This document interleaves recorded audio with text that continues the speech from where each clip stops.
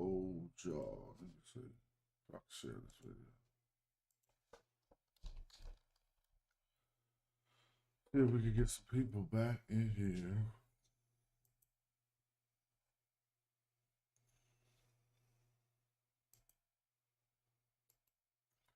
Might as well play some music.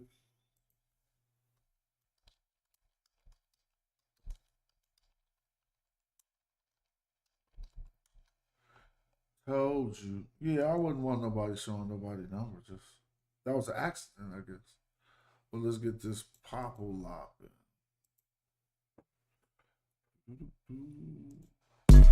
When it was Kemet, Black Egypt, it was a Nile Valley civilization.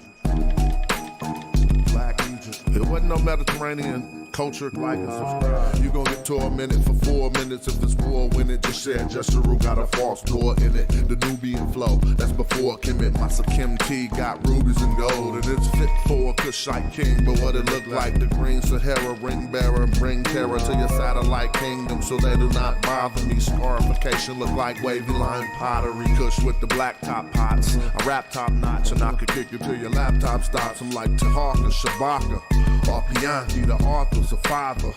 Any cocky, I came down the Nile through the lands of Kush, living a pre-dynastic pharaoh way and marrow way. Kerma, Khartoum, or Simna by the 5th cataract. Now I put the 5th wheel on the Cadillac. So much ride, a white man couldn't battle that though, they had to paddle back. Black Egypt. Black Egypt. Black Egypt. Gotta look and see where the Nile started. Black Egypt. And how it was easier to go downstream than upstream. And which way the river flowed. Don't look at the color, look at the culture. Black Egypt. What you know about Dynasty 00? Roll through with Shimsu, Heru on the standard. Ta-Nehisi, Sudanese G's. Try to test me, I'm an archer from Kusite. The squad ready, so I'm stepping in with the extra thin leopard skin. A tail on the apron with my crown on. You can crack jokes, but I ain't the one to clown on. Hey yo, Egypt was black, and that's a fact. All you little suckers need to step on back. They tried to throw us off, but we kept on track. We started doing research, but you slept on that. And with Kemet, it don't matter what the name means. If it's a black culture, then that's the same thing. Race science is a lame thing. Ever since Nubian times, I let the chain swing. How the first known in Egypt was Kusite, but Kusite was Kusite already. Yep, it meant the land of the bow, and when Egyptians needed archers, this is where they would go to recruit them. No, thank you, Seth. And I shoot them. Who them fake pharaohs? I uproot them and you Black Egypt. Black Egypt. Black Egypt. Black Egypt.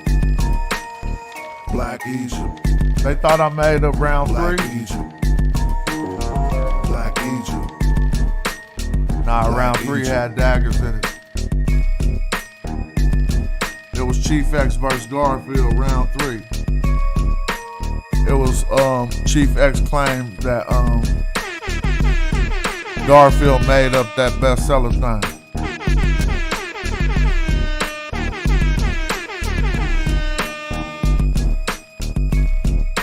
I don't know though. I just was like, man.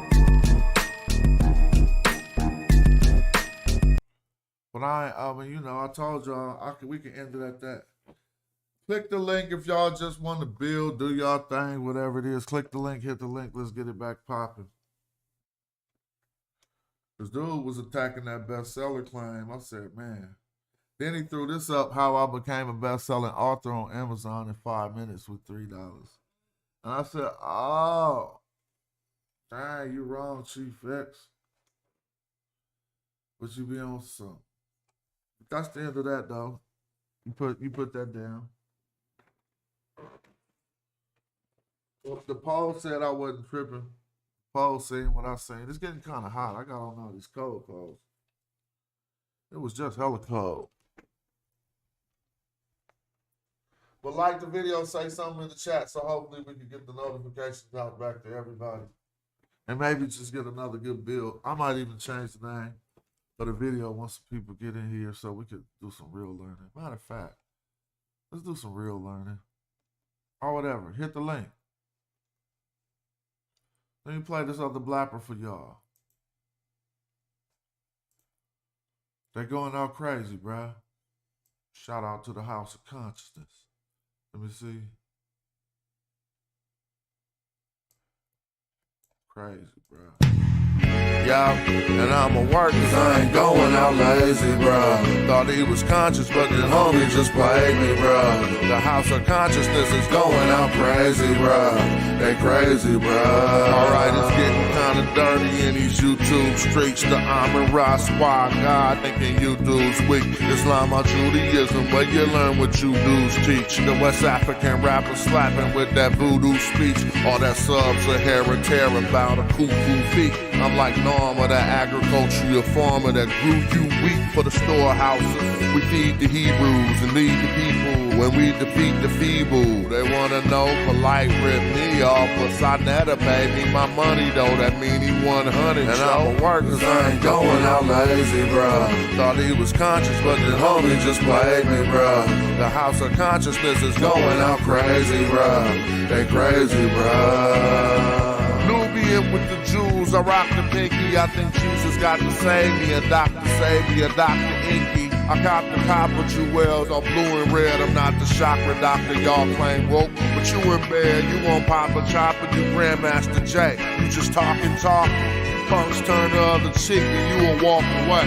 Y'all gon' have to pardon my Moorish. That's Taharka Bay. I'm on that black African power on my darkest day. And that's my brother Ankh stomping them other punks. We brought them gators to Italy, you loving the Moors. And now I'm teaching from my shrine like brother Jabari. Scoping the savannah cause I'm on another safari. Tasha K showed us Frank record. Young Pharaoh just losing his mind and y'all can't help him. I know one thing, you're a fool if you're still out here donating to Umar school. That shit cool. And I'ma work cause I ain't going out lazy, bruh. Thought he was conscious, but the homie just played me, bruh. The House of Consciousness is going out crazy, bruh. They crazy, bruh. Look. You showing your hidden colors like Tariq Nasheed. A bunch of pseudo information I don't think I need. Probably lying on the text, act divine as Zion Lack. Just get that microphone ready. With Metal Netta, I'm Stone Jetty. A Ujahu, a Saw Imhotep. Y'all probably timid. Hit that link, hurry up, hit the link right now. I'm in Gozy with the DNA. Cats corny and it's killing me too. You talk that black shit, but you look Arab like Gorilla Hebrew. You need therapy, they telling me just chillin', be cool. I'm a madjai orchard, you a sad guy talking. And I'ma work cause I ain't going out lazy, bruh. Thought he was conscious, but the homie just played me, bruh. The House of Consciousness is going out crazy, bruh. They crazy, bruh.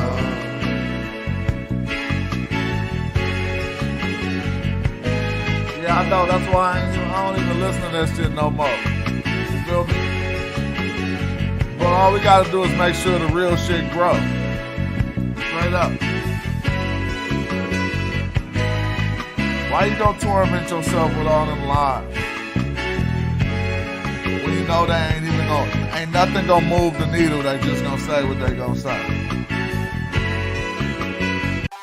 Nuh-uh.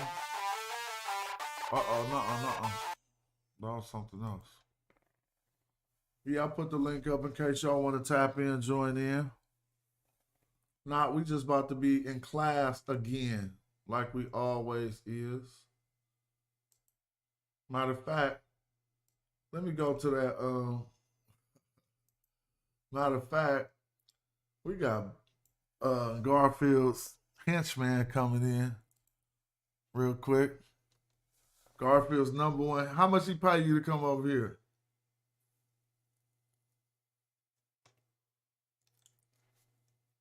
This pro bono? Hey, man. This pro bono? What? How much he pay you to come over here? You know what I'm saying? He said, go get that boy, Thunder. He been talking bad about me lately. He said, I get him because you used to play D-line or something. I was the offensive tackle. Man. Slap it right. Huh? Look, What's up? Look, man, y'all got to stop this foolishness, man. Listen, What can I do, man? How we Tell gonna him to go broker take this that peace? weak ass Metatron video down. Hey, how am I going to broker a peace agreement between y'all two, man? What can I do? Tell How him to can I stop. step in? Yeah, thank you for doing that. Right, I watched the movie about kings last night, and that's wonderful. I mean, Yeah. they were diplomatic. It was about some Persian kings, and they was That's having right. these That's type right. of conversations. That's right. That's right. Stop firing on Egypt for no reason. Okay. Okay, that's one. Okay, all right. So you finna give. All right. Oh, let me write this down. So Man, we can speak clearly. Now, I did a I know, video but we gonna refuting speak clearly. Let me write it Metatron. down. Yeah, Hold on. look. Let me start. All right, all Let right, me all write right, it down. all right, Hold all on. right, all right. Quit firing. Quit banging on Egypt. All I mean, right. you could do your normal show. That's his content. But, you All know, right. he be going excessive. Now, and then, now let me just say how I just got into I'll be having my own suspicions. Everybody know I just did a refutation of Metatron. Yeah. And then he Oh, go there. you saying he sneak this? Then he commented on the video last night and said, your replies had me laughing, and then put up his support of Metatron today. So just to be funny, I said, okay, Well, let he me put sneak up my this. support Okay. of Chief X. Okay. Oh, that's why you did it. I All right, said so it 3 times in the Garfield trying video to so play. he could know, like, since you want to play Metatron, let's watch Chief X. All right. So listen, man. I need to. All right. So let me ask you this: if he changed the word to Metatron, would you stop? I just started after him. I definitely will. You know, I'm diplomatic. I already Okay. took down that other video because I thought too much information got shared. Okay, I'm gonna talk to him right now, and I'm on the chat. I'm on right now. I'm gonna talk to him right now, and I'm gonna try to broker a peace agreement, man. It's good. Tell them the Magi Archers is we on hold right now. We all, Yeah, right. we on hold. Yeah, let me get back. Right. Let me get back with you, and then we'll see what we Peace go to you. Thanks for coming through. Appreciate Peace, it. man. All right. Yeah, word up. Word.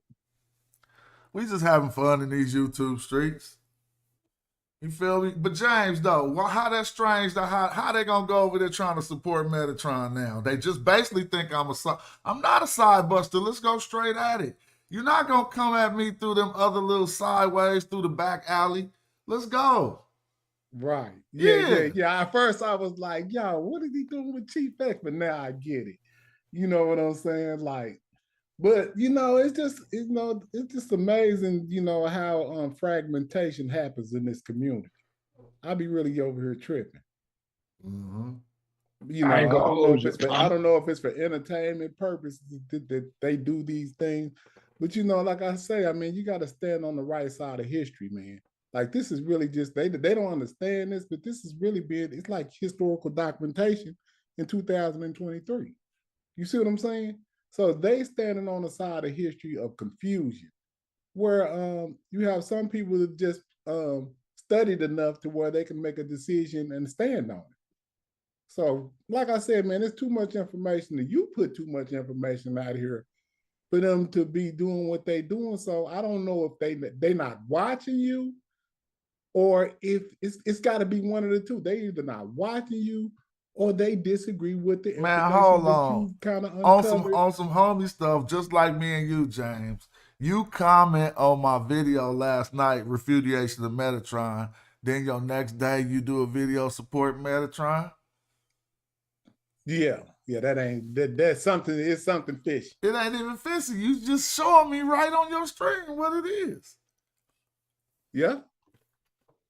Yeah, but I don't think he was ever on your side of this argument regardless, Smash. Did you ever think that? No. That's what I'm saying. So I'm not surprised. I thought we were just on side of truth. That's what we supposed to be. I'm just saying, when he came over here with contention. So I don't see, and that's what he's gonna always do. He was with Ngozi with that Natufian. Yeah, but I'm saying, but we just got to really start calling for it, because you said something brilliant one day. You said that after a certain amount of time of us being on the internet, we have gathered enough data to say who was who. You said that, man. So let me just go on and say that I think that Garfield's an undercover Christian. They're just kind of like, after the analysis. He said Jesus is real. I'm just saying, all of the information that Garfield has put out here about and what he actually just pushes forward, he's on some type of biblical thing, because he can't be dealing with just straight chronology of history, because he knows that Egypt is older. That's all I'm dealing with. What came first, the chicken or the egg? You know what I'm saying? That's all we doing. We looking for the truth in it. And like I said, so when these people come around and they saying something other than what Dr. Clark or Diop and them put us on, then what are they trying to say? That Dr. Clark and Diop are wrong?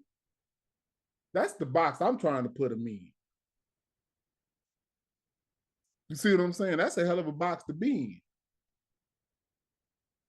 in. Didn't some people say that Diop got it wrong? Didn't somebody say that Diop got it wrong? That's kind of like their overall sentiment, that Afrocentric, anything that's African is Afrocentric. Egypt, what do they call it? Egypt, what do they call it? I can't even say the shit. Egyptomaniacs. You know what I'm saying? These type of phrases, catchphrases, are used to demonize Africans that aspire for the right chronology of history. And I don't understand, why is that, how is this difficult to understand? Even if you wanted to say Mesopotamia was off somewhere around as far as literary text, that's going to be close and nobody would be denying that. But we're Africans, so we're looking for the oldest African history. Even if, I'm just saying, even if Mesopotamia was relevant, which I don't think they are. I think that's all fictional too, based on what you look at. Shout out to Brazilian Monk. You one of the best brothers on the planet for that contribution to the channel, Brazilian Monk. I appreciate you. Thanks for the kind words. You can keep going, James. Yeah, but just to see, a 10-year analysis of everyone. Some of the stuff that they done is just as egregious as what Sadie doing or did about the Meta to me.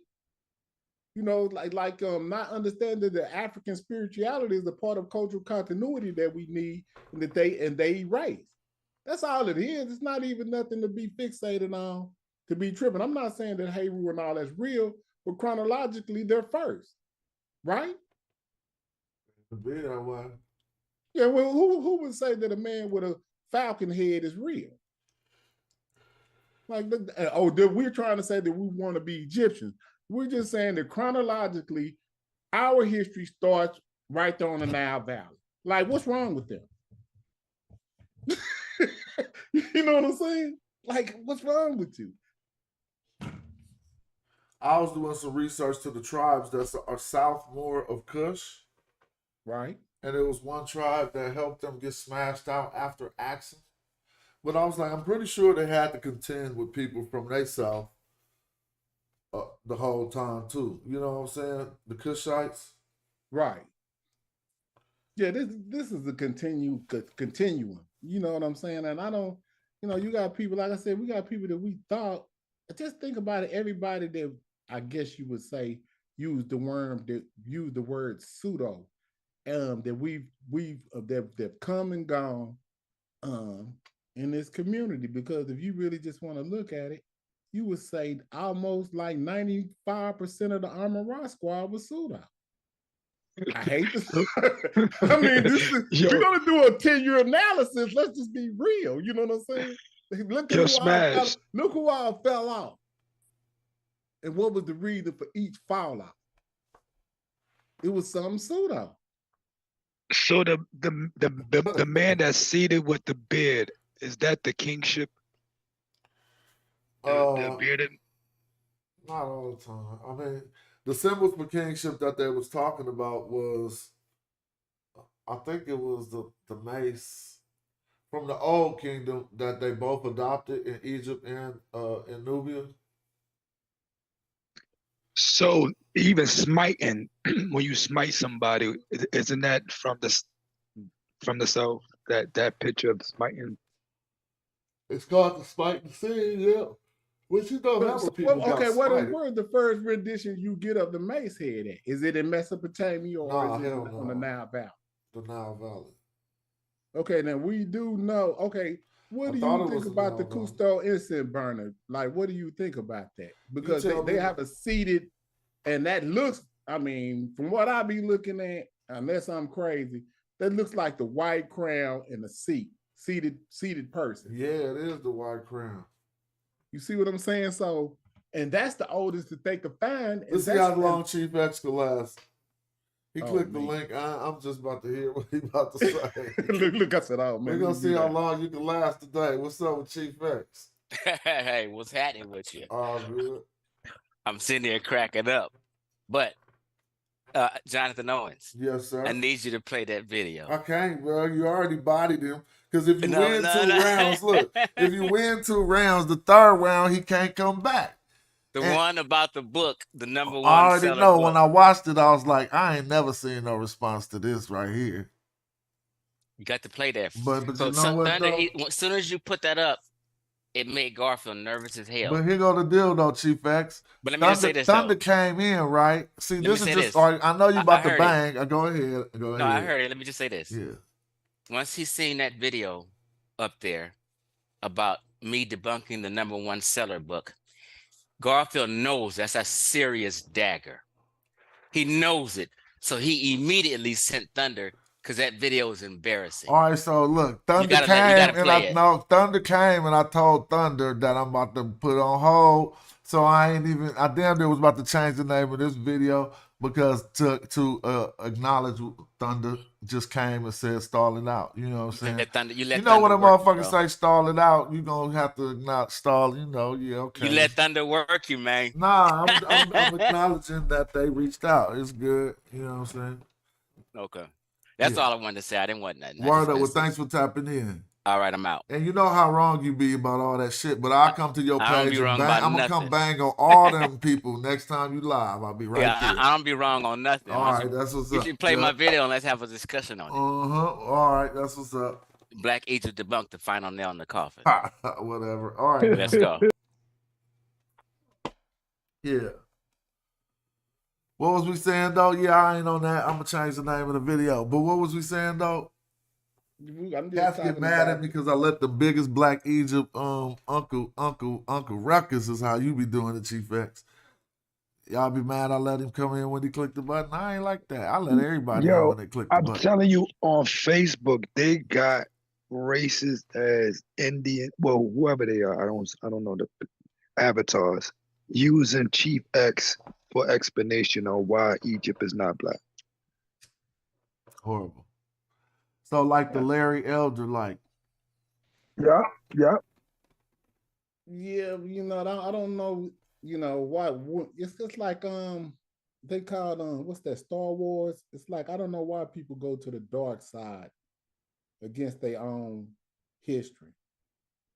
Like I really be literally trying to. James, I think it's starting to be biblical with them. They really believe in it. I don't believe that. No. I'm just saying, like when people start going against certain history or certain information, and I'm not talking about fictional history, because for me, everything that's biblical pretty much is fictional.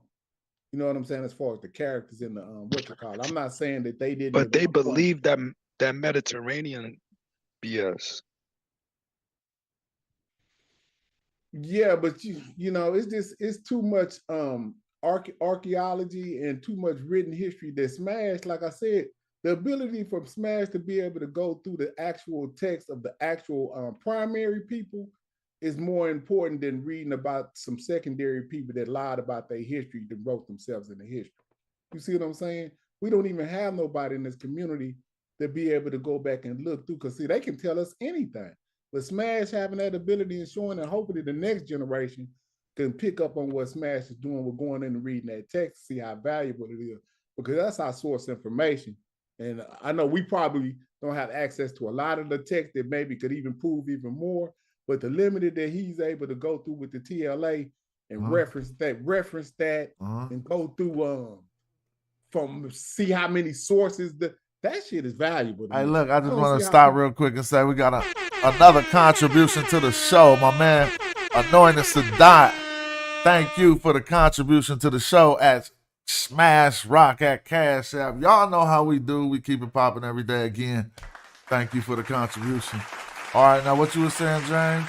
Yeah, so I'm just saying, you know, you going through and actually being able to show us and see that's something that Wu Jiao, Asar Imhotep, or anybody that we've been able to follow within this last decade or span of doing this to try to give us any type of clarity on what it actually said, you become pretty much the top primary person to really that we can see that doesn't do, it's not doing this. I don't think you're doing this just to prove are you doing this just to prove that it was some African people doing this? Or are you looking for the truth? That's what I think you do. I don't. If it said, man, I ain't that, letting them get away with all them lies. like, okay, well, you were doing the Asiatic thing the other day. If it said that the Asiatics were some cool people, and that's what it said in that text, that's what you gonna read. You're not fixing to lie to us and tell us that the Asiatics wasn't cool because that's what you want to say. You went through almost every adaptation about the Asiatic and put it in comparison to what they thought about Nubian. So how About the Kush. You know what I'm saying? This is just me.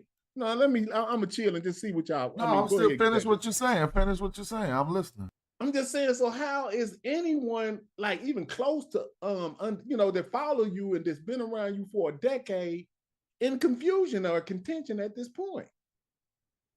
That's what I'm confused about, and that I would like to ask them that. Because I don't think you doing this or anybody would be doing this that's a real scholar with any type of like reference to try to prove something only for their own self-gratitude. You know what I'm saying? I don't think that that's what's going on. I think you really just following the information and you doing stuff that it's on the forefront of this in our community. And then you go, even like Maria Gatto now, I don't think that they're doing anything but they're agreeing with what Diop, Dr. Ben, and Dr. Clark them already said a long time ago. It just took them 30 years to agree. I'm not saying that what they're doing is, but I just think they just coming along with what the That's what what the science. what the Afro, what they call them Afrocentric people were saying. They just coming along 30 years later. That's what it looked like to me. What you think? Oh no, they cleaning up the work of them other people who came before them. Yeah, if stuff that our people were willing to say 30 years ago, they're now saying now, and it seems like we kind of like glossing over that and just accrediting in them. Like the African people was the first ones to say this. They just now bold enough to agree with it. So what's the title of this video? What we about to talk about? I'm about to change the title to Star Garfield out. What we about to talk about? But yeah, like I told y'all, Chief X bodied that boy. But anyway, what the name of this video? It would be more interesting to just, I don't know really what you could title it, but I done had a whole bunch of topics that we could discuss that I thought about it. Y'all want to look at some Nubian queens or what? I don't know. Hey, chat, tell me what to retitle the video so we could get it in. I ain't in no rush. You can keep talking, James. Yeah, now you got me stuck because I'm trying to think about what would be a good. I just wanted to say just how you be showing okay, hold on. This is something I was thinking about one day, Smash. What is the identity of anyone in the intermediate periods? Do you have any names? All right, I'm just gonna put intermediate periods. Yeah, because I was looking at something and I noticed that they didn't really get any name. They didn't really get any recognition. And I think the people in the intermediate period, is that the time when the foreign people rule? Is that what an intermediate period is, if you were to simplify? Hold on, I'm trying to decide. What'd you say? Yeah, no, what did you say? Say that again. I say if you were to simplify an intermediate period, would you classify that as when the foreigners rule? Not necessarily. Some of the times intermediate periods was when. First of all, when we talk about intermediate periods, let's just break it all the way down. Right. An intermediate period is another historical term. They wasn't like, hey, bro, when the intermediate period over? You know what I'm saying? And they didn't even address it in no regard like that. It just meant one king was saying he was the king down in Thebes, while another person at the same time was saying he was the king up in maybe Avaris in that intermediate period.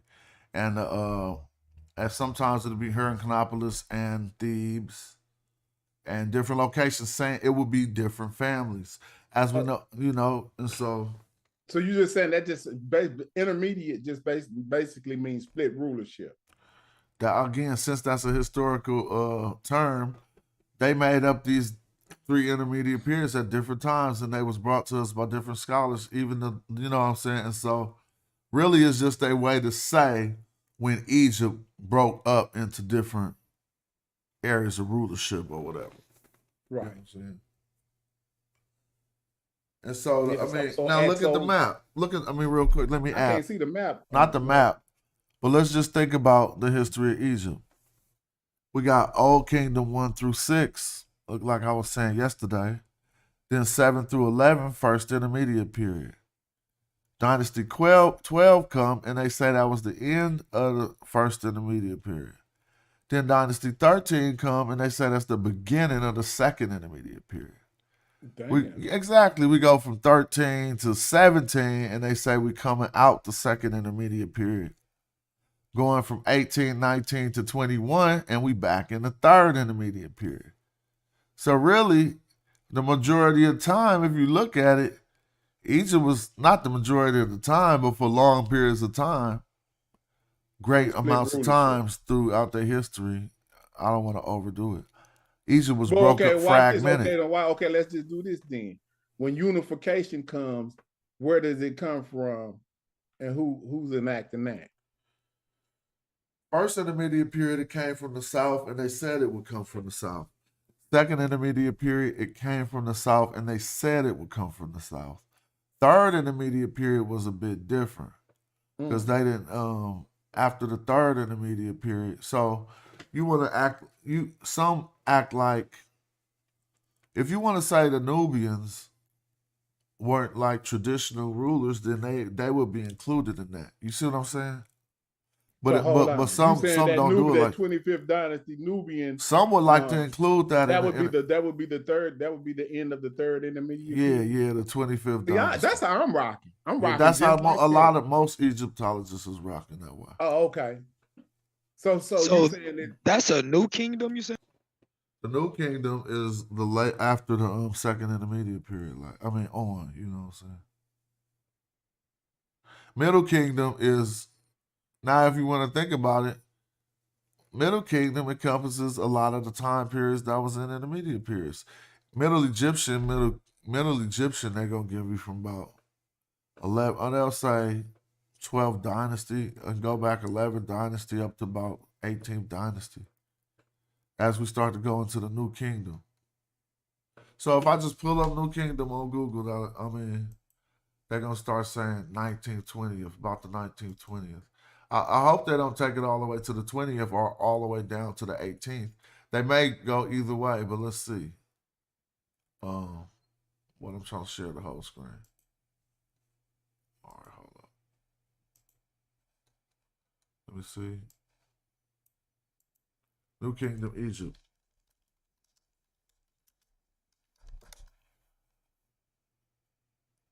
Oh, what did that do? Hold on. I'm just typing it in the address bar. Oh, so now they say 6th century. I'm not talking about the century. Just like we said, they put in the 18th, so they will go back as far as the 18th, which is fine. So 17th would be the end of the Middle Egyptian, when that's the end of the second intermediate period too. So it says the 18th, 19th, and 20th dynasties will be the New Kingdom. Yeah. And that's it. Because 21st, we start to fall off and then get this other stuff popping. So look, 20th dynasty gonna give you all them Ramses up to the 11th if I ain't wrong. Well, let's go see. Ramside period. Let's see if it's gonna give us all them Ramses up to the 11th. Yeah, see all the Ramses the 3rd, 4th. This gonna give us up to Ramses the 11th. See. And then that's the end of the 20th dynasty. Now, after this, I think we're going to get some Libyans. So let's go see. And what? So you saying that's an intermediate period? Oh, so that's when. Now, look. This was the New Kingdom. And after this, look, this is the 20th. So let's go to the 21st. Let's see if it starts saying Libyans. After Ramses III, let's see what it says. The pharaohs of the 21st dynasty ruled in Tanis, but mostly active in Lower Egypt, and this Discani was described as Tanite because the political capital was Tanis or whatever. Meanwhile, the all right, hold on. I know it ain't the 22nd, but let's see who they say is in here. Yeah, oh, yep, see, we starting to get these other fools, so let's see. Let me see. Tanis. So I can't say, let me just go. I'm messing it up for this reign right here. Because I don't think these actually is the Libyans yet. No, that's not true. No, they are. Yeah, they are. I was right. Because we got, look. Yeah, Orchison. Yeah, I was right. I'm right. 21st dynasty. So these are all, see, they Meshwesh. Ancient Libyan. I just had to click on some of the other kings. The first king's names was evading me, but I know this one got something to do with that too. So let's see. So yeah, this is when it started to break up again, and then it go. So what happens? What happens to that family that was the Ramesside? Do they go south? Is that what happens to them? Where do they go? Man, so I got not only in the original Sack of Thebes by shout out. Oh, we got 2 contributions. Hold up. I seen one in the Cash App and I see right here. Let's go. Yeah. It says go over Christ Natan's video about Kush. I hope I didn't butcher that too bad. And the third intermediate period, if you can, since we're on the topic. I will try, but I'm about to go type. Yeah, you put an N. You put an N in. Yeah, it don't matter. You know. Oh yeah, word. Quicker than doing that, I can just let them know what I'm talking about. Let's see when they say it ends. Right here, exactly. So they include a little bit of the rule of the Nubians in it right here. Look, so look what they do right here. They say, see, Napata. So that means they got some Nubian rule. They saying that's the end of it right there. 25th. So they don't want to give credit to them to reunifying Egypt, but they did. Don't go now. Hold on. Go back up to that map right there, Smash.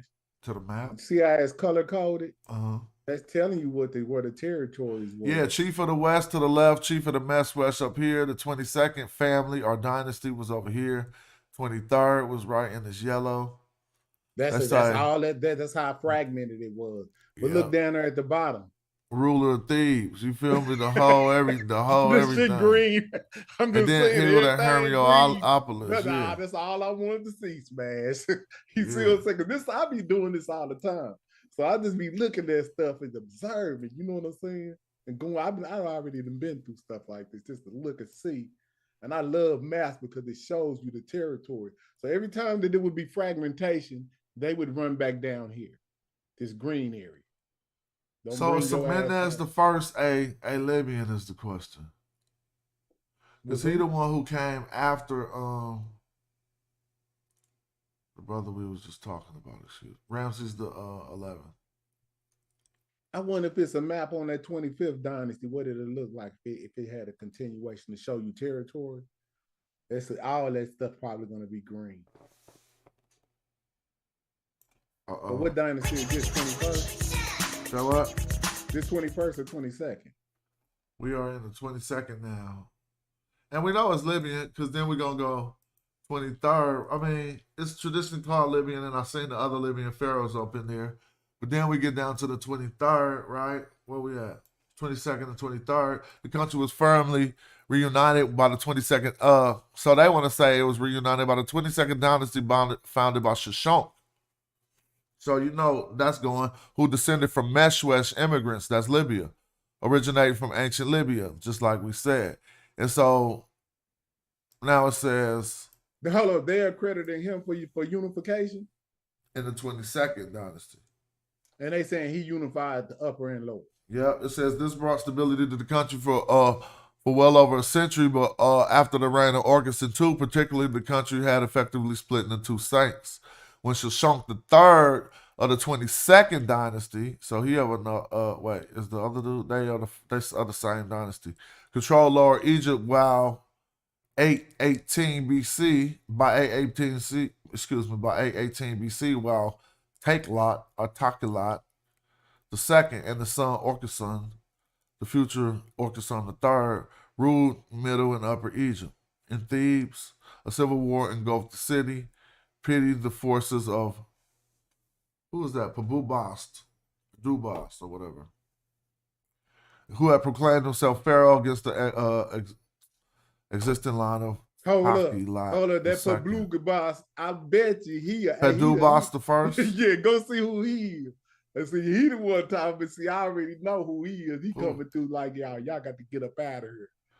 It says, based on the lunar dates, which are now known to be the reign of the rival Taki Lot II in Upper Egypt, and the fact that Padubas the First, if I'm saying it right, first appeared as a local king at Thebes around year 11 of his reign of Taki Lot II's rule. Padubas the First is said is today believed to have had his ascension date, excuse me, it's just messing me all up. Ascension date in either 835 BC or 824 BC. The local pharaoh is recorded as being a Libyan ancestry. Okay. So all of these is Libyan ancestry. So they saying he Libyan too. Where he came from though? He must have came from the north. But they all came from the west. Try to it could have been northwest, but they also had Libyans just straight west of the Timahus area was right outside of Nubia. But somebody came and ran them up out of there because we ain't got to 25 yet. You know what I'm saying? Well, what 25 is the Nubians. That's when they did I that. know, but I'm just saying. What happened, bro? I think we had another cash app. That's Kurt right there. Thank you for the cash app and the contribution to the show. We appreciate that. Now, what you say, bro? No, so I'm saying at some point we know that they all got ran out of there. So I wonder who came up and who was the first to come up there and get, was it Tahaka now? Well, people got to start imagining who came and ran the mesh west out of Thebes. That would be an interesting. Well, I know one thing. We got hella attestations of the people being ran up out of there, and they always go south. That's why the Romans chased them south. Stop tripping. The only person before the Romans, I think it was Somtek. Nah, it was one of them Persians maybe who went down that far. We about to see. He made it far down. So when they sack Thebes and the people that they looking for escape, they go further south looking for them. Now, one thing we got to keep in mind is that they had walls around these cities. You feel me? Like Thebes had walls. And so if they say they sack Thebes, then everybody inside the walls is going to be subjected to that sacking. Unless they sneak out a back gate or something. So if they say they capture all the people and deport them, or the people escape, they going south because the north is your territory of the people who sack Thebes. And so, if they want water, if they're going to go into the desert and hide without water, that's different. If they want water, they're just going straight south. Yeah. And seeing based on the geography of that particular region, you can only go south. You can't. You would be a dummy to run into the desert, like you say. You're going to go straight back down that Nile until they can't reach you no more. So, interesting. But I was just wondering, because you saying that it was Libyans coming down that far. So that would mean that they were down in Thebes before the Romans, right?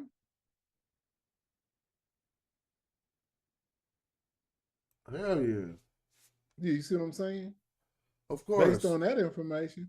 But now watch this. When they start to say that we're saying that those people wasn't there at that time, based on the text, yes. But before that, what about the written history that tells you of the incursion? Are they lying? You know what I'm saying? If you were to take a first-hand primary, like at what point do primaries you have value? Or they will say that it was just military propaganda to see. That's what I'm saying. I'm just using the way that they would use it to try to explain it away. Military propaganda, but they're still acknowledging that those people came into that region in Thebes. What you say in the 20th dynasty? Every time it was beef, you had to deal with Thebes. Whoever had Thebes had the power. So when would they say these Meshwesh type people first got to that deep into Egypt? When would you say? The 22nd dynasty. See, but hold up, you just going off of text, right? But see, you got some people that are going through straight DNA and discarding what the text say. That's what we dealing with. Nah, they was there, but they wasn't in the area. They was to the west, down that much south. They was to the west. You talking about the Meshwesh? No, the Timahu, some Libyans. Okay. So you saying so they start to be identified around I know you said no, they got to be before the 20th dynasty. Man, they was identified in that area as far back as the 6th dynasty. Okay. Yeah, that's what I was thinking. Like the Timahu, they go back a little bit further than that. In that area, though, right next door to Nubia. That far down? Yeah. Interesting. But see, like I said, so when you start to go back past what was written, you think that those people were always in that area? Which people? The Timahu. Was always in the area? Yeah. Before the writing became where you can identify them through the writing, how long do you think they had been there? For hella long. Right. So that's what I think that really what we need to do is they like the people that have contention, instead of it being like a contention, maybe we need to try to use a different way of looking at this and try to just figure out what we all saying. You know what I'm saying? I mean, just because it was some Timahu down there, what difference do that make to anything? I don't get it. Oh, well, like, I'm trying to see if that change something? Well, not for me. I'm just talking about, I think they're trying to, try to make it say that the culture was always a cultural mixing. So, and I think as a people, I think we're trying to figure out, when does this become what we see today? Like what we see today is we don't see what we would consider as African people. So when you think about Libyans or Timahu, it was different stock of those people too. So you saying it was African types as well as non-African? Well, I ain't the one that made that up, but it's just the truth. Some southern Libyan tribes look a bit different, but the only times we see Timahu depicted are to Chinu people. They look a lot different. Right. They could depict them in an Arab looking feature from what I've seen. So yeah, so that's what the confusion is. So you saying they're just the Nubian, or the Africa, or the more new African types are not depicted as prominently, or you saying there's any off in their artwork? And whose artwork? In the Libyan artwork. I didn't really say that, but when the ancient Egyptians depict them, they make sure that they make them look different, basically. Right. Yeah, man. So I say I think we need to get together. So now hold up. I seen Garfield said, like, would you having a debate with Garfield on the 3rd? Huh? Nah, hell no. What's that? I'm just saying, on Garfield's channel, he got a notice on November the 3rd, like you and him finna have a debate. Huh? It says smash. He made that up. He's just having fun like I'm having fun. Right. I'm just saying. I'm like, he got that up right now. I'm finna go to topics. Like, what is gonna be the topic? So hold on. I wouldn't be mad if we got, we had some tickets sold. Shit, but if we just supposed to talk, that's crazy. Right. But what is he talking about? I think y'all supposed to be discussing. You supposed to be wrong, and we Egypto. You don't remember when he came and discussed and challenged me and didn't know what the name of the article was? That wasn't good. I'm just saying, but he still looked like he on the warpath. So I thought maybe he pull some out the hat that he maybe gonna make you look like a Egyptomaniac. I think that's in the title as well. Oh boy, he better leave me alone. Yeah, that's how. So I was like, I want to see the debate. I mean, not the discussion or whatever's going, but it don't never, even like me. He was talking about something, and I don't really like to play around with it. So when he was talking about something in some biblical context, the only thing I told him was, "Hey, man, that's like that's after the New Kingdom." You know what I'm saying? Like, why are you talking to me about some stuff? You know what I'm saying? Like, you don't know the history or the chronology of it. And I asked Unc that. What are we talking about? Are we talking about prehistory or history? When you start to deal with the genetics, you start to go into prehistory. You see what I'm saying? Mm-hmm. That's all genetics. That when you start going 23,000 years, there's no writing. And you know what I'm saying? And that's what Ngozi, he keeps taking us back past the written history. And I don't think you could substantiate that because of migration. I be wanting to know how they know just because they found the grave that person lived there. Right. I know about material culture and stuff, but I'm saying sometimes these are nomadic people.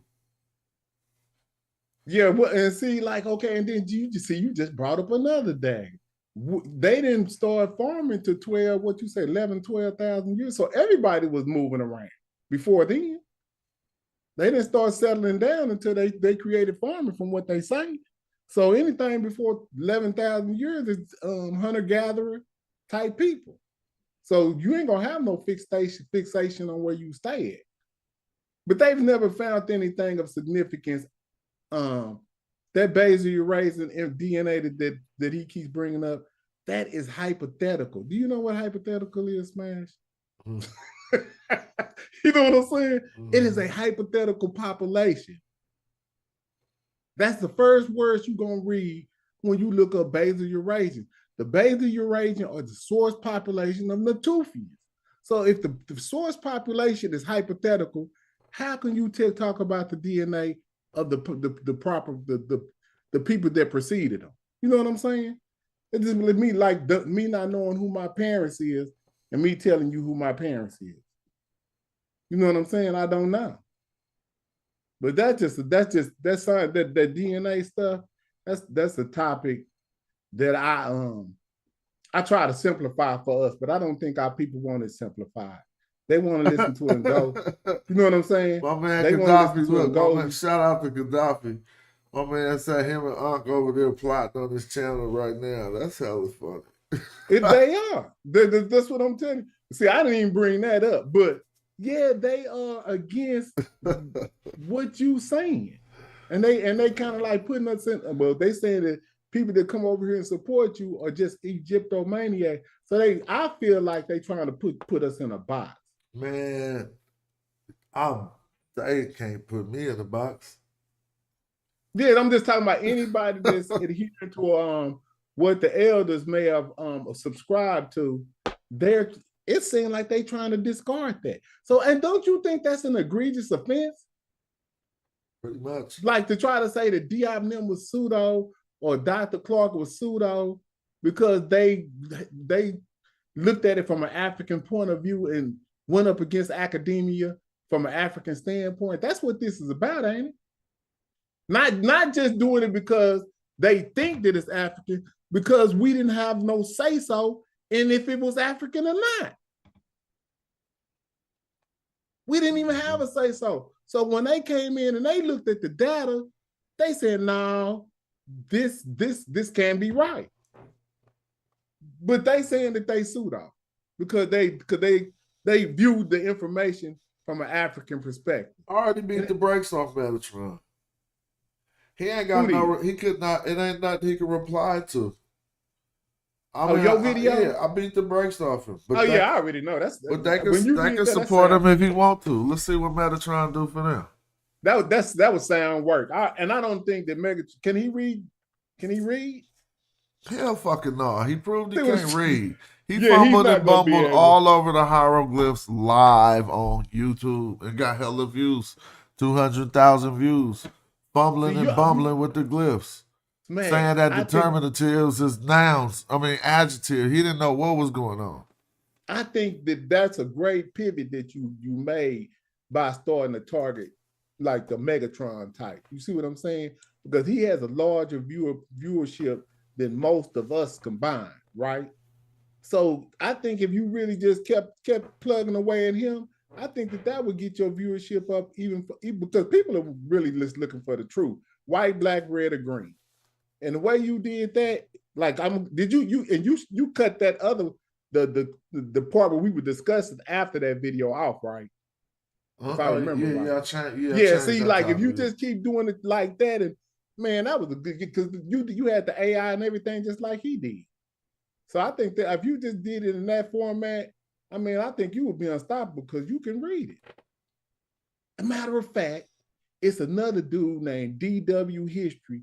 You need to check out that video he did because he tried to make it seem like the in the intermediate, I mean not in the intermediate, in the pre-dynastic period that Lower Kemet was right up there where it is today. You know, right there where Memphis is. And see, you had just said that it stopped at Thebes. Yeah, he messed that up. He messed that up. See, so I know you know that. So that would be a good point of contention for you to, kind of correct history. Because I think like dealing with what we're dealing with right now, I don't think it's going to be pretty much fruitful as far as moving forward with like kind of what people that's really looking for the truth trying to do. I think you can have more bigger adversaries outside of this community is what I'm saying. Like a Megatron type. Yeah, and then your people go support them. Man, who cares? They gonna have to.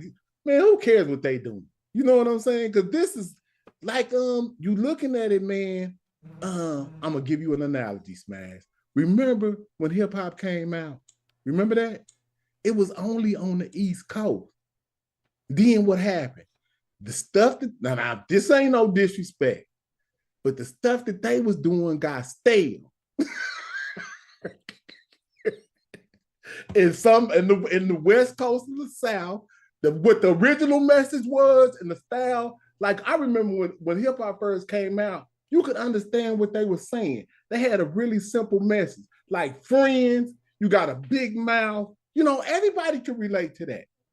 You know what I'm saying? Even Rapper's Delight. He was talking about the chicken was stale, and it's just storytelling. So when you start to listen to, if you look at the conscious community, it's all East Coast based. But look at everything that's on the East Coast. That's all BS. The Hebrew Israelites, they really, you know what I'm saying? The 5%ers, all of this stuff we had to phase out, even from the Nation of Islam. We phased all that out. And if you look at it, SETI was the forefront of that, and then everybody else picked up on it. And it's just really like they just using it for entertainment purpose, but they not really looking at it like, man, this is our lives, and man, we really looking for the truth. I don't think I'm not really in this for entertainment. I really wanted to know what the true history of our people was, and you know what I'm saying. I'm not looking at this.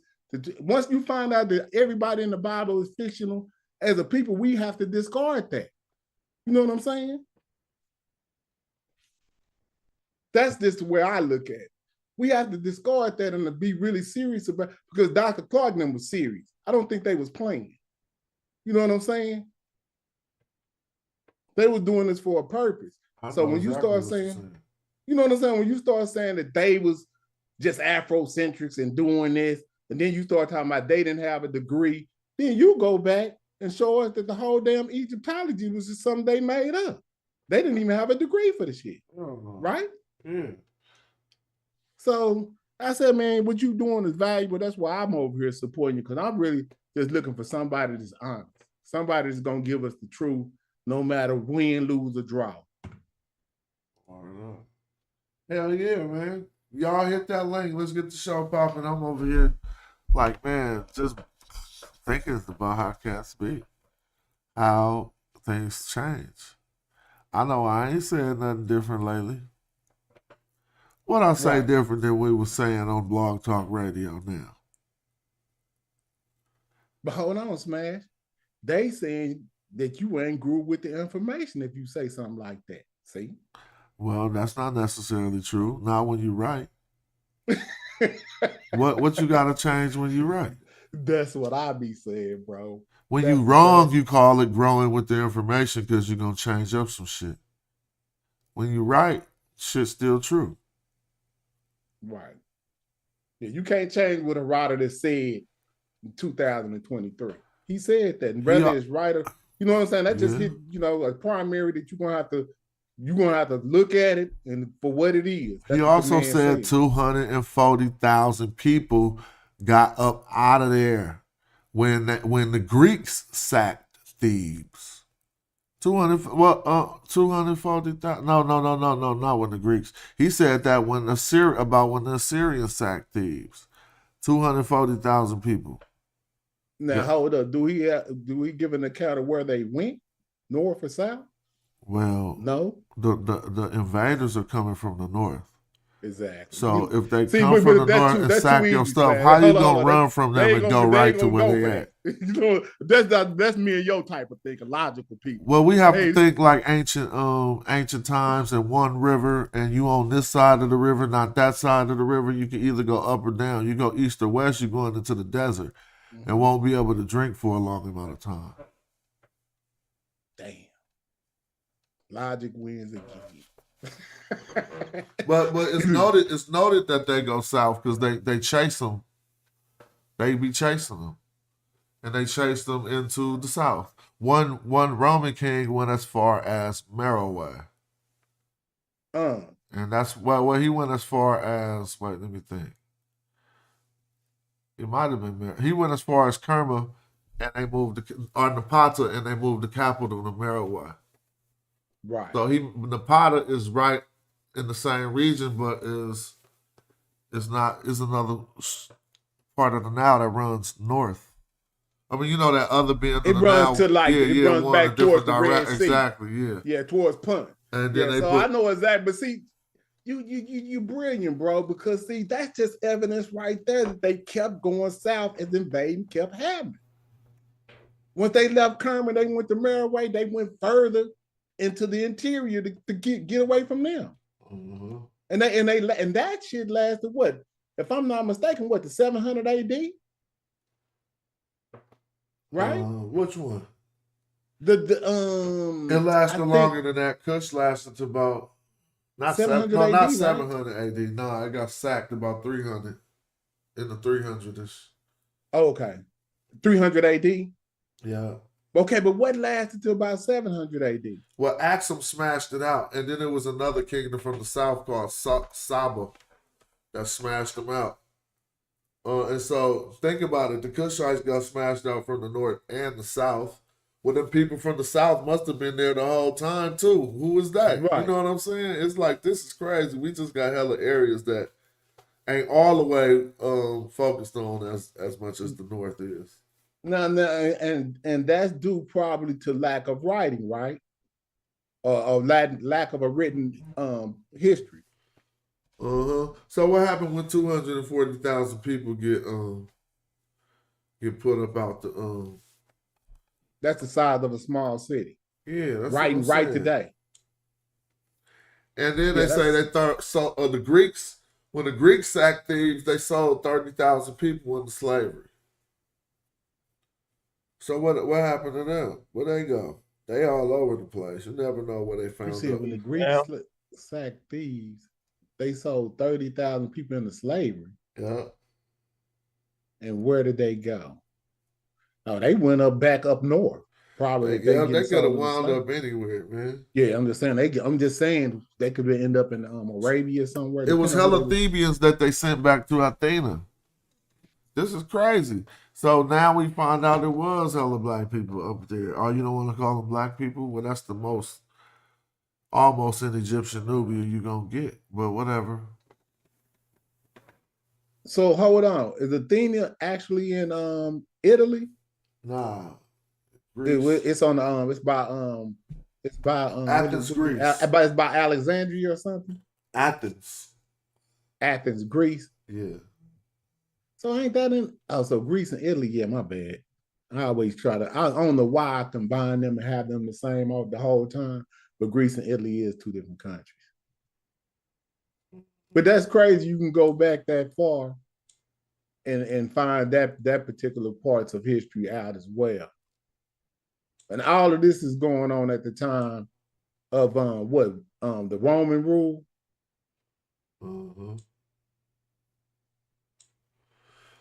All this is well, all what? That when you're talking about the slavery, and then you're talking about the annexation of Thebes and them having to go back to run south, or is that different time periods? Remember, you said it was like 200 or something thousand. That was from the Assyrian sack of Thebes. Okay, then you jump to the Greek sack of Thebes during the Greek. That's time. when I knew it wasn't about the info no more. Peace, James. Peace, Smash. What up? Peace, what up? They tried to say that didn't happen. Who tried to? Garfield the other day? Yeah. It was right in his face. I don't know what's wrong with them, man. Indoctrination. It said deported. I don't know what deported else mean. We gotta get up out of here. We know that today. You know what I'm saying? Like, yeah. I know some people that got deported and man. Today, you feel me? In this era. Yeah, but conveniently they forget certain parts of history.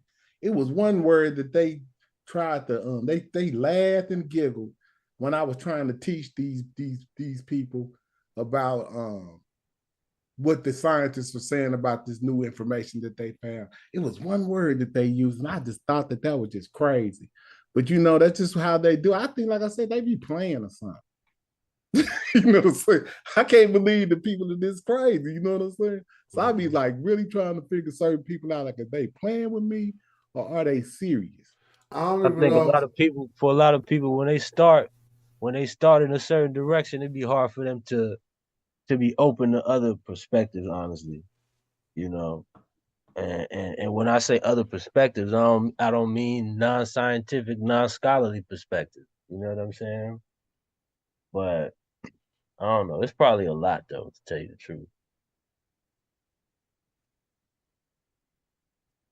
Yeah, like I said, there's 10 years of data give you a really good analysis on each individual. Even myself, I've been around a little while myself. Y'all see this source right here? Yep. This that shit they hide, and this that shit they can't get around. This is straight at the museum in the basement. Now, these ancient Egyptian portraits, they're not going to publicize and show. They're going to go to the ones, because they drew these dudes blacker than me. You know what I'm saying? This ain't no mistake. I'm going to take you to the category. It looked like the one homie had on a wife beater. And it's like, what's the excuse too? Because we know a bunch of wall paintings that look in way worse condition than that, and they be all through the exhibitions. J Mill and Kemet right now asked me what I need them to go get. I gotta go have. I'm gonna say, yeah, we in the field right now. He's like in Kemet right now. Like, what you need me to get? Yeah. So you thought of anything? Yeah, I thought of something about word. I ain't gonna lie. I thought of something just now too. I might have to put like a little penny on. Well, he wanted. He was like, "Do a show. I'll watch." He was like, "Do a show. I'll watch." I'm like, "Okay," because if we look in the TLA and say what wall that stuff is at. Yeah, that'd be a good show for you. Probably get a lot of good contributions off of that. I ain't heard from him yet. You might need to set that up, Smash. But I know I'd appreciate to see him doing something like that. Because he out there like, man. You know, he take great photos too. And he know how to read it too. So he about to get the, like, I'm gonna say, get them Kemet to use, bro. I asked him to go to F-Food for the Kemet to use. He said he don't know if he gonna go there. But if he go there, he gonna get it. So that's further down or something? Yeah. Well, I'm trying to pull up the source right here, but it's hanging. So I already have pulled up a few. Just for us to look, man, whatever. What that say? That's a pharaoh in the middle? Is that a blue crown or is that a fro? I don't see a crown. I see froze. Yeah, I see froze too. Okay. But that word right there to the right of him, I'm not familiar. I mean, this glyph right there is eluding me. It looks like the somebody was saying in the chat. It looks like one that was a seal, but I know that's not the seal right there. Normally the seal is bent like that. You probably know XTM or whatever HTM is built like that, bent like that. Uh-huh. And then we see that N and that H. So I would, if I don't know what Seal that first bearer or symbol, something. yeah, but I don't think that's the seal bearer actually. But it looked dead on it though. You feel me? Mm-hmm. Hey, Smash, what he got a bull's tail to the left over there. Y'all might say What? that is that. Let's go look. A bull's Yeah, I'm tail. trying to figure out what's up with that. Where?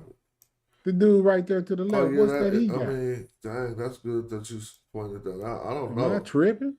It's so broken down that it looked like it's coming from his arm, something he's holding in his hand. Yeah, I'm just trying to figure. I don't know. What is that? Piece the Camzy verse. Yeah, peace, Cam. What's up It with was you? good, y'all. What's up? I'm in the gym. I just wanted to drop that source, like that one source on Sister Zones that always talks about literally daggers every one of Garfield's points about there not being a mass migration.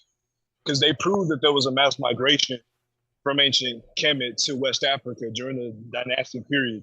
So if you look at that source about Sister Zones, it literally lays it out. Like they know that there was a mass migration, but what they haven't necessarily figured out is the connection to ethno-linguistic groups like so-called Bantu, so-called, Afro-Asiatic, Negro Congo, which we all know is hypothetical anyway. But if anybody says, In other words, they don't want to give credit to Obenga and people who followed after Diop. no, but this person is a European, subverting. So like, but they did. There's actually a ancient Kemetic term for schistosomes that they have. I can't remember what it was. I think it was like AAH or something like that. But they actually had an ancient term for the disease itself. So like that one piece of data basically knocks everything out of the park. Yeah, that's it's no longer a debate. Yeah, I already know Cam coming through with major sources as well. But I know that's a trend too sometimes now. A lot of the stuff that Diop was disputed upon, is not all of it, but some of it is being overturned, and a lot of times you don't see him cited or scholars, that work in his light. Hey, Bazoo, you notice how they never deal with like Nasir Sar, Lamin Baji, Musa Lam, like they never deal with the post-Diopian scholars. They act as if the Diopian tradition just stopped in like 1980 when he died. Exactly. But there's plenty of scholars who have corrected and even continued the analysis and is moving forward in the 21st century. So and that's my whole thing for real, because people are just seeing things from one perspective. I got a presentation I'm putting together on the Museum of Black Civilizations in Dakar, Senegal. You know what I mean? Hamadi Bakoum runs it. Yep.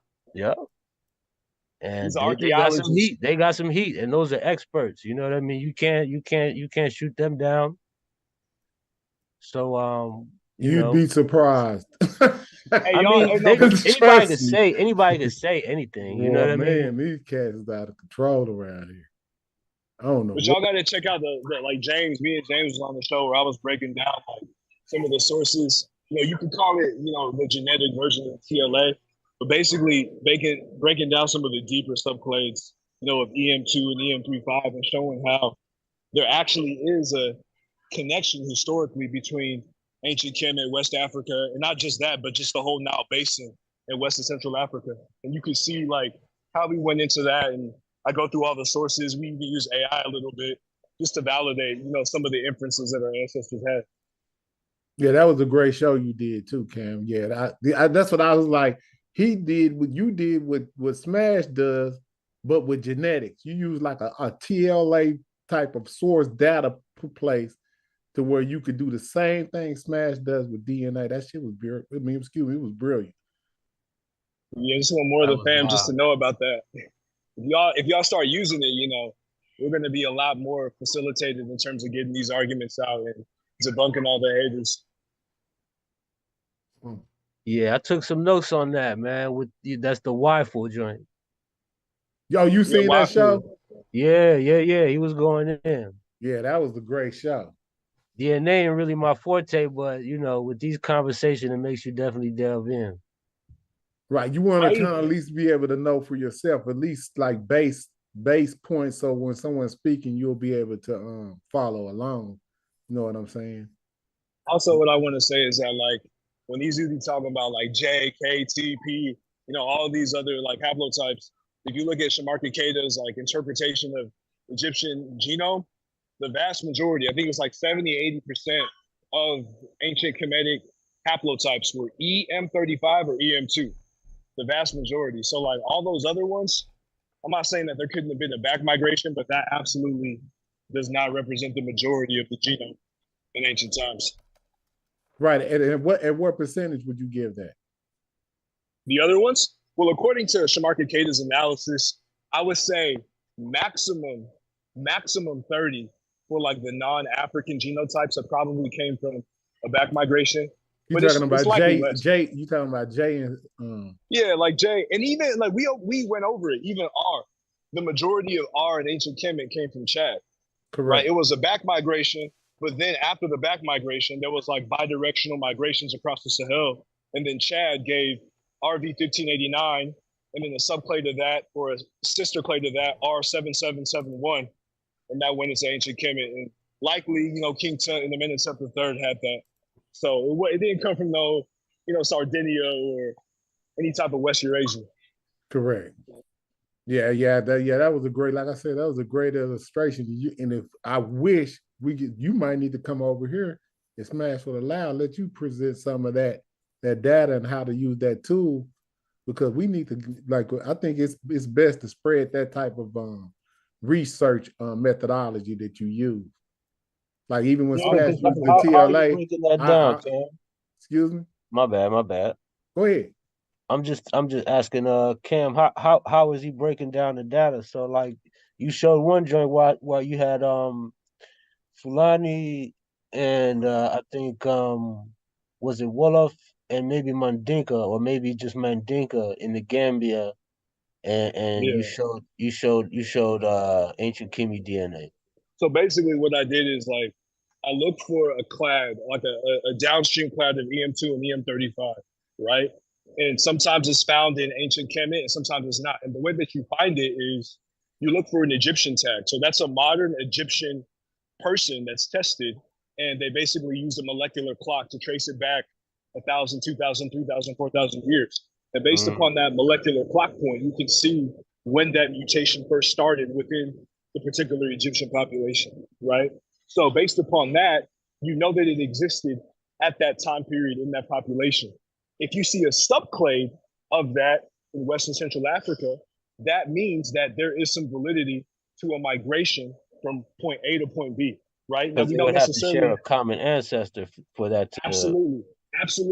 And at the very least, there was a recent common ancestor, and they use terms like, the most recent common ancestor or TMRCA on the actual database. But at the very least, there was a most recent common ancestor with, the Kemetic population and contemporary West and Central African. And not some like, it's not like 20,000, 30,000 years ago. Because if it was that, you would see other mutations to show that. But the fact that you have such close proximity shows you that there was a recent movement from point A to point B. And there's no way to get around that. Okay. Hey, somebody want to read the screen real quick? I know it's another wiki. It says, hold up, what is that right there? The Kushite kingdom of Napata? Yeah, all right, I'm going to scroll it down some. So can you read it? Yeah, it says the Kushite. Yeah, okay, it says the Kushite kingdom of Napata. Concurrently at or soon after the sack of Kushite army of the Kushite army withdrew. Soon after the sack, the Kushite army. He said the Kushite army withdrew from Egypt in large numbers, a momentous event that was still remembered some 200 years later and gave rise to Herodotus' story about 250,000 Egyptians deserters settling in Nubia. Settling, hold up, let me do that again. It says and gave rise to Herodotus' story about 250 Egyptians, 240,000. 240,000 Egyptians deserters settling in Nubia. And then it also had the source numbers that you could click. So let's go read it in Herodotus right here. This page Hey, 250. Smash, you know what's crazy? Uh-huh. I found a source that says that they found a demotic text that corroborates this story. Interesting. A demotic text? Yeah, I haven't found the demotic text, but Jebel Bark Temple. But I got the source on that. I can actually share that in the back chat. Jebel Barco Temple, that's in Nubia, right? Is that the one that had the snake-looking figure in the front of it? That's where they went to worship before they built Thebes, from what they say. You know, they built Thebes because they got tired, the kings got tired of going that far down into the south. Somebody read this next part because it's killing everything your brother say from the Bible part. Read this right here if you want, if you would like, anybody.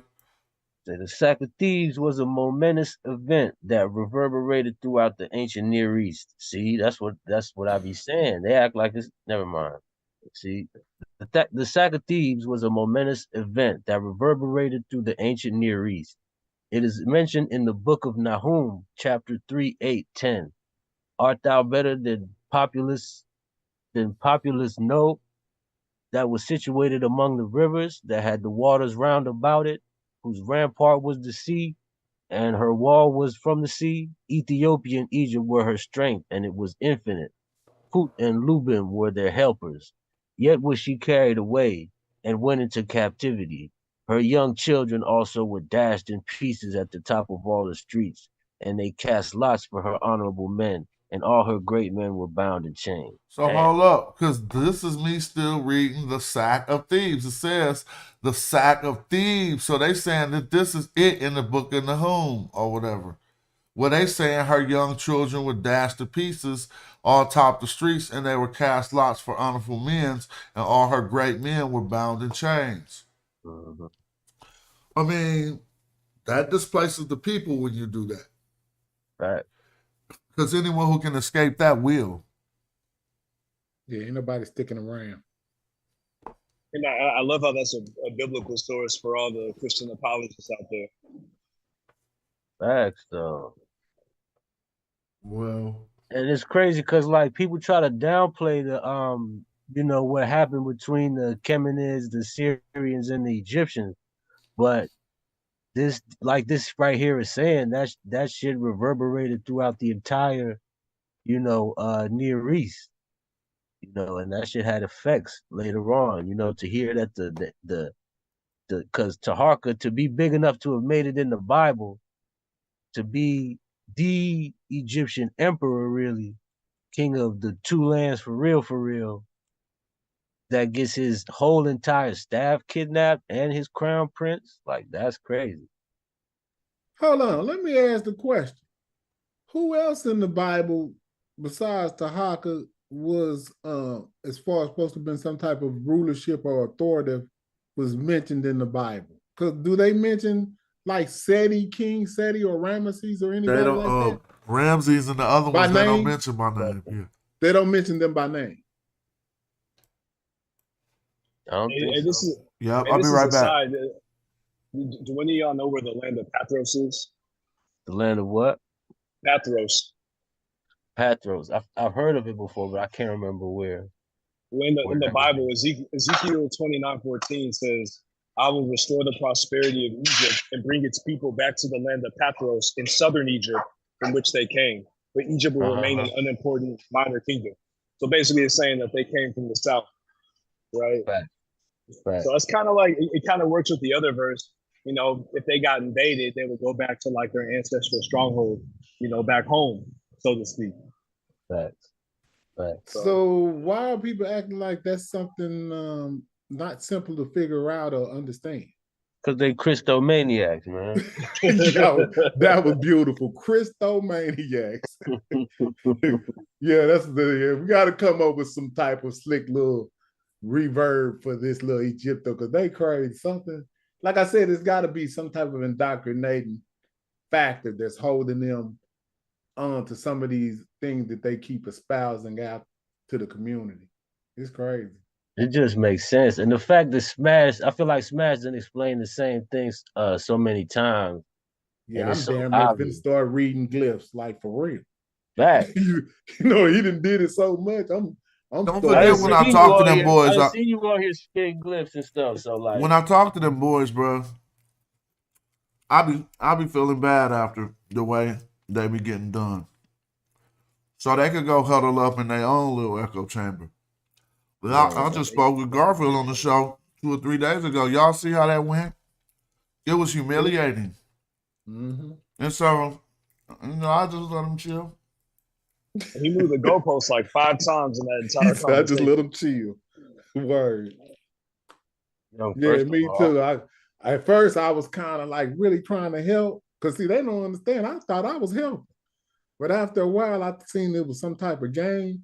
I just said, okay, I need to just go where more serious thinkers are and just exclude I hate to be in a box like that, and so to speak, because I try to support everybody. And, we had a bigger community in the beginning of this thing, but the fragmentation that's going on is crazy. Well, People that you thought was on the same page ain't on the same page. And it has me thinking what did they really study or read? Or what were they doing? Were they just faking it the whole time? Or were they comprehending what was going on? Or were they just the go along, get along gang until they seen their opportunity to go against the grain? Well, I guess steel sharpens steel. I guess that's what it's supposed to be. But sometimes I feel like people just get carried away, man. That's I be forgetting that this shit is some people's whole lives too. So, cause a motherfucker disagree about something, you ain't coming around and shit. That's how I rap. know you well No invested in this shit. You feel me? You an op now. You It's disagree with me? fragmentation, man. We got to understand it. I think that's another show we could do. We need to understand tribalism amongst African people, because if we looked at the fragmentation of the conscious community since it started out really, a beautiful thing. But the fragmentation, just think about what's came along. Flat Earth then came along. Some ADOS thing that came along within the last 4 years. Just think about all the fragmentation, like what Tariq Nasheed is doing. Egyptians ain't black that came along. What? Egyptians ain't black that came along. Yeah, that came along. So this thing, we was all you. Just imagine. Do you think in the 90s these people would have been saying we ain't black? Oh no, they wasn't. I know some people that was living around us in the 90s that was round. In their 50s now, they're saying that, like the Egyptians ain't black, or, like we ain't. Well, even you black. know what? If people say, like, there's certain ways that when you say things absolutely, that anybody could take a stance against an absolute statement. Correct. So I never mount the statements absolute until we start getting funky and it get all gritty. Then I'll just say, oh, that's how y'all feel. Fucking Egyptians was black. Deal with it. I got more evidence to show they was than y'all got to show they wasn't. Like y'all trying to make these be other than black people right here. That's crazy. They're gonna explain away. They said that's the only way they had some paint. But how did they get the white pants and the white that ain't eyes? the only way they had some paint. You see all kind of different colors all over Egypt. I got a whole document on the colors of Egypt right here, man. He said right here. Man, they think I'm playing, bro. Hold on, let me go down. He went right to the source. Yeah, let me see. Where did it go? That's what I be saying. 99% of people not trying right to be anthropologists, for real, for real. And then they phrases be like source up or shut up. We're like, yo, don't you see? I got some sources that'll piss some people off though, for real. But these primaries right here, when you can read the actual. He done went past everybody. You know what I'm saying? He done went to the real source. Fact. Unless they saying you ain't reading this, that's gonna be the next thing, man. You can't read this. Okay, And I can see that happen. You think I'm see playing that though. coming, huh? Yeah, I'm just telling you, that's coming quick. down the pipe. They finna join SETI. Yeah, I'm already sued on that fast. Right. On something that they were saying before. I'm sued on something that you were saying. You switched up. Right. I ain't switching up. It's too much evidence to stay on the same page. From a chronological perspective, that's all. Well, you know, it's just the information keep you centered and whatever. When I see things that'll get me off of what I know, then I have to address those. But right, like watch this. If I told you that in maybe 1500 BCE, that I would agree with you that it was a multicultural situation at that time, what would I be wrong? But I'm just saying, prior to that, it wasn't multicultural. You know what I mean? Or it could have still The been nucleus of that culture was indigenous. Primarily, yeah. You know what I'm saying? That's all I'm saying. I'm not denying, because you could look at and the that's artwork. what they Look like what he just showed just then. too. Like when he just showed the Greek artwork, they tell you the artwork gives it up themselves.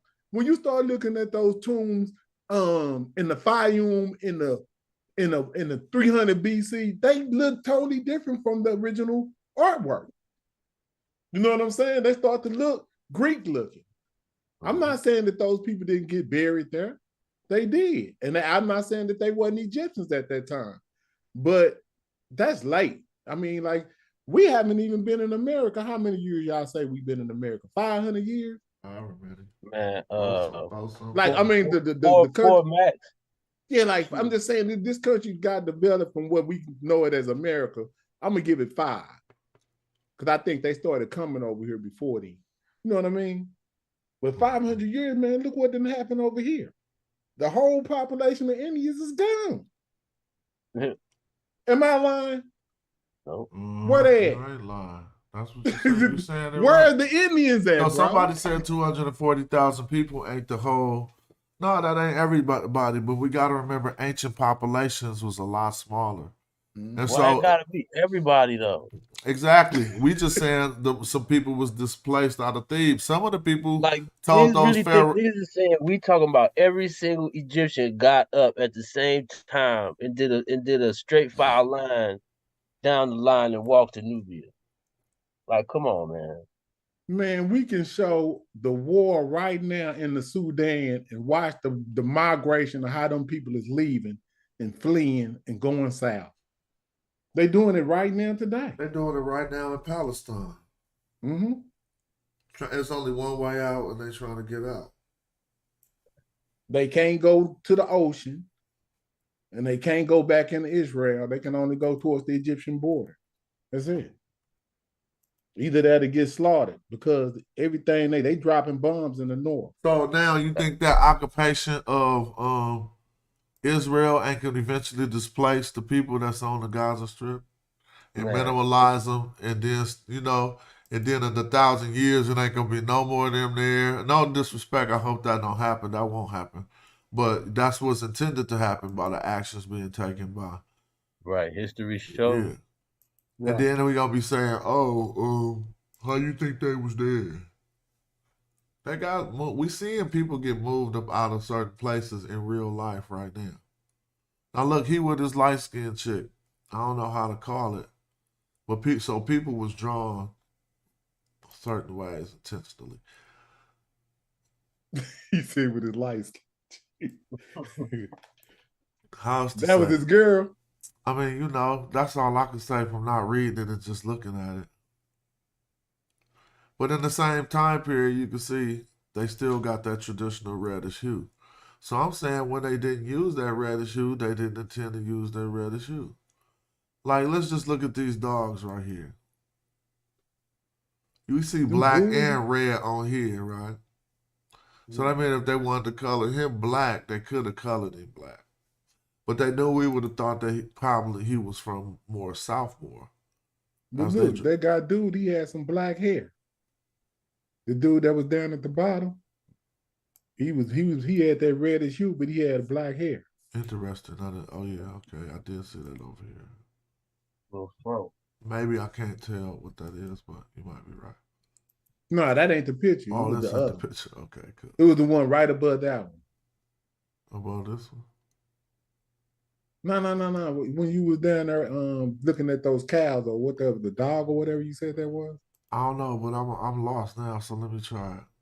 Okay, now you see the second row, the second picture. This right here? Oh, Yeah. okay. Yeah. See that guy down there Yeah. in the bottom corner? He's Yeah. reddish looking, but you Yeah, can see so his hair is black. exactly. So we see they taking their prerogative. I mean, Yeah. but now watch when we get to these other people. Well, then why they use black on them? Then that's what I'm saying. So they did it for that reason for us to know. Hold on though. Are these people that they painted black, are they Egyptians or they classifying them as newbies? They is classified as Egyptians. We don't even read what it say over here when we come to one. See, the ones that's in black and white, they hate on purpose. Not really, I'm just saying.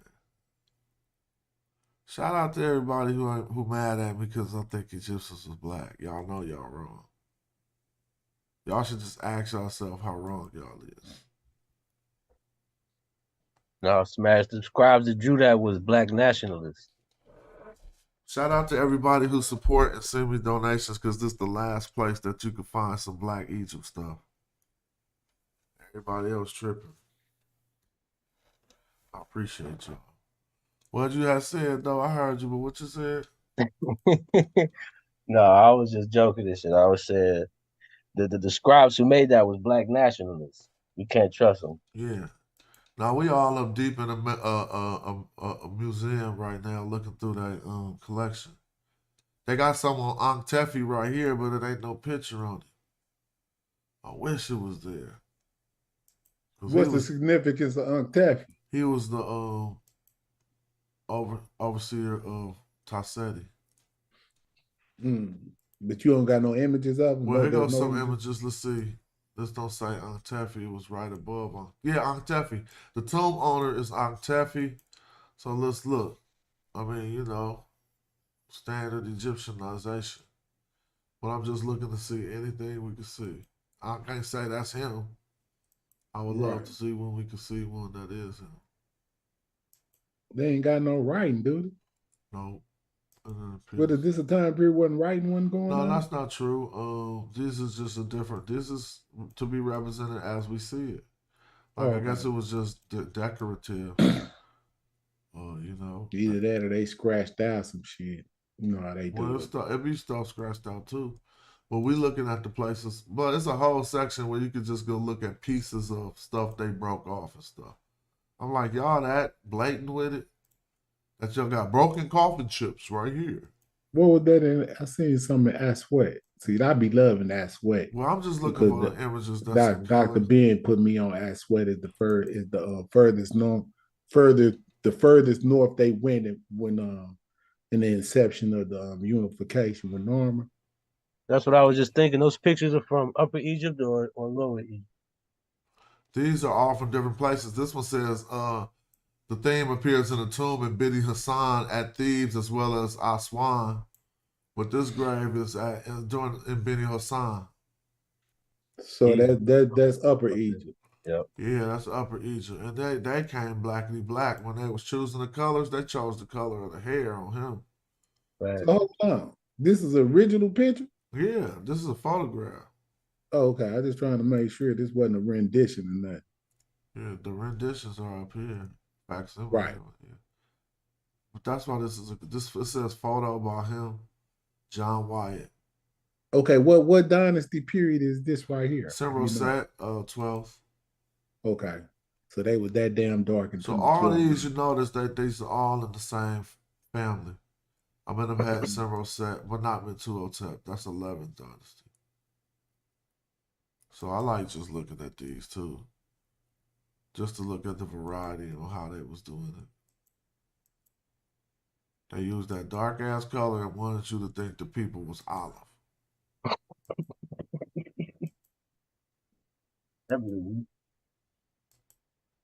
And we can see that they do know how to make European looking people. If that's what they wanted to do. Their girlfriend be looking European. I mean, their girlfriends be looking like they was Matani princesses. So, I mean, Right. you know, the Matanis, yeah. You know, when you get to that Matani area, it's getting real white Man, looking. it was something you were saying the other day, but I wasn't on the show. I was like, man, could you pull that up on a map? But I couldn't remember. I can't remember what you were showing. But it was something deep that you were showing. I was like, man, I want to see on a map where that was at. What was I can't remember. But Camji gone? I Camji don't know. gone, huh? Yeah, he was at the gym or something. Oh, yeah, No, that's no, right. I'm still here. I just Oh, yeah, wanted to you go on working mute out. because That's right. You working yeah, out. it's kind of loud over here, No, do so your I didn't want the thing. Do your background. thing. Yeah, do your thing. I know how I be at the gym, tapping in with what's going on still. Yeah. I wish all of these wasn't in black and white facsimile mode. Maybe if I click in it, they got some of the actual. Nah, it don't appear to. Like this, dude. Why they chose this for dude? And notice, this ain't no blackologist site or nothing. This just the ones they don't put all in the front. Now, it turned black and white, but it wasn't black and white when I was. It didn't look like it was black and white when I initially clicked on it. I apologize. Y'all, let me see, get my mic. So this all this have the periods as well. Yeah, I can share this Each site. image. They got hella good stuff on here. Oh, this is. Oh, it's just messed up. Meketra.org. MEKETRE.org. Have you ever watched Smash? Have you ever watched that Egyptian series on History with Sa? Like, have you ever watched from the pre-dynastic all the way to the to the late period? Have you ever checked that out? Like how they do that? Yeah, What's the you name said familiar with America is history? only 246 years old. Okay. I don't know what that number come from, but that's fine. Go ahead. What Yeah, you it were was saying? probably because I was saying 500 years. Yeah, I remember Of, that, but dang. but what I was asking, have you ever you familiar with History with Sa? His channel, European guy. Uh-uh. Yeah, well, he does a whole dynastic breakdown of the history of Egypt. I think that would be something. If you could do something in that fashion, that would be something that would be interesting as well. Every Because, like I dynasty? said, you could look at those and then use corrections, to kind of correct some of the mapping as well as the information from what you know. You know what Yeah. I'm saying? Well, like I said, taking a scholarship or taking a battle outside of this community might be what's the next phase of this, because I don't even think for you there's any more comparable average series to even conquer. Like, cause I remember one day you were like, man, I don't even know what to do. I said he don't even realize he just smashed he just smashed out all the competition. Now they gonna all They still team trying up. to fight, but man, it's Yeah, over with. everybody know they smashed out with that. Yeah, I'm just saying, Now but they they gonna still, trying to team up and use yeah, they still trying to, they Metatron and smashed shit. out, They're but trying to do the most right now. He gonna win yeah, two they hotel. smashed out, but they still trying to fight this instead of coming on and agreeing so we could be back strong on what we was on. And I mean, because you got other adversaries out here that's formidable opponents like a Megatron or Ooh, we whatever. found this. This was so good, bro. You see what we just found, bro? Ain't that the same one This you've been showing? this is the part they Holy don't smoke. never show on the internet of Ashayet's sarcophagus. You feel me? The one you Dang, be I showing is gotta with her save and some this more right here. chicks. Oh, this will beat the brakes on somebody. You Huh? better say that. I just saved it, yeah. I'm gonna do some work with it and see what they say, but yeah, this is another part of Ashayet's sarcophagus. That you hadn't seen? No, I definitely haven't seen this part. A lot of people haven't seen it. I know for a fact. If they trying to be like, I'll tell you that part, they lying. Unless they came to this museum and seen it, because I ain't never seen this. But that don't mean nothing. I'm just saying. This part, the other part that look just like this that we be looking at, but it's two black women standing over here. This one is showing more of these other people, and it says something like in catch, Inka, TCH. You know, this straight line gonna represent the end. It's the wavy line, but you can't see the waves. That's the Ka hands. This is a TCH sound. Now I don't know those words. I know what Nka mean in the spirit of. That's probably not real.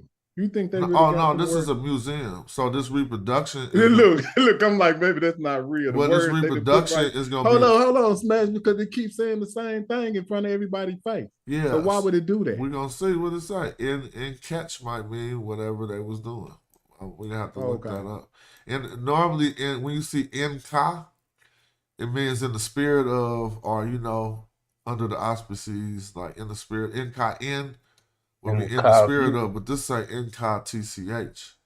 So I would have to see what that is. But this is very good. Now look, they going in on the individual items. Let's see if I can see them do it.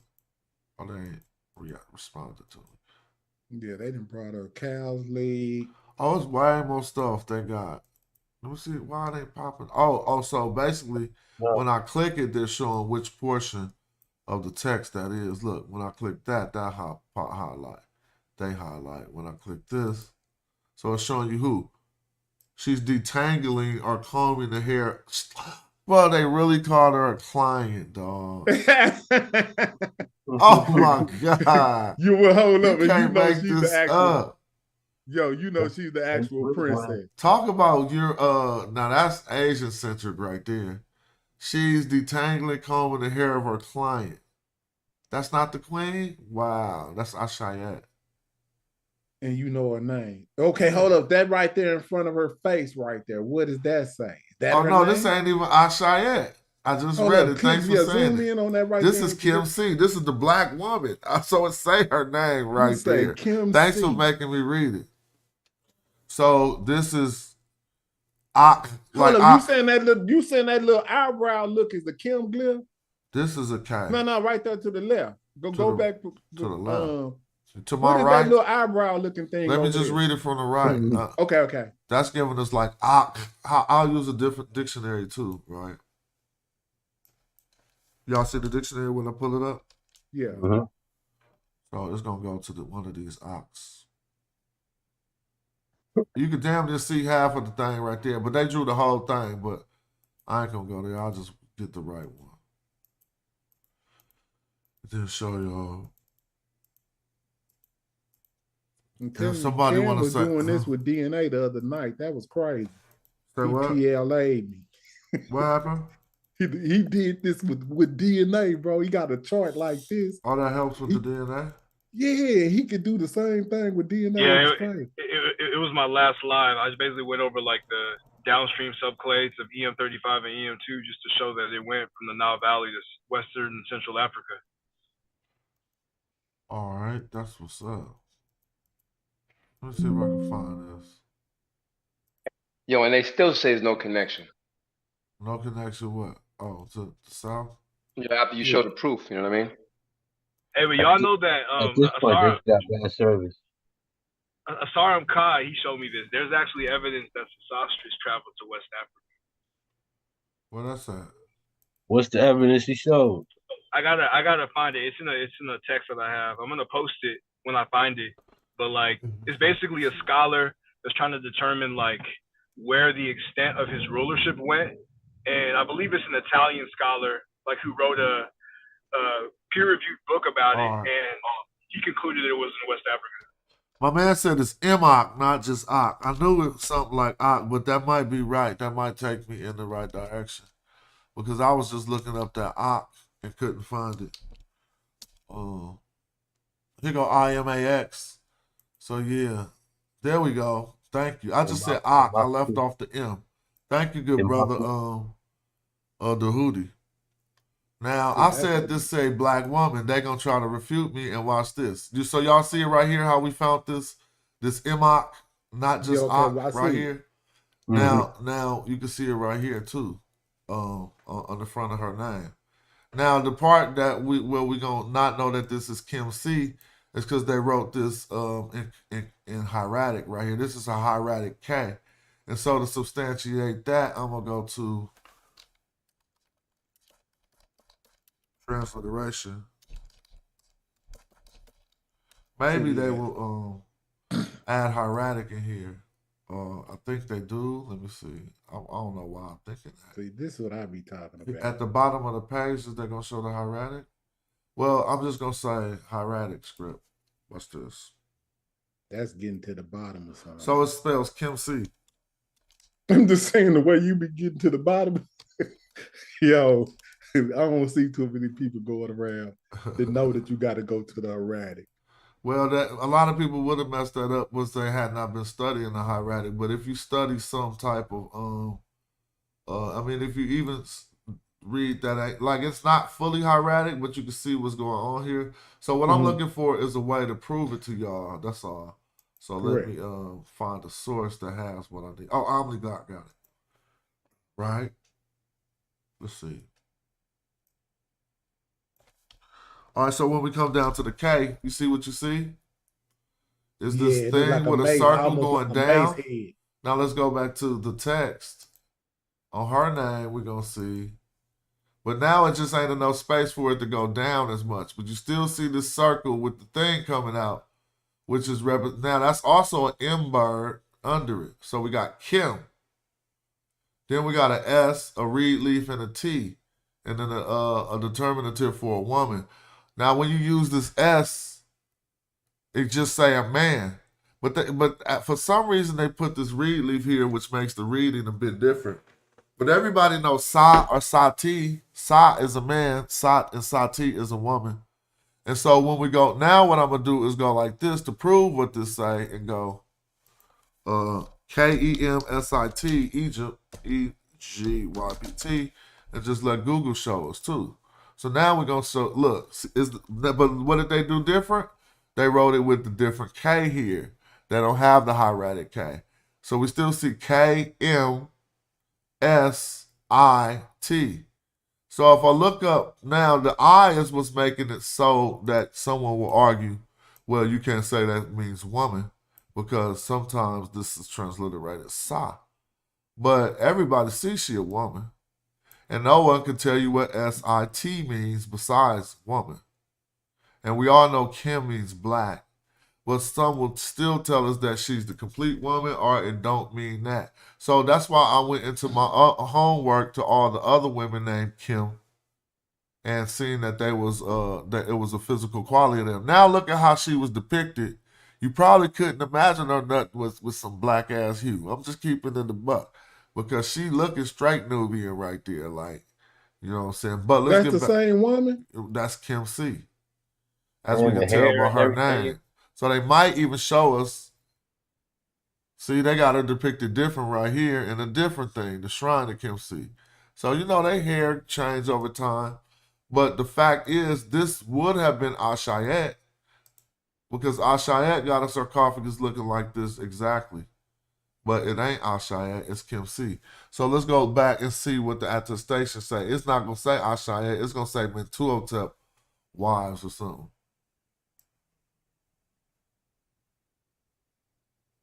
So you found two of them. Yeah, this one I mean, others to see date Mentuhotep II, Thebes, tomb owner TT 308. So we could go to TT 308, just go like That's this. his wife? Theban tomb 308. Let's say Kawit. I mean, not Kawit, that's a different one. Kim Set. Let's see if this pop up. Yeah, Kim C. I don't even have to read it. You feel me? Damn. So that's her. TT 308 is Kim C. Yo, Kim click on that smash. I want to see what it look like. Here go her shrine. Hold on. This is something I had not got to see either. It's right here. But they don't got the picture. But yeah, someone else Flash showed looked us. like it messed up or something. When you clicked it. Well, this is the same actual that's what it website looked like that I'm right there. on, and they got another breakdown of her tomb. So this is in front of Mentuhotep's. Now this is how he did it. These is all his women right here in front of his pyramid. All right, and so they say ambulatory. Y'all can tell me what that means. I don't know. All right, yeah, but the tombs are up here. Those are all the queens. So yeah, Henanet's tomb was over here. Kim C's tomb was right here. Man, The that's tomb of deep. Kawit was right here. Kawit was right here. Sade was right here. and Ashayet was over here. Damn. Yeah, it's Man, all. that shit there is beautiful. Yeah, he was a boss, right? I appreciate looking at something like, man, are you serious? And ambulatory means relating to or adapted for walking, Oh, a thank you. place for walking. Thank Yeah. you. Thank you. Walk through, quick walk through. Learn something every day. Wow. Yeah, dope. that was appreciated. I right saved there, this man. one right here just for my own research, but I'm gonna keep looking. This is doing mental attempts the time too. So watch all these people. This next one. Watch how the people be represented doing mental attempts time. This is somebody named Neferu. Maybe he's going to track on the traditional representation. Let's just He see. down there in Thebes. No, I they didn't seen even that. show. No, they just show the top of the hair what we can't really see. Right. They say hair's resting in the beautiful treatment of a woman. But we'll keep looking. I love looking. Now we're looking at prisoner Marys. Let me see. That's first intermediate period, 9th dynasty. Yeah, yeah. When you click the ones you click and smash, make sure you notify us of what what's going down. Definitely. Like it's got that thing down there, like location. Yeah, and but stuff. y'all can't all see it all, huh? Yeah, I can see it. I'm just saying, but I'm seeing it, but then I'm just now figuring out what's going on. Chris say Kimmy sock. I don't know about putting that eye on the Kimmy, Chris, but I know you know what's up with that grammar, and you probably could explain that. But let's look back at her name. The I always be under the S. We could look on the primary, but I just thought that it wasn't connected to the Let's see if we can see our name on here. It got smaller. I know. I'm gonna make it bigger though. Force it to be bigger. So let's see if we can find our name on here. Yo. What's up with it? Even though that this illustration is dope, how they got the face. Yeah, the queen looking beautiful. Yeah, she was ready. You feel me? Like I'm Kim C. Man, these are some beautiful names too. If you really, I'm tripping. Yeah, that's pretty fire. Kim C.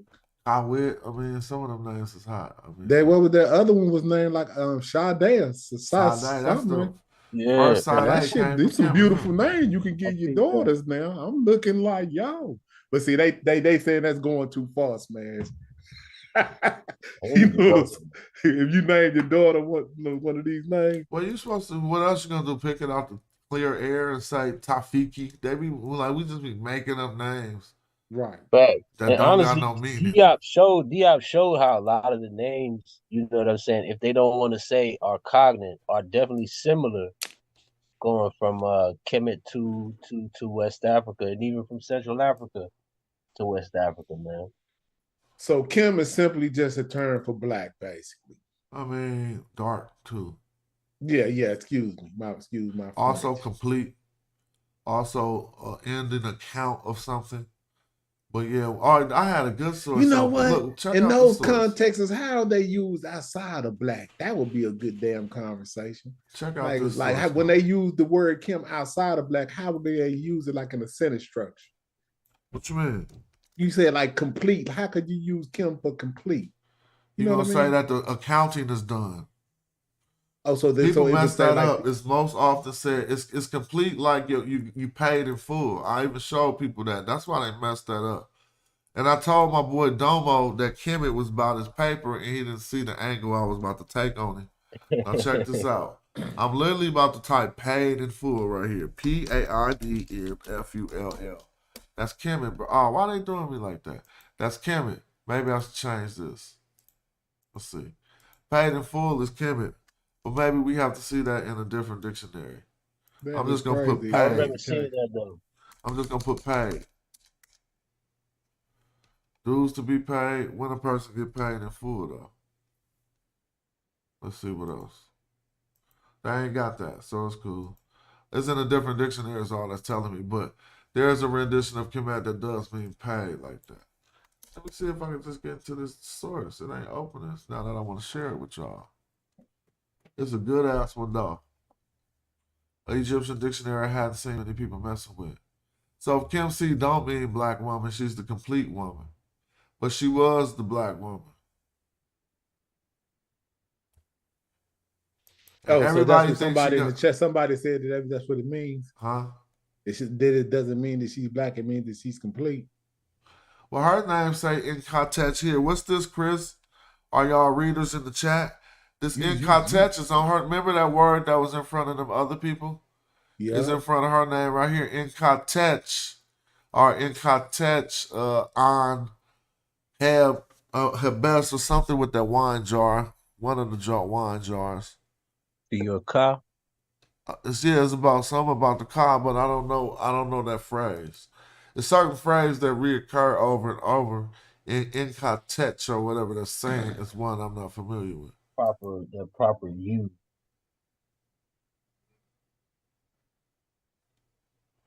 The tool, her tool. Yeah. Now here go the funny part. Here go the funniest part. Look at her arm right here. What fell off? We think her hue was that, but look at how they had her when we could see it back in the day. This is what fell off all this. I'm just saying. That's was the dirt smash. Huh? No, you think that's dirt? I'm just telling y'all they gonna do it. Nah, oh yeah, that's how they gonna do it. Yeah, that's dirt, man. Yeah, that's just dirt. That's only right here and no place else on the whole place, huh?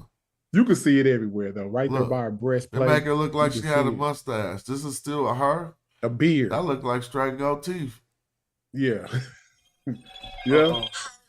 There's some whitewashing going on in the history of this too. So they act like we crazy or something now. We just want everything to be black. So now we're looking at some skin and saying that don't look like it's been diminished or something's been rubbed off. But you can see the blues missing. Some of the other colors are missing as well. Now look at that. What does this say? It says Nubian dancing girl. Ain't this the same color that the ancient Egyptians draw themselves? Or am I tripping? It looks like red ochre or whatever they call it. Well, that's just the color that a lot of us is, bro. Right, even here in America. But you know what? Like I said, I could do the modernization of this. Everybody that's African American that looks like they're African American call themselves black. Until recently, till people learned about the Moorish history, we was all black around from 1970 on until recently. Where everybody was black. I don't care how light you was black. Do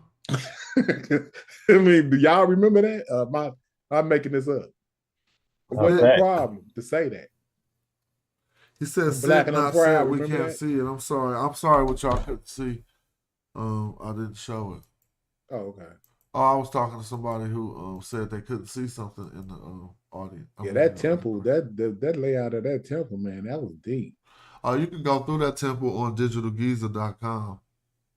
And you can go through it like a video game. You know what I'm saying? Yeah, it's off the hook. Let's see what else there was. He said it's off the you already went through it. Hell yeah. That's what I'm laughing at. I had to do it for class. I took a class that used that as source material. So I got an account on Digital Giza.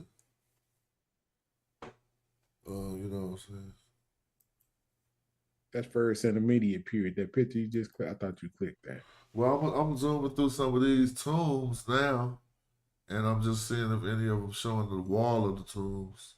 There's a lot of them is just showing the layout. Layout. Yeah.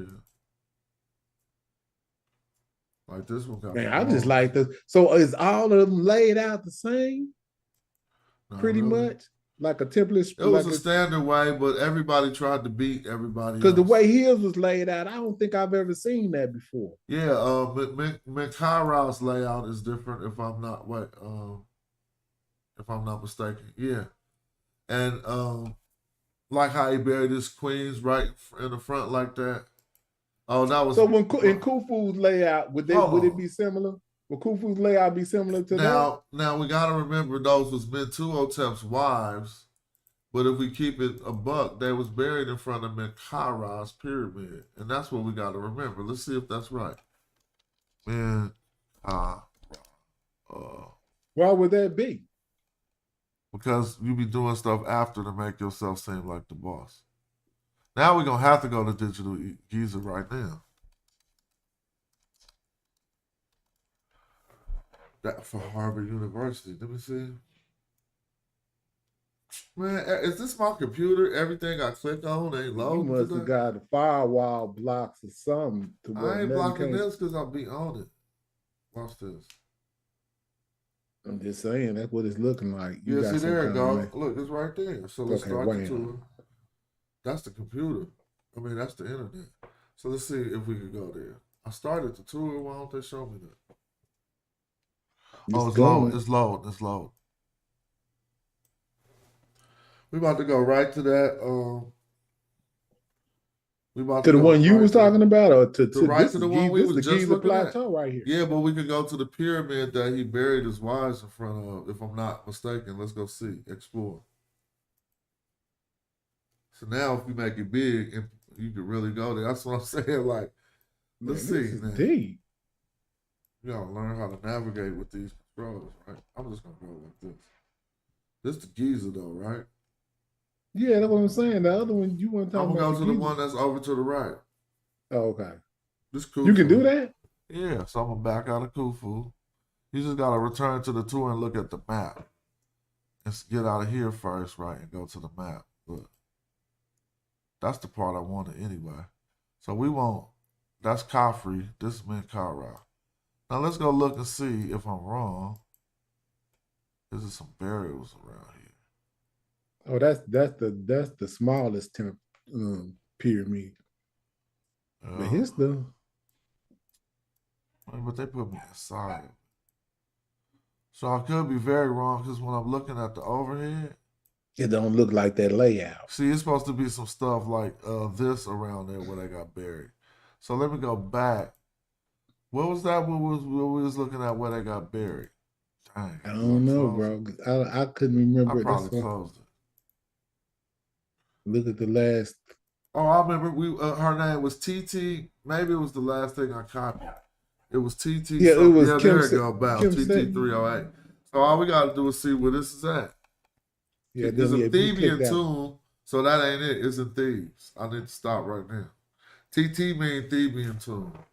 That's why I was telling you, Smash. That's why I was so interested in that tomb, because I never seen one laid out like that before.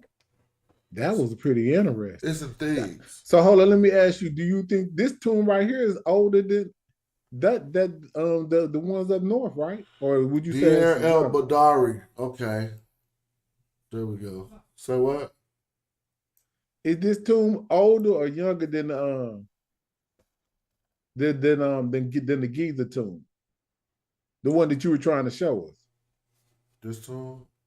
Yeah, is this TT 308? What you mean the Giza tomb? Oh no. This is after the Giza, it's 11th dynasty. This is early. Oh well, it's not earlier than those pyramids were built. Those pyramids was built hella early. Yeah. So that the pyramids are what, third dynasty? I see it right now. I mean, that one pyramid is around the third dynasty, but who knows about Menkaura and them? That was a little bit later. Okay, yeah. So yeah, still I'm looking at it. Say 11. Though. Still old. It's 11th dynasty right here. So you saying that's still old kingdom? Too. Yeah, they still old kingdom. What, 11th dynasty? Oh no, I was talking about all the pyramids. Ain't no pyramid 11th dynasty. Okay, so what I'm talking about this TT 308. This say 11th dynasty, right? TT 308 say 11th dynasty. Let's go look. Where it say that at? Yeah, this is the 11th dynasty. This is so. What did that contradict? Because this is doing Mentuhotep. Yeah, but I was just saying he wasn't. I think I confused you because I thought he was buried around. She was buried around the pyramids. But so he's buried. So this is in Thebes. This is further south. Yeah, they buried in Thebes. So and this is also a later period. But like I said, when you showed the layout, I had never seen a layout like that. That's why I was fascinated at looking at that layout, because it does not look like the pyramid complex. Yeah, you see what I'm saying? I messed it all up. But this ain't nothing but a continuation, and the way they did. But you can still see, because if you go back to the Giza Plateau, they had the queens in front of his pyramid. It was just in a different structure. Well, right? If you look at all these Theban tombs, everybody was trying to be buried in Thebes. But I mean, not everybody. From going back as far as what? I don't know, but they got over 300 something of them, right? I mean, it's looking the like old kingdom for real, I think. Because I think Thebes, if I'm mistaken correctly, was the town of Amun and the town of Osiris. Yeah, it was right above Egyptian Nubia. So it was important.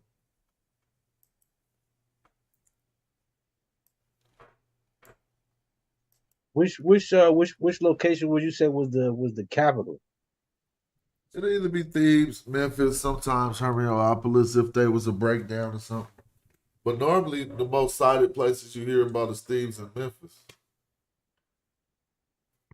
Like you ain't gonna read no text and be like, Cairo was hella mad. Or any of these other places they be think the Delta, you know, like they just gonna be talking about Thebes or Memphis sometimes.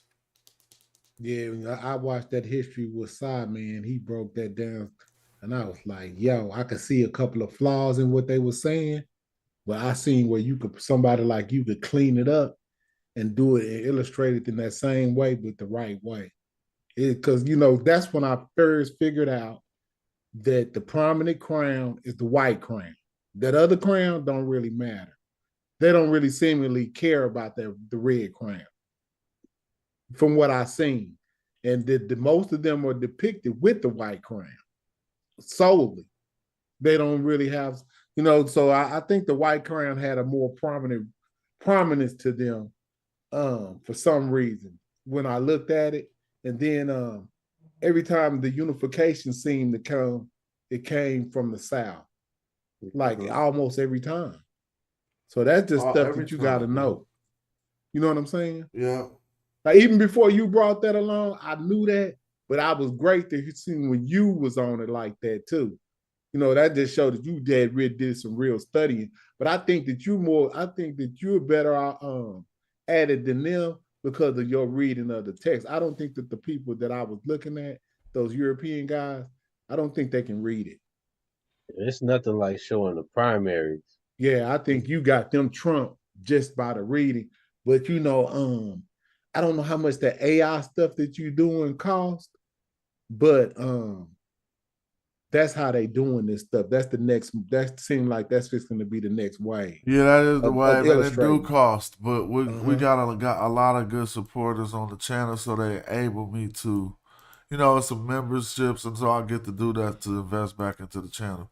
Then Right. people be making it pop. So if y'all like that, make sure y'all always hitting the Cash App or joining the channel or putting up a comment, making sure the channel grow. Because I think if the more AI I can do, I got 100,000 words a month now. And so the videos I'll be sharing be coming up out of that. But I've been, I'll be like, dang, I gotta wait the next month to let them see that. I mean, not to let them see that. I can read it myself. But you want to have this presentation that you can put out to the world that look right. I'm leaving that on the screen for a minute so y'all can keep on contributing to the show because I love y'all. Go ahead, bro. I'm gonna see who this next. Oh, y'all can't hear that. I gotta turn my sound effects up. Go right ahead, though. I'll be right back, y'all. I gotta go into the other room. I ain't ate nothing. Hold on, I'll be right back. You there, James? Okay. You can hold it down for me? Yeah, I got you. Yeah. I'll be right back. Yeah, hold on. So who else on the screen here? Who else on the panel is what I meant. Besides Zoo, I think Zoo up here. Yeah, okay, yeah, that's better. So what's up, Zoo, Mr. Rich, and the Jig? Man. I just listening in for now, you know what I mean? Oh, okay.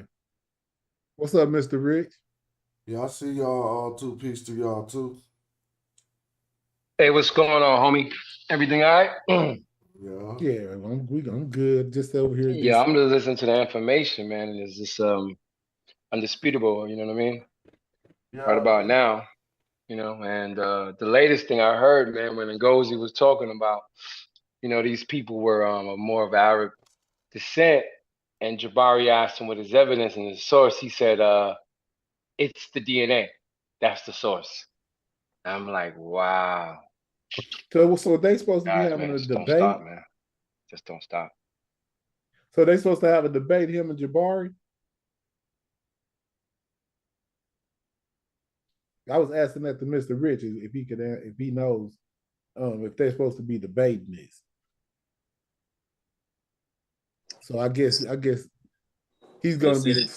They say they're trying to line it up, you know, but I don't think it had no date and no real topic and thing as it. What we're looking more interested, well, not more interesting, what very interesting is the upcoming debate with Jabari and Carrier. Right. Yeah, I don't think I'd be interested because I mean if your only evidence is gonna be not a multi-faceted argument, I wouldn't be interested in anything like that because DNA is just like Mr. Imhotep, he just dropped a great video on that 2 days ago, man. I think everybody should go over and check that video out. Mr. Imhotep's channel on YouTube, and he said why DNA can't be used for identity of the Egyptians. That's the title of it. But I mean, he did a great illustration with the point being made that when you got to be able to account the migration. That's what we're all saying. You have to count the migration of the people into the equation, and not doing so is not being genuine or being disingenuous. You know what I mean?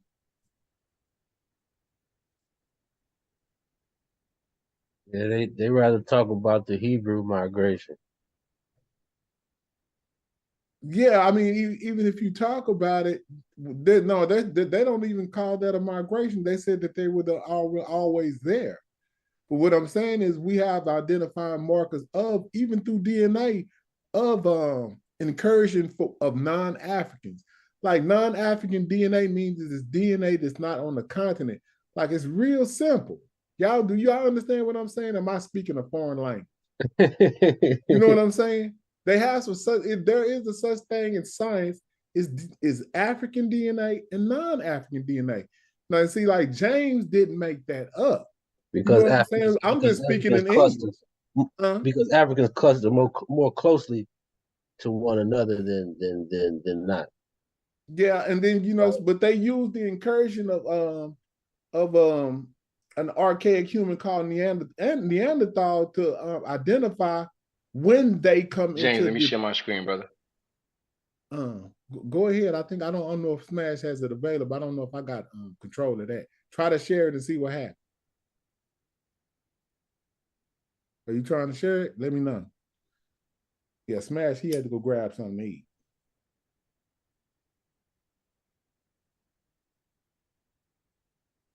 Hey, yo, James, I can share my screen? Yeah, I said go ahead. I'm not sure if I have controls of, but if you share it says the host can only share in this meeting. So Smash is gonna have to come back. He didn't give me control. I don't think he gave me control of anything. So you have to wait for Smash to get back so he'll let us share. I think he just had it set for him. But what you trying to pull up? You can give us an illustration in the meantime until you get ready to pull it up. So what we gonna be looking at?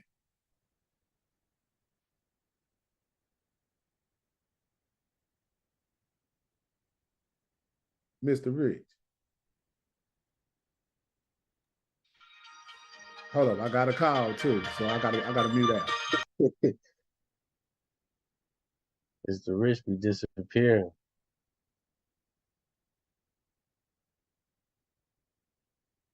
Yeah, I don't know, man. Gotta make it so you can share the screen. Or you can I think Mr. Rich was trying to share. Or it's made like that. I was just listening on the YouTube. I was a bit behind, but just making me something to eat. So be right back. But share that screen. I wanted to see what you was gonna show. Oh, Mr. Rich cut. Huh. I don't even see him. What up, man? Oh, what's up, Chris? What's up? You got it. You got it. You said that don't say woman at the end of Kim C name? Yeah, no. I was typing, sometimes typing too fast if you're goofy. Now I'm saying it does say woman, but I was saying that the reed leaf could be a glimpse into which vowel actually goes in between those two consonants. Oh yeah, that's good. It's a good point. I thought what's the name was about to share the screen. Well, y'all can share it if you want, but I'm just listening on the YouTube. James, I'm gonna make it so that you could let people in if they come in. All right. You did? Okay, yeah, I just had a quick call, Smash. Oh, it's Yeah, good. you had left it to where it was the screen wasn't able to share. Mr. Rich was trying to share his screen, so I don't know if he'll be back, but he was trying to share his screen and share some information. So, but he may be back. It's all good. And then I'll be able to let him in if anybody comes in. Now, where is the controls where I'll be able to see where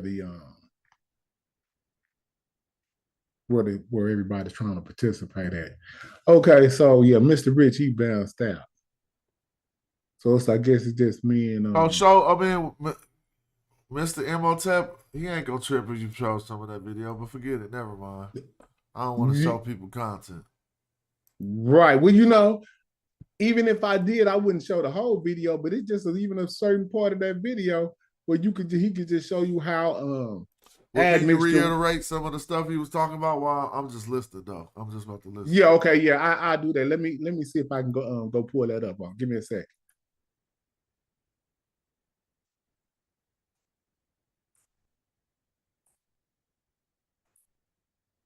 Oh, that video right there is and see, I got all kinds of stuff I was looking at. Let me get one of these videos. I missed the Imhotep. Hold on. Give me a second. I don't know if y'all can hear me. Yeah, give me a second while I pull this up. Okay, yeah, we can hear you. Yeah, hold on.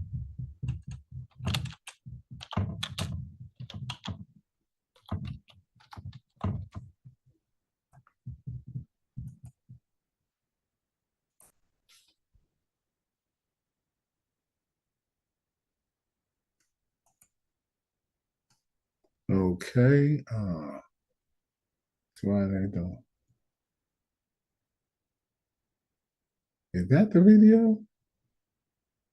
Yeah. Okay, there it is right there. All right, here you. I'm give me a second while I share my screen. Share screen. Is that it? Oh, hold on. Let me make sure this is the right screen. And sound.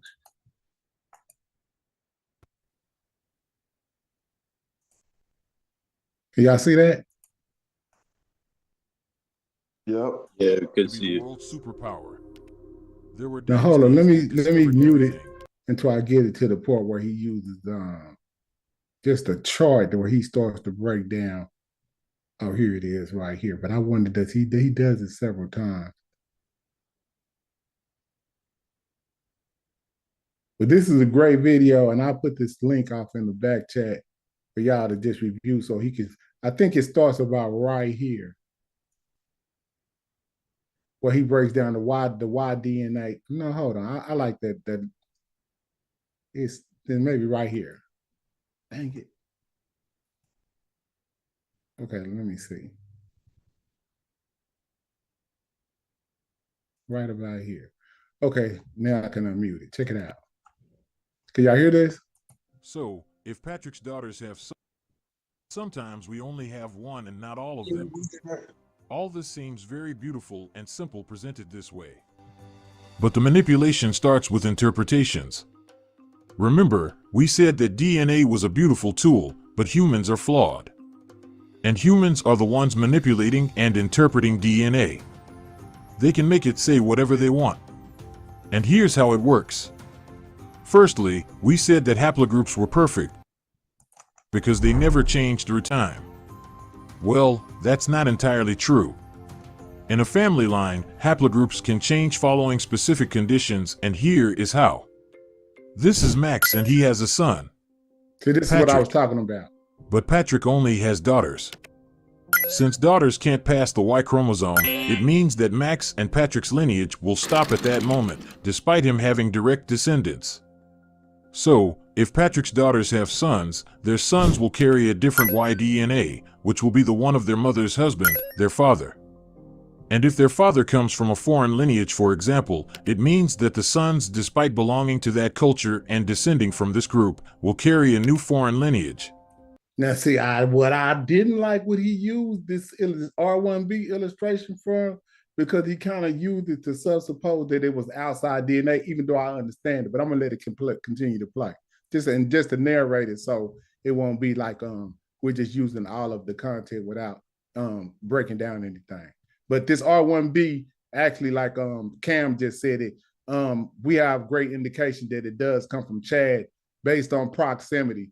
Chad is closer to Egypt than Italy. And then, Italy is you'd have to cross the Mediterranean to get this DNA coming into that particular area. So that's what the pushback with the DNA would be with using that R1B. So let me just let it continue to play. This happened during the 18th dynasty with Thutmosis I, for example. And this means that if their remains are analyzed, it can be interpreted as if they came from another location. Do you see the issue? And that's the same with mitochondrial DNA. It can be interrupted in the same conditions, but with sons. So, we see that haplogroups can sometimes be confusing when the lineage is interrupted. But they are perfect tools in cases where there is no interruption. We can totally relay on it. Watch this. Like, for example, in the case of Natufians, whose entire population belonged to the African haplogroups E1b1, E1b1a, and E1b1b. Evidence that their population came from Africa. See, now what he just did was, he gave you the DNA for the Natufians, but all of these E markers are indigenous to Africa, not outside of the continent. So if you start using for the Natufian population, he's saying that all of their markers are E on the male side, not the female side. You see what I'm saying? Just so y'all follow along. Now, let's talk about autosomal DNA. We said that it traces a person's autosomal chromosomes, which contain the segments of DNA the person shares with everyone to whom they're related, maternally and paternally, both directly and indirectly. It sounds great, but it also have defects. Let's go back to Max's family, but now we will have another scenario. We still have Max, who is of Igbo origin in Nigeria, but who this time has two sons, Patrick and Frank. At 18 years old, Frank decides to leave Nigeria and relocate to Iran. In Iran, Frank is exposed to a genetically different group of people. Patrick remains in Nigeria, so nothing changes for him. Both grow up and decide to get married. Patrick marries an indigenous Nigerian woman, while Frank marries an Iranian woman. Both Patrick and Frank are still genetically related. They carry their father's lineage, which is E1b1a. Both are married and have sons now, respectively Leo and Alex. But by marrying a woman of Iranian descent, Frank affects Alex's autosomal DNA.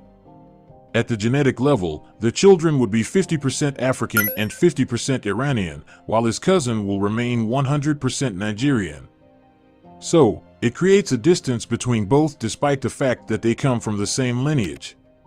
This conclusion flows from basic biology. Since autosomal DNA is inherited from both parents, the child could not have more than 50% paternal contribution, the other 50% would be maternal. Once these children grow up, who would they marry? For Alex, since his location is populated by people of Iranian descent, he will marry other individuals of Iranian descent. The children of these unions, i.e., the grandchildren of the Nigerian, would be only 25% African. 50% of their DNA would come from a 100% Iranian parent, the other 50% would come from a half Nigerian parent. Half of a half is a fourth. So I think we get it. You know what I'm saying? It's pretty simple. I think we understand this is just how they break. Nah, that's good. I mean, you ain't got to. No, but I'm just saying, because I wanted to give a quick illustration. So, okay, now we've been in America as African Americans for a pretty good while now. My personal DNA says that I am 91.8% African. See how this little pie chart is going for these people?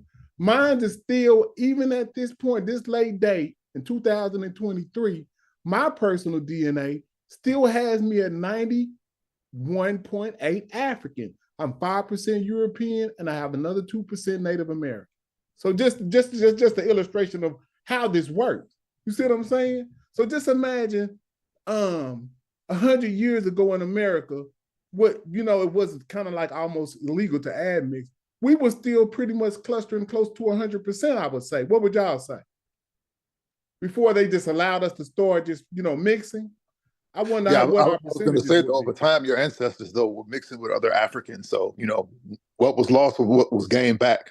You know, now, right, had they mixed and just kept mixing with, you know, I guess, Native Americans or with Caucasians, then I'm sure your percentage would be lower and lower and lower. Then you probably would look like Lenny Kravitz. Right. You know what Yeah. I'm So saying? see, this is just a great illustration. So I'm gonna let it play a little bit longer, but this Yeah, chart no, this is good. Yeah, this chart is gonna run out a little, but just watch how he does it. Just watch. The same principle would play out in subsequent generations. For instance, the great-grandchildren would be the product of the union of the 25% African grandchildren and their Iranian spouses. These great-grandchildren would be 12.5% Nigerian. Their children, i.e., the great-great-grandchildren, would be only about 6.25% Nigerian. The next generation, only 3.125% Nigerian. As a general rule, the genetic percentage drops by half in each generation. On the other side, Leo's autosomal DNA, who remained in Nigeria, will remain 100% Nigerian. But when we use haplogroups, that Nigerian signal remains, no matter what. Therefore, when we use autosomal DNA, the genetic signals of ancestors become very hard to detect beyond just a few generations. In terms of determining ethnicity, autosomal tests are not really useful. They can't tell you the ethnic history of a person beyond just a few generations. It is good for recent connections, but not for very ancient ones, because with each generation, according to the choices of partners and the environment, things can drastically change from a generation to another. But watch this. What he's going to point out is that no matter what, you're going to have some people that's 100% over here pretty much, or they're going to have that. But these people are going to always have some percentage of this E1B1A and that and on their male marker. And that's how you know that that's what they descend from. But that's not necessarily who they are today. And that is what we're saying to Ngozi. These people have admixture from an outside source where they'd have zero admixture from an outside genetic source. It's just that simple, right? We're not saying that they don't have any African genetics in them, but we're saying that on this pie, their numbers are more outside genetically than inside. Okay, so that's what we're saying. So, in our case, just in a few generations, Frank's descendants' Nigerian genetic signal drops to precariously low levels. And when tested, the results will tell us that these people are more related to their contemporaneous Iranians than to their Nigerian family. Now you may wonder, why is this an issue? Well, now let's add a price to the story. Let's say that the boy's great-grandfather Max was a billionaire who owned a major company. Yeah, well, see, I don't think I'll listen. For future, if y'all want to go watch, I'm going to put that in the back chat for everybody to check out because we don't want to watch the whole video. But yeah, go ahead, Smash. If you hear. And I see Babylon Don the slid. What's up, Babylon Don? Your grandson about to break it down, but whatever. You don't have to. No, I'm just saying. I don't want to, share the whole video. And I as a rule of thumb, I don't want this to be the reason why something happens to your channel. But I think that was a good, what you call a commercial for people that want to go and check it out a little bit more. And like I said, I'm gonna put it off in both the chat and the back chat for everybody to check out. What's up with Babylon Don? Hey, peace, Smash. Peace, Pan-African James. Peace to brother. the pedal. Peace. Hey, yeah, you left us on a cliffhanger with that one, Pan-African James with the $1 billion, bro. Golly. You don't want to hear about the $1 billion. So yo, hold on. Let me go back, man. I'm joking, bro. No, don't do that. Don't do that to Smash Channel. You right. You said it right. I'm just like, Mr. Imhotep ain't gonna flag me, y'all tripping. No, okay. Well, hold on. Let me. I'm putting it off in the chat now for people to be able to check the video out. Okay, and then I'm gonna go back and share it. Let me know when you want me to stop it, Smash. Okay. Dang, hold up. I let it keep running. Let me move my back. I let it keep running when we was talking. Hold up. I gotta go back. Okay, hold on. Let me go back and share. Sound. All right, y'all see that? We back on? Following the logic of autosomal DNA applied on ancient civilization, now, this allows all members of the child's Iranian family to claim the making of that company, since autosomal DNA ranked them closer to each other than to the other Nigerian members of that family. Does it make sense to you? Those who built that company are Nigerians. But the people who came later, and by hazardous events, now can say that it is their family's accomplishment. Is that logical? By the way, this can't happen when we follow the logic of unbroken haplogroup lines. So we see that autosomal DNA is impacted by epigenetic factors. It changes based on environmental factors. But haplogroups don't. This means that two people can be directly related, but if they live in different environments, or that some disruptive events happen, that genetic relationship between them can decrease, while the one with the geographically closer people significantly increase.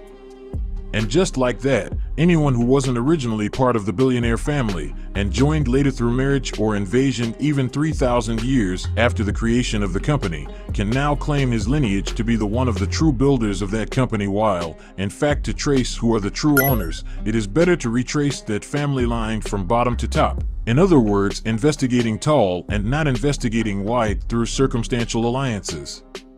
And that's one of the ways scientists use autosomal DNA to deceive you about ancient Egypt.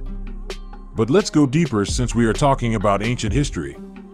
In the case of ancient Egypt, for example, an indigenous ancient Egyptian man living in the city of Nekhen, which is located at the heart of Upper Egypt, mainland of the pharaohs, during the end of the New Kingdom around 1500 BC, has great chances to have a completely different autosomal DNA and even Y-DNA than an Egyptian man living in Sais, in the Delta, despite the fact that they can be historically related. Why? Because of epigenetic factors, especially historical events. Both regions belonged to the same country, but experienced completely different realities and events. Nekhen is located in an area that remained untouched from any foreign invasion until then, while Sais has been under foreign occupation for multiple centuries and was constantly exposed to foreign influences. So basically, he's saying at the 1500 BC mark, these people down here in the southern region had not encountered any incursion yet. But these people right here, this is the beginning of the incursion, and he actually puts invasion of the north. It starts to occur up here. That's basically what I'm getting out of that. Historians barely explain the impact invasions had on ancient Egypt. That's why most people are confused. The mainstream narrative is that some foreigners entered Egypt and were expelled. But that's not very accurate. Firstly, because the immigration problems in Lower Egypt didn't start with the Hyksos takeover. It started prior to the first intermediate period already. Ancient Egyptians were already complaining about the presence of people from Asia who were silently taking over their country. The Hyksos takeover was just the final manifestation of an ancient problem. The attractiveness of Kemet made it a light in the dark, and people were trying their best to be a part of that society. And we forget that the takeover was in part successful because foreigners became the majority of the population in the area. What's the link with autosomal DNA? Well, knowing this... Hold on. What is he saying right here? It says an influx of non-locals can be observed in the pre-Hyksos period, 12th and 13th dynasty, 1991 to 1649 BCE. During the constitution of the importation border town, while the numbers of the individuals already born in the Delta is large during the Hyksos period, this is consistent with the supposition that while the ruling class had Near Eastern origins, the Hyksos rise to power was not the result of an invasion as popularity theorized, but is eternal dominance and takeover of foreign elite. there is a preponderance of the non-local female suggesting patrilineal residence. What is that? Patricial residence. It says the discussion to discuss our findings against the current evident material. So We see that it automatically brings 70%. These people their genetic makeup was 70% Asiatic and 30% African at this time in the 13th dynasty.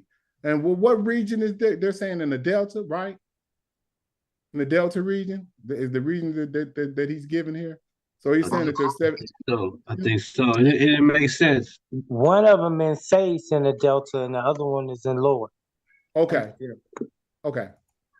a huge bias to an autosomal data that is already very sensitive to external or environmental factors.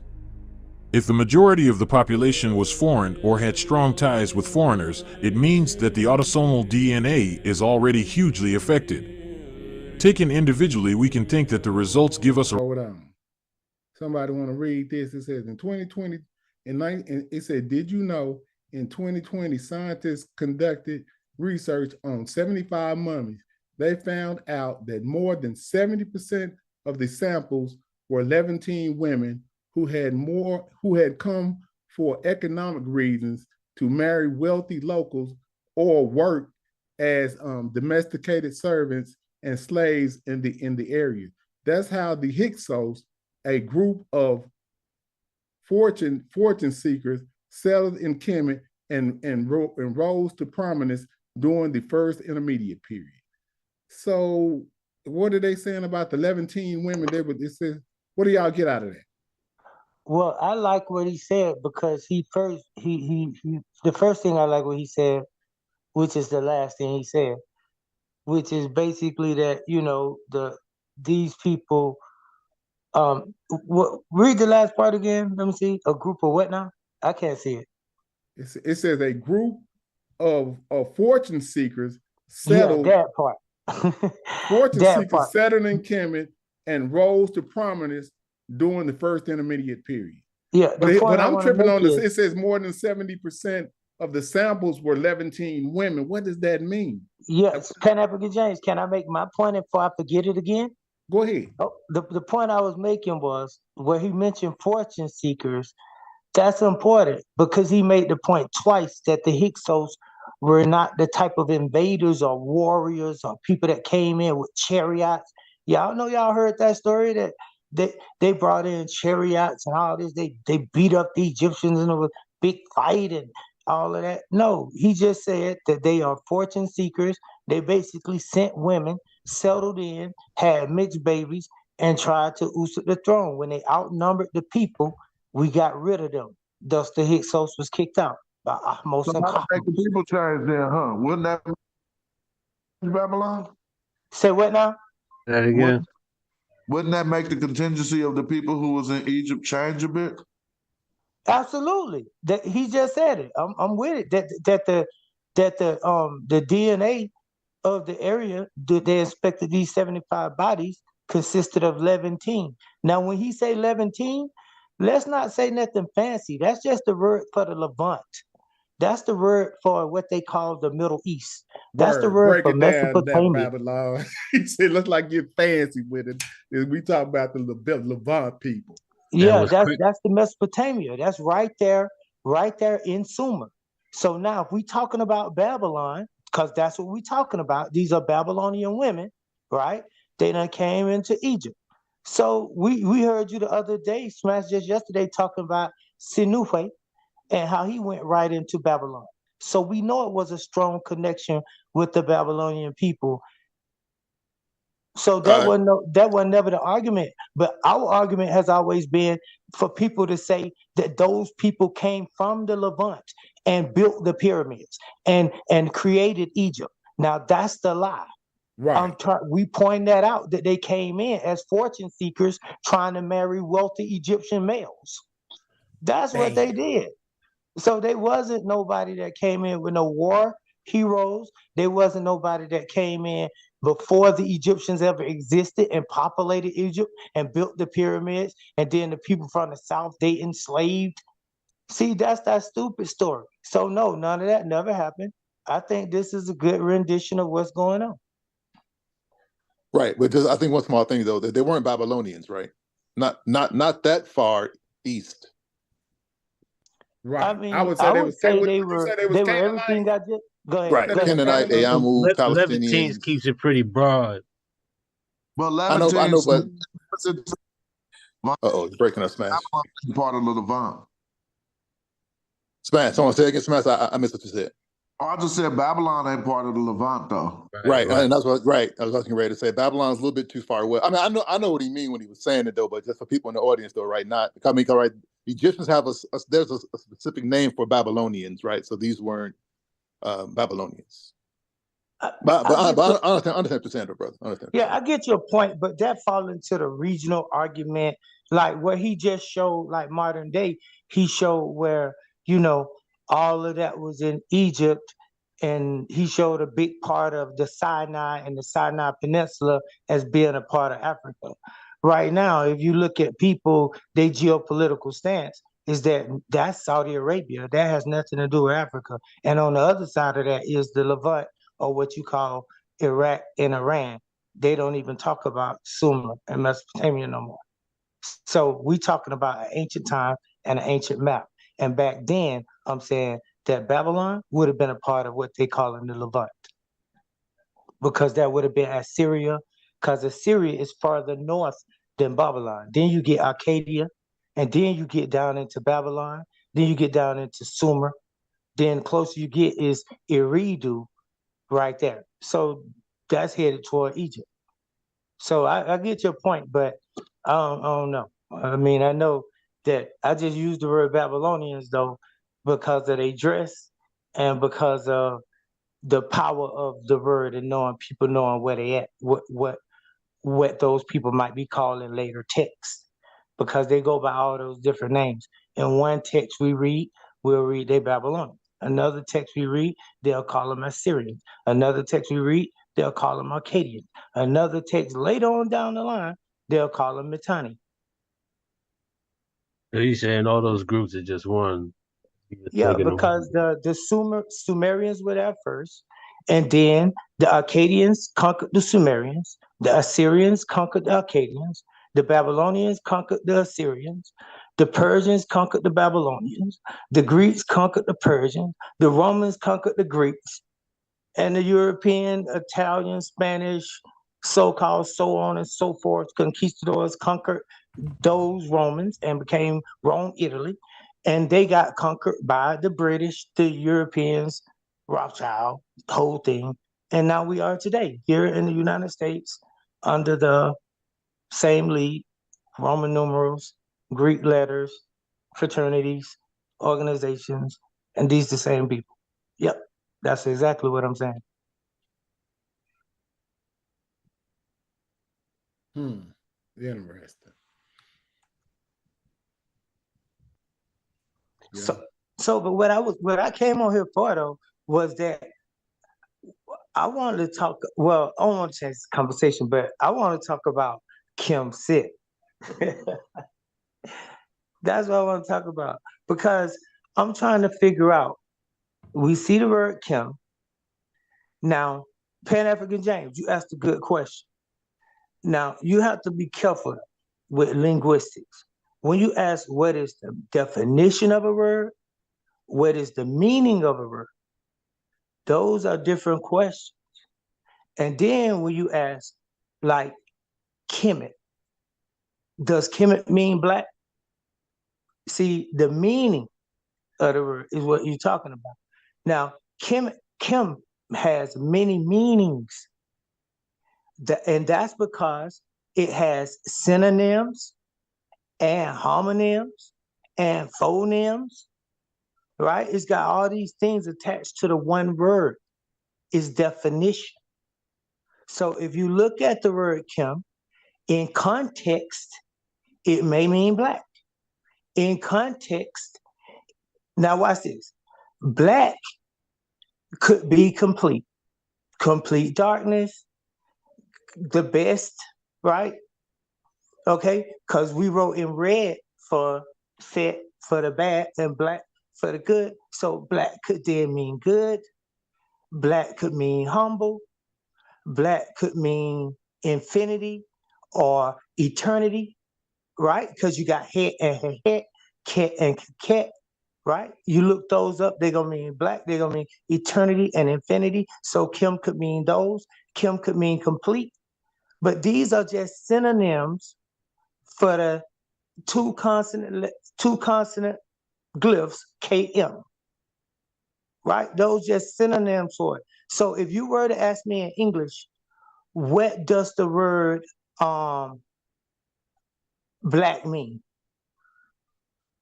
I could say black means supreme. I could say black means supreme balance. I could say black means pure. I could say black means unadulterated, no other colors, unmixed. I could say black mean true, true black. I could say black mean pitch. I could say black is the darkest color, is not a color, it's a state. So when you ask me what black means, it means all of that. So Kim, but hold on, let me ask you, Babylon. all of that. Would all Go that ahead. be in a dictionary? If you were to look that up, all of those particular illustrations you gave for black, is that actually in a dictionary like format as well? Facts. Now you got to understand this. That I ain't trying to be funny neither. No, I'm just asking. Like, Wait, first of all, okay, like a yes or no. Let me tell you. No. First of all, just give me a yes or no. Then you can break it down.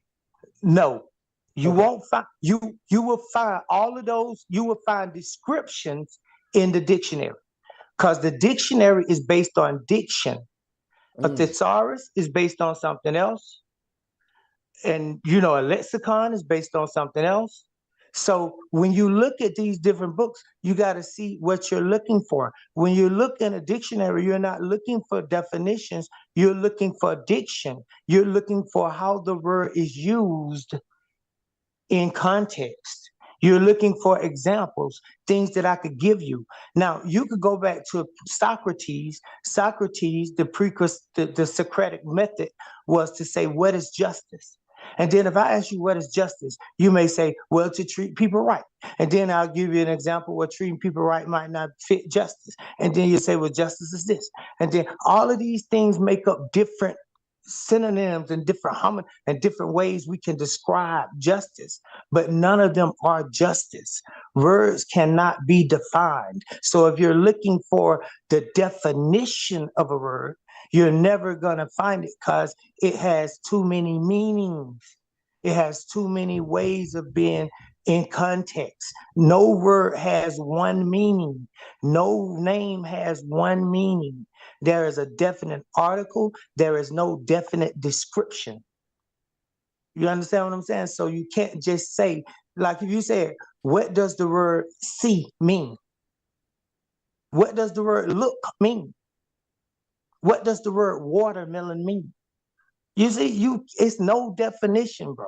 So what you're gonna get is a bunch of descriptions. We can't say there's no definitions though. It's got to be. Yeah, I know. We kind of going. I do hear what you're saying somewhat. We kind of going on. And it varies from language you to went language. too far. I had to slow you down. You kind took of it jumped too right far, off the man. tracks when you said there is no such thing. Well, show me a definition.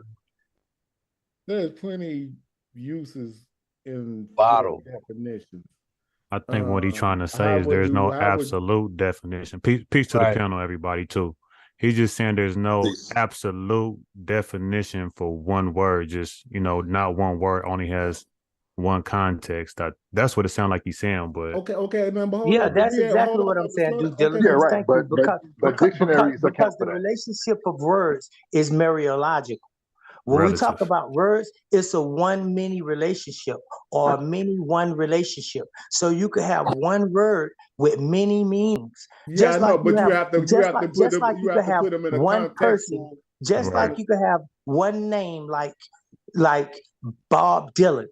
It could be a million people named Bob Dylan, But how do you know I'm referencing the Bob Dylan you're thinking about? Because it have to be the Bob Dylan we're talking about in context.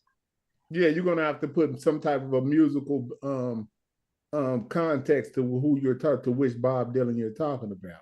Because if they're okay, let's just say we have a common name like Ricky Jackson or Michael Jackson. You know, we might have some Michael Jacksons that's famous in football, and then we have a Michael Jackson that sings. So you're going to have to differentiate cultural context, right? In the context of it. So what you're saying is, I understand Babylon Done, that you have to have a whole sentence to understand certain words. So like black, but Smash has already illustrated this several times, and that's how we know that's what certain words mean, black. That's why I asked him earlier if he could kind of give us an illustration of it not meaning black, so we could see it, you know, and see how are they philological. Yeah. No, I'll give you a time when it cannot mean black though. I'll give you one. Yeah, I'm just talking about it in a text corpus, like how Smash does it. Like I'm gonna give you one. Okay. Yeah, Smash even say it can mean like completeness. He said and dark. Exactly. Now there you go, due diligence. See, we had already talked about this. In the exact same person. But what is the point you're trying to make though, Babylon? Hold up. We could look it up now. I'll Google it, Pan African James, but I'm on my phone. No. We I'm believe you. Contention. We believe you. We saying what the point is though. We know this. Yeah, I'm not in contention. That's why I brought up the illustration of the Michael Jackson, to let you know that I know that you need to have a whole sentence to put certain words into context. Exactly. That's a fact, Pan African James. So I've never been against any of not knowing that. Somebody, G. Lacan, you got to mute your computer in the back. And what you're talking about, Pan African James, is something called compositionality, where words make up the context, and then the context make up the content. So what you're talking about, the compositionality, how words come together to develop the meaning of a sentence. Yeah, that's what I'm talking about. Appreciate that, man, for breaking that down. Pan African James, let me ask you a question. Last thing, what I want to point out, Pan African James, is this right here. Just if I could talk about myself, just one thing, is that Kemet. When we say that, see, the Egyptians were not one-sided. Just like now, there is no one word to define something, but they're going to use the word in all of its context, in all of its meaning, and all of its glory, because Kemet is first of all, the word sit means daughter. It does not just mean girl or woman or a lady. It means daughter, because just like you see Sa-Ra, that same bird is the Sa bird for Sit-Ra, and the T is not really pronounced. I'm not an expert on any type of. It's a determinative just to tell you that it's a female. So that's not how that works, man. Come on now, you're stressing it now. That's not how that works. Her name. See, I'm waiting for the expert to help me. Okay, that's not how that works. Chris will correct me later. I ain't got no problem with that. I ain't got no problem with that. We can move on. I done heard his corrections before. I'm saying that he on here. I understand. I know what the letter T is. I think he knows that I know what the letter T is. I think he knows that I know it could be a loaf of bread. It's a piece of land. It could be female determinative. It could be the top. I think he knows that. So so that ain't the argument. But y'all go ahead and talk, because I don't like talking over people. Go. No, go ahead, man. You got it. Come on, you always do this, man. Let me say something. You was doing really good. We just wanted to make sure you didn't put out that one error you said, but everything else you said was cool. It was when you said the T isn't vocalized. Now I can help you with that. The T falls off when we get out of into the Demotic, into the Coptic. But if we still talking about the Middle Egyptian, the T's still there, and so that's why Kemet turns to Kemi. You feel what I'm saying? And we see consistency with wherever the T used to be, we now get an I sound in Coptic. So it will fall off at a later point in time, but not at the point in times we're talking about. I'm with you, Smash, and I agree. I agree. Now, and the reason why I didn't want to argue the point, because then I have to pull up and source up and all of that, and I Well, hold can't on. Let do me that ask right you, now. Babylon Don. So So you bringing up the reason the Kemp set thing? You saying you want to talk about the Kemp set, but what are you saying about Kemp set? Are you saying that her name doesn't? Hold up. Are you saying that her name does not mean it's not referring to anything referring to a dark color or something? Is that what you're saying? that's exactly the opposite of what I'm saying. Okay, yeah, I'm saying in the well, no, context. then okay, but then other than that, we cool. So we got a lot of people on the panel, so I don't know, they've been waiting for a minute. So let's see what due diligence, and we got somebody else. Who else came Peace. in? We had a bunch of people come in here recent. So let's see Pan African James, let me ask you a question. Yeah, Can you mind if I get in there? I ain't got to get in there yet, but you can go ahead. I'll take next. It ain't nothing. What's going on, G Lacan? All right. Hey, yeah, what's up, Smash? What's up, Pan African? What's up, panel? And my question is, peace. Is Gozy saying that, and because he go by the consensus, is he saying that modern day Egyptians have no Greek or Roman bloodline? I mean, blood in them. Like, there's no traces. Nah, he ain't saying that. He ain't saying He's saying that I don't really know what he's saying. He is confusing to pin down what he's saying. He uses words like they've always been there. Right. And then he also goes into the Paleolithic, which is pre-writing, and uses genetics to give them validation as far as them being in that area, which I don't think you can do that based on the lack of Neanderthal DNA, because that is what the scientists use for the incursion to tell when these people come into the area. Now, you know that the people there that are in the North Africa, from Morocco all the way to Arabia, have a genetic continuity of 70% Neanderthal, 70% not Neanderthal, but European DNA, and a 2% Neanderthal DNA continuity all the way across the northern Sahel. So that lets you know that these people came in at a certain I definitely time. want to build on right to on that time. too. Here, hold on. So right on time. Without further ado, we have Ngozi on the set. So okay.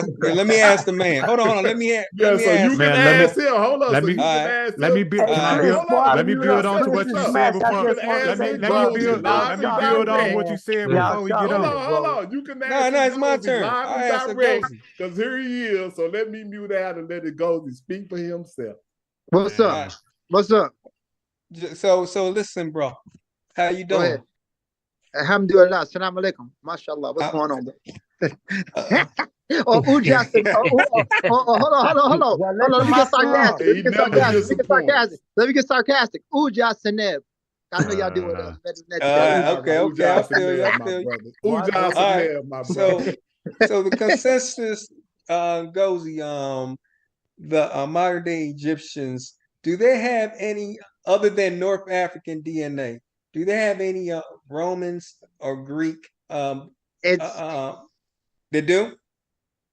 No. Modern North Africans are highly North African. They have a unique cluster that belongs to North Africa. When you study the Greek phase of Egypt, in the Ptolemaics, first of all, the Ptolemaics practiced incest. Second of all, they didn't really mingle with the overall population. They kept it within that small fragment. And it was only one layer of North Africa where Alexandria was at, because they moved the capital from Memphis to Alexandria. So the Greeks, when they conquered the Persians, they moved the capital of the military structure and the government to Alexandria. And it wasn't enough to overall dilute the country or the whole country. If you look at the fragments of where Alexander conquered, and you start to find a Ptolemaic start to form their dynasty, it didn't do enough to overall. It was mainly the elites. It was always a population turnover in elites over the city, not over the considerable citizens. I want to say this correctly. I want people to listen to me. When these people came in, it was always an elite turnover, not the overall citizens. So even when the Greeks come in, if I look at the modern populations and you look at their DNA, when you look at what's been presented based off available data, they don't have Greek DNA. They don't have, you might find some layers, autosomally speaking, from Arabian, a later introgression that was brought there, small. but it wasn't enough to dilute the overall population. So what I'm saying is that when you look at the average North African, they are North African. It's just like the African American in North America. A lot of us have integration of Northwestern European. Some of us range from 10%. Some of us range at 3% to the lowest if you're Gullah Geechee from the Carolinas. Those people are really attacked. No, I'm not done. I'm not. Don't jump in. Hold on, Don't jump in. Question. I got next. I got What- next, man. What, Hold on. Let me get in. Hold What on. is the haplogroup of people? You're gonna talk over me. Hold on. What is the haplogroup of people in Greece and Rome today? The people. Hold on. Let me break I'm just it down. asking. I got you. It's R1B. It's J2. Hold on. It's R1B. It's J2, and you have a unique cluster of E that's separated from EB12 that went to the Balkans around 12,000 years ago. That was up there. It's called EB13, which is another clade of EM78. So let's not get into the haplogroup game because I'm gonna kill you. Okay, so yeah, no, you ain't. Okay, hold on. Let me talk. Hold on. Hold on. Let me jump in. Hold on. So, when okay. So we know that when what's the name, Philadelphia, right, during the Ptolemaic dynasty and all that shit, right? He went to he had his soldiers and his men go down to Memphis. So where Memphis located at? Memphis is in Upper Egypt. But it's that's the beginning. That's the end of. Okay, so he sent troops. Hold on. Let me talk. Hold on. Let's build. Let me build. It's at the border of Upper he went Lower Egypt. It's at the border of Upper and Lower Egypt. Absolutely, Upper Egypt border. So he went to Southern Egypt, right? He went to Southern Egypt, right? Yes. Okay. So he had to have some type of power. You can't just go with one or two men. I don't think you understand what was going on. When Greeks came in 332 BC, they wasn't taking Egypt from the citizens. They were taking Egypt from the Persians. The Persians already had a Ramses. That's why. Okay, no problem. It could be the Persian. No. It could be the Persian. The sequence wrong. Before the Greeks come in, and we talk about hold on, order in the court. We having a beautiful conversation. Yeah. Mashallah. So before the Greeks come in, you have to take account for the Persians moving people out. The Persian was down in you also know history. How long were the Persian down around Memphis, down in the area? How long? They came in. The Persians came in what 700 BC. I mean, they took it from the Syrians. So the Syrians fought against the Kushites in 700 BC. The Persians had it probably around 500 BC, and the Greeks came in 332 BC. So they probably had about 300 years, right? A good 300 years. 200 years, yeah. About 300 years, right? So these did you hear everything? Did you hear everything I said when I broke down? You say 700 years. The Syria came in, and you say the Persian took over in 500. The Kushites took it from the Libyans. Kushites had it in 700 BC. It was from Pianki to Taharqa, and they only had like 184-year run. It was very small, 93 year, 80. It wasn't that long. And then you had hold on. He building with me. Come on. I'm trying to build with my brother. Listen. So the Kushites, they got the Syrians ran they scary ass out. Kushites ran, they ran. See what I'm saying? Nah, you can't use those type of narratives, bro. Hold on, let me finish. Taharqa kept moving and shit. He was on the run and shit. And then after that, the Syrians turned around and got beat up by the Persians. And the Persians come in at 500 BC, so they had like a 300-year run. And it's 300 years run. And then after that comes these Greeks. The Greeks came over and took over that spot, right? Comment on this though. Hold on, let me finish. Let me build so I can learn. No, it's G. Lacan turn. He asked a question. Yeah, hold on. After G. Lacan, then it's due diligence. Then you okay. I'm gonna be brief. Babylon. We building now for 300 plus years in that location, right? 300, 400 years, whatever the case may be, right? Yeah. Yes, sir. Now, okay. So, are they bringing women on? They're bringing their own women during this period of time? Are they? No. We men. We fucking, right? So let me ask you a question, and that right there is the key. But the Egyptians did marry a lot of Hold on. I'm trying to ask you a question. Listen to me. Persians and Greeks are Indo-European speakers. A lot of their ancestors came from group populations from the Russian steppes. They brought Indo-European language in. So the Persians was highly R1A and some layers of J2 that was still lingering around. The Greeks was primarily the elites of Macedon. You know, you got the Macedonians and you got the Macedonians and all that before they form into unique Greece. They were mainly, the elites was R. They had old J2 up there from the Anatolian farmers in G. And then you had the EB13 that was already up there from the Balkans. So here's the trick, right? When the Persians take over, they're not bringing their women with them. So here's the thing. Where is the unique R1A in the indigenous population? See, if there was this is what I'm trying to say. Like if I ran up in your house, or let's say me and you, I'm E1B1A, you E1B1A. Let's say we go somewhere to Italy and we just take over. Like you from where you from, I'm from where I'm from. And we bring some African American shit somewhere and we start just breeding with the people. You should be able to see fragments of that marker lingering around the indigenous population. But here's the thing. When you look at the average Egyptian, where's the R1A of the remnants of the Persians? Where's the late R1B? Where is even the R1B that the people cut it out and go. Hold on, no, you that's what I'm saying. You know, now let him finish. They don't even hold up. They don't even know Hold on, let him finish. Rocking him to sleep. Hey, you not finish. He's scared. No, I'm not scared because I know better. I want to hear it. You rocking the homie to sleep. James, okay.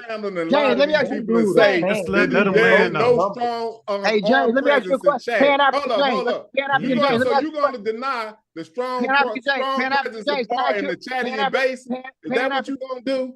Hold up, I'm asking you a question. Could you let me talk? Let him finish so he can. Then you can answer. He don't want to hear me talk. He don't want me to talk. No. I'm asking that question. Hold on. I'm trying to answer your question. If you let me. Go ahead. The clade of R that the Chadic people have, which is R1BBA8 or R1BA2, is distinct from the Yemnaya R1BM269 or even the other layers of R1A. So you have to be very careful about the clay cluster. Okay. Hold on. I'm going to ask you just one more question. Hey, man, come on, James. Let me, y'all stop. I'm going to ask you one question. And then I'm not going to ask them no more questions. I don't believe you, James. Watch this. James got 21 questions. How did Ramesses get R before the Greeks got there? How did Ramesses didn't have R? You talking about Ramesses the third? Somebody got R before you talking about in the King, DNA analysis of somebody. They have R before Greeks got there. How did they get it? Could you let me explain it? The Armana dynasty, Amenhotep III, Akhenaten, and King Tut had R1BA2 or R1BVA8. That marker came into the Sahara 6,500 years ago, crossing through Gibraltar from southern Europe. The basal branch of R1BA2 was found in pre-Sardinian hunter-gatherers. So you had a back migration from populations, especially the Carterware. Hold on, but you won't let me finish. Especially the Carterware culture that drifted through Gibraltar, hit North Africa 6,500 years ago, drifted down into the Chadic spots of the early Sahara, even before the Chadic spots into the early Sahara, and some of them went further down. Chadic spots with R. You said you was done, James.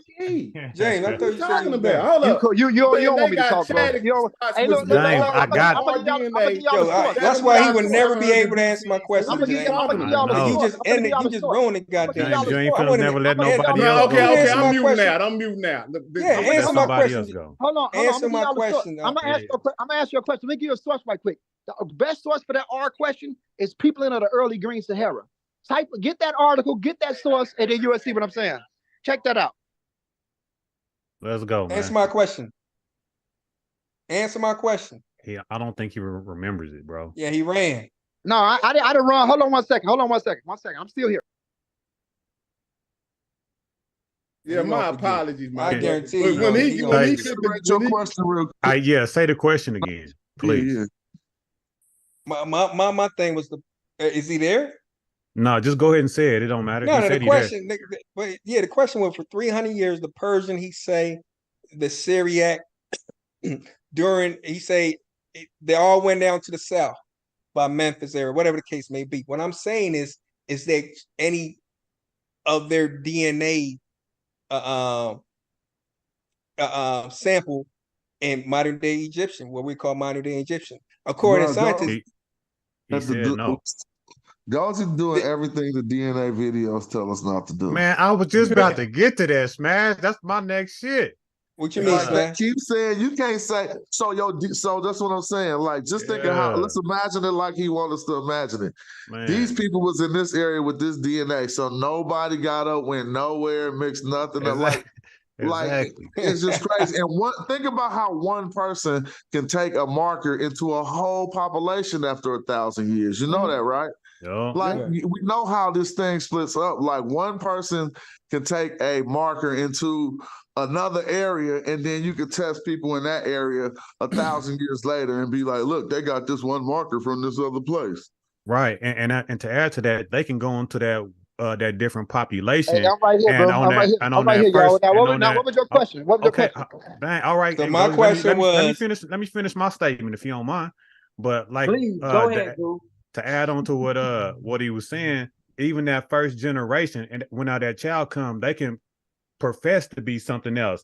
See, the DNA don't tell you what tradition a person is practicing. It just tells you a probability. But once you go into a whole different population, DNA don't say nothing, and you can be on the borderlines of a population and people just mingling. People can adopt other people's culture, so the DNA might suggest it belongs to these group of people, but that don't say what that person is practicing, because your culture, what you profess out your mouth, is what you is, not what your bones is. Can I say something to you, my brother? I'll answer my question. Can I say, what was your question? What you want me to answer, my bro? The Syriac and the Persian down south in Memphis, what happened to their DNA? Why wasn't that's the point of what I'm trying to tell you. I'm going to give you an answer, and I want you to understand me. Based off the modern populations, there is no signature or layers of that marker or those people in the overall population. If it was, you would see fragments of it. You see it very minute in certain groups. And again, you can only see it amongst the elites. These people was dominating over other groups who lived up north. Right. And even down there that south. substantiates the point, though. Let him finish. I'm trying to answer the question. Let me just say this, brothers. Just listen. We all in this together. I want to get trapped in. So no, I'm trying to answer it. No, I can't get trapped. I'm trying to give you an example and an answer. Listen. I'm sorry. So yes, sir. When you look at the modern population, right? Yes, sir. Most of the markers in the population that's being sequenced is still consistent and indigenous to those layers. So what I'm saying is, if they were predominantly Persians, we will see a higher concentration of the unique clade of R that Persians and even J2, when they brought it over there, you don't see that. If you do see it, it's very minute, which shows you somewhere down the line, it was probably a population turnover in the elites that control Egypt at the time, not the overall citizens. Egypt is a country. So what I'm saying is that, hold on. You guys let him finish. Let him land his point. We got to pass this by. I ain't really got time. I just want to know Gozy got that sleep talking, man. He gonna rock everybody to sleep, man. What is the dominant haplogroup? You got to be more concise. I'm gonna answer straight to the point. This is a straight to the point answer. The modern populations, if they were Persians, if they was Greeks, even if they was Arabs, they should have a higher concentration of these male lines in those people. You don't see that. You see the Aboriginal EV12 in a form, or EV22 on the EM78 that's been consistent in that country for thousands of years. That's all I'm saying. He said no about 6 different ways, bro. Now what's the question? He's saying no. But he not. But see, what you have to understand, if we just watched the video, and I'm not sure if you was hearing. Let me get it. He broke down that the market can stay there at a minimal, and they can still be like 90% Eurasian or Asiatic or whatever you want to call it. So you can still have that E marker and still be genetically closer to the outside population. That's what James. My brother James, listen, don't be afraid of Eurasians, because the Aboriginal split between basal Eurasian starts in North Africa. So here's the thing. Those populations Eurasian is in the man. Can I get my go? Let do. No, I don't never. Hold on.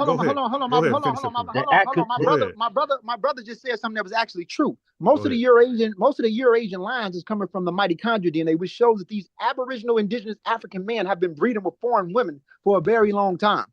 Which substantiates the point even further. And also not to mention, not genetically though. Did he not see the video?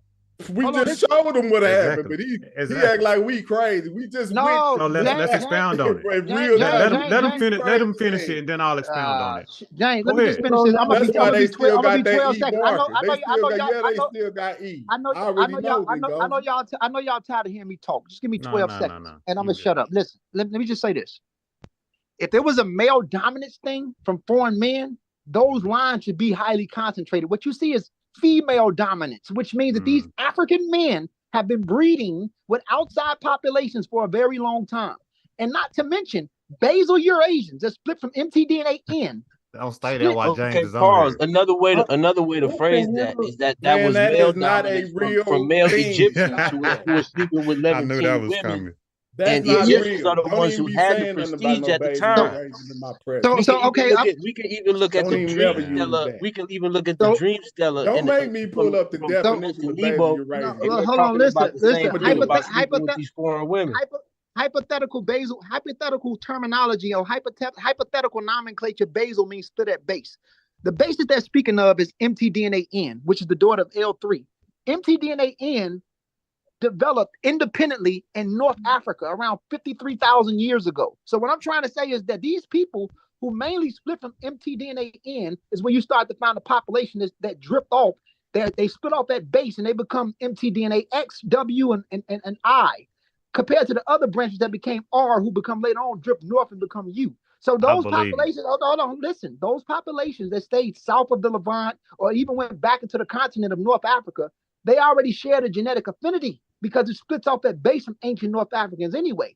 The later layers that split from crown Eurasians that kept going north, some of those populations start to drift back. And these North African men, who was highly E1B1B in the form of EM78EB12, they are the ones which shows that these North Africans had power. They were the ones that were consistently breeding with populations to change the overall DNA segment or DNA composition of what you see today. So when you look at what you're seeing, you're looking at a continuity of ancient indigenous North African men consistently breeding with populations from the Levant and even the Lesser Caucasus that's been going on for the last 23,000 years.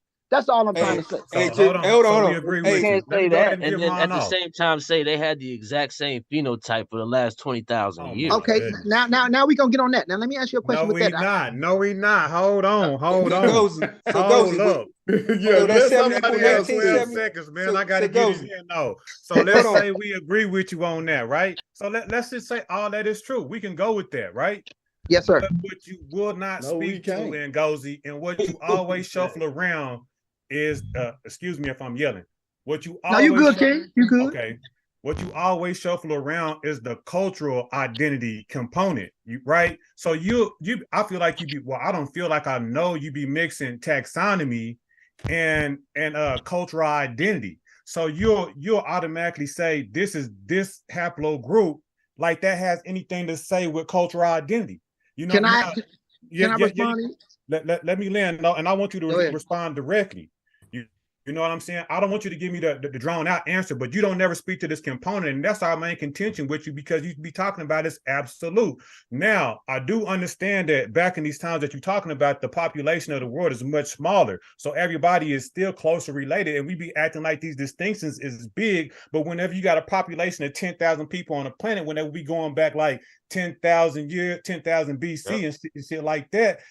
So we can act like it's a big distinction, but everybody is closely related, even if you only had 10,000 people on the planet. But see, that's the part. Right. So let me ask you a question. When it comes to culture, the culture of the people today is Arab.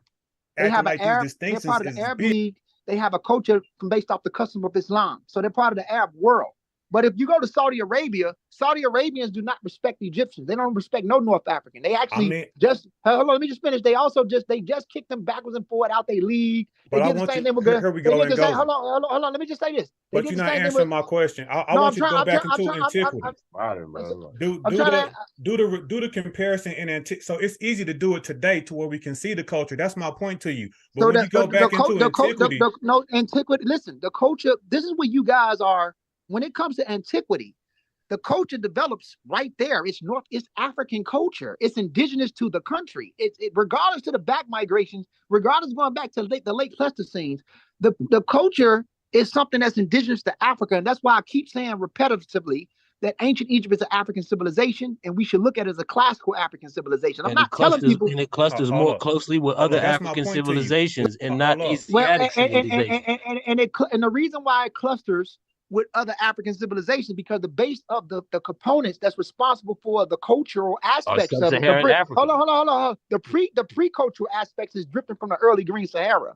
So that's what you start to see, the wavy pottery and different things. Even with the Natufians, the reason why the Natufians, you got to remember, the Levant and some parts of Arabia could be looked at as great. It could be looked at as. Please.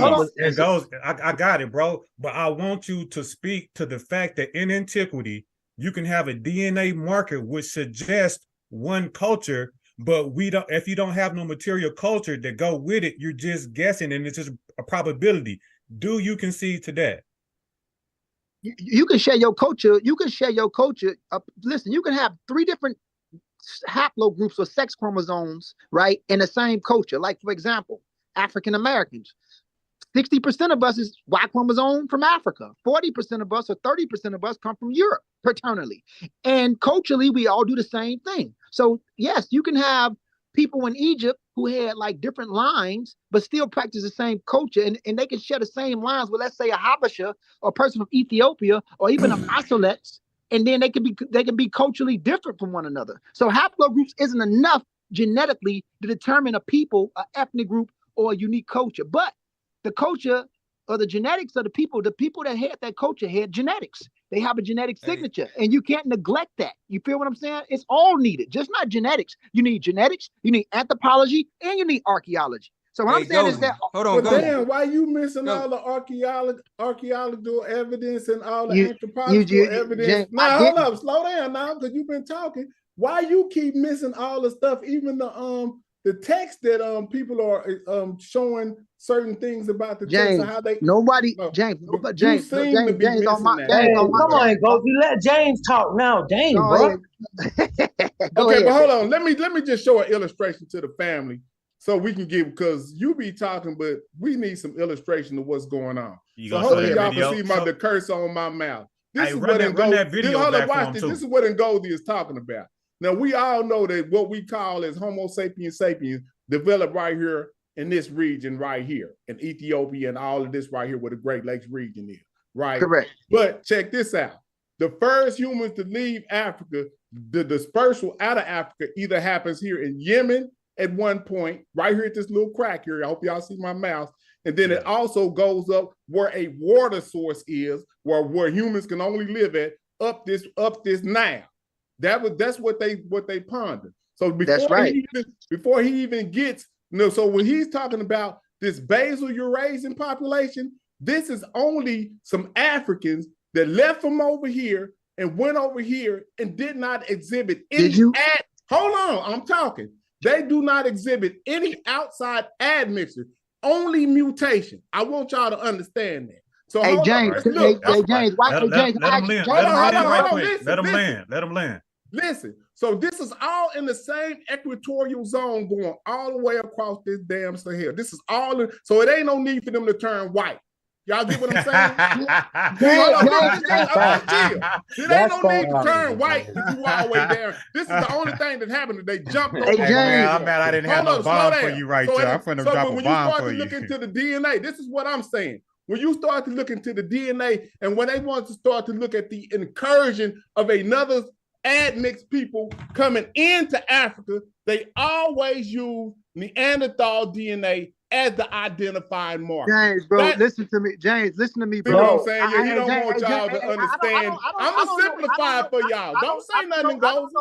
I don't know if y'all people. I don't need you to speak right now. I'm just going to teach them in a simplified manner what you've been rambling and bumbling and jumbling about. With a map. So y'all can see what's going on. Hey, hold on. Y'all, James, you real slick. And I'm going to tell you why you slick. No. I'm going to tell you why you slick. Put that map back up. Because you over-talking. Let him finish. Now let him interrupt. But when y'all want, I can. Hey, why you? Let's just see how he's finna lie. Listen, bro. I see the games that's being played. Now I'm gonna say this again, and I want the audience to hear me. Everything this man just said, he's saying the same shit I said in another fucking way. Holy smoke. No. Hold on. No. Hostile escape. You got a hostile escape. Hold on. Let me talk.